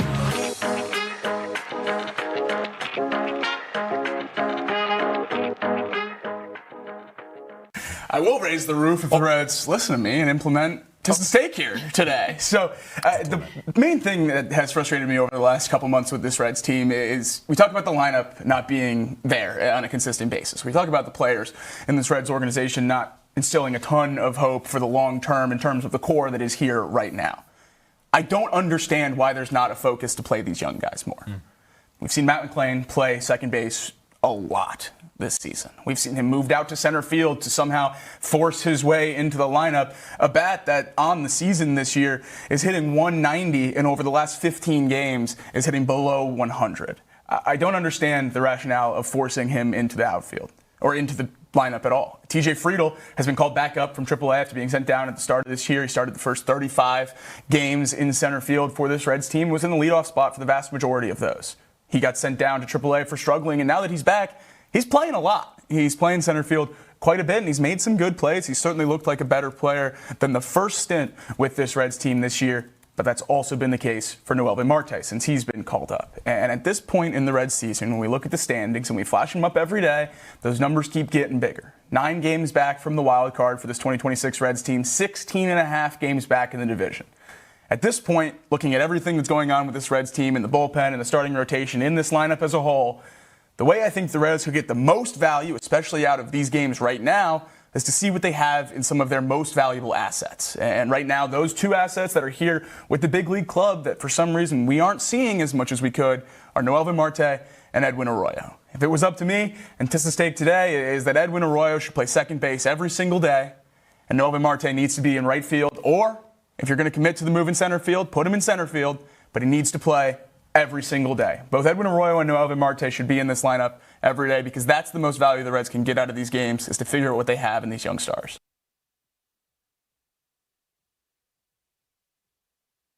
This city deserves its crown. Watch, listen, subscribe.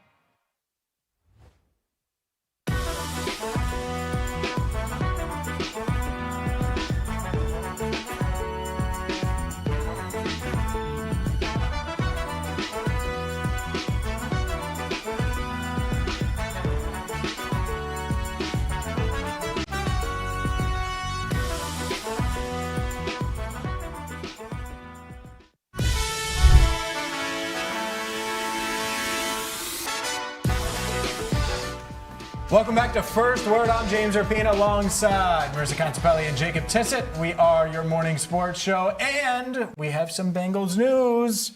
Stripe the Jungle. Have you seen when? Yes. Oh, okay. I was going to make you guess, but it's Burrow, it's Mahomes, it's December 13th at Paycor Stadium. I love it. It's good. One of the ones I thought for sure would get a theme game, and now that leaves the white out for what I was hoping for. What? Bring it to me on New Year's Eve. Yep.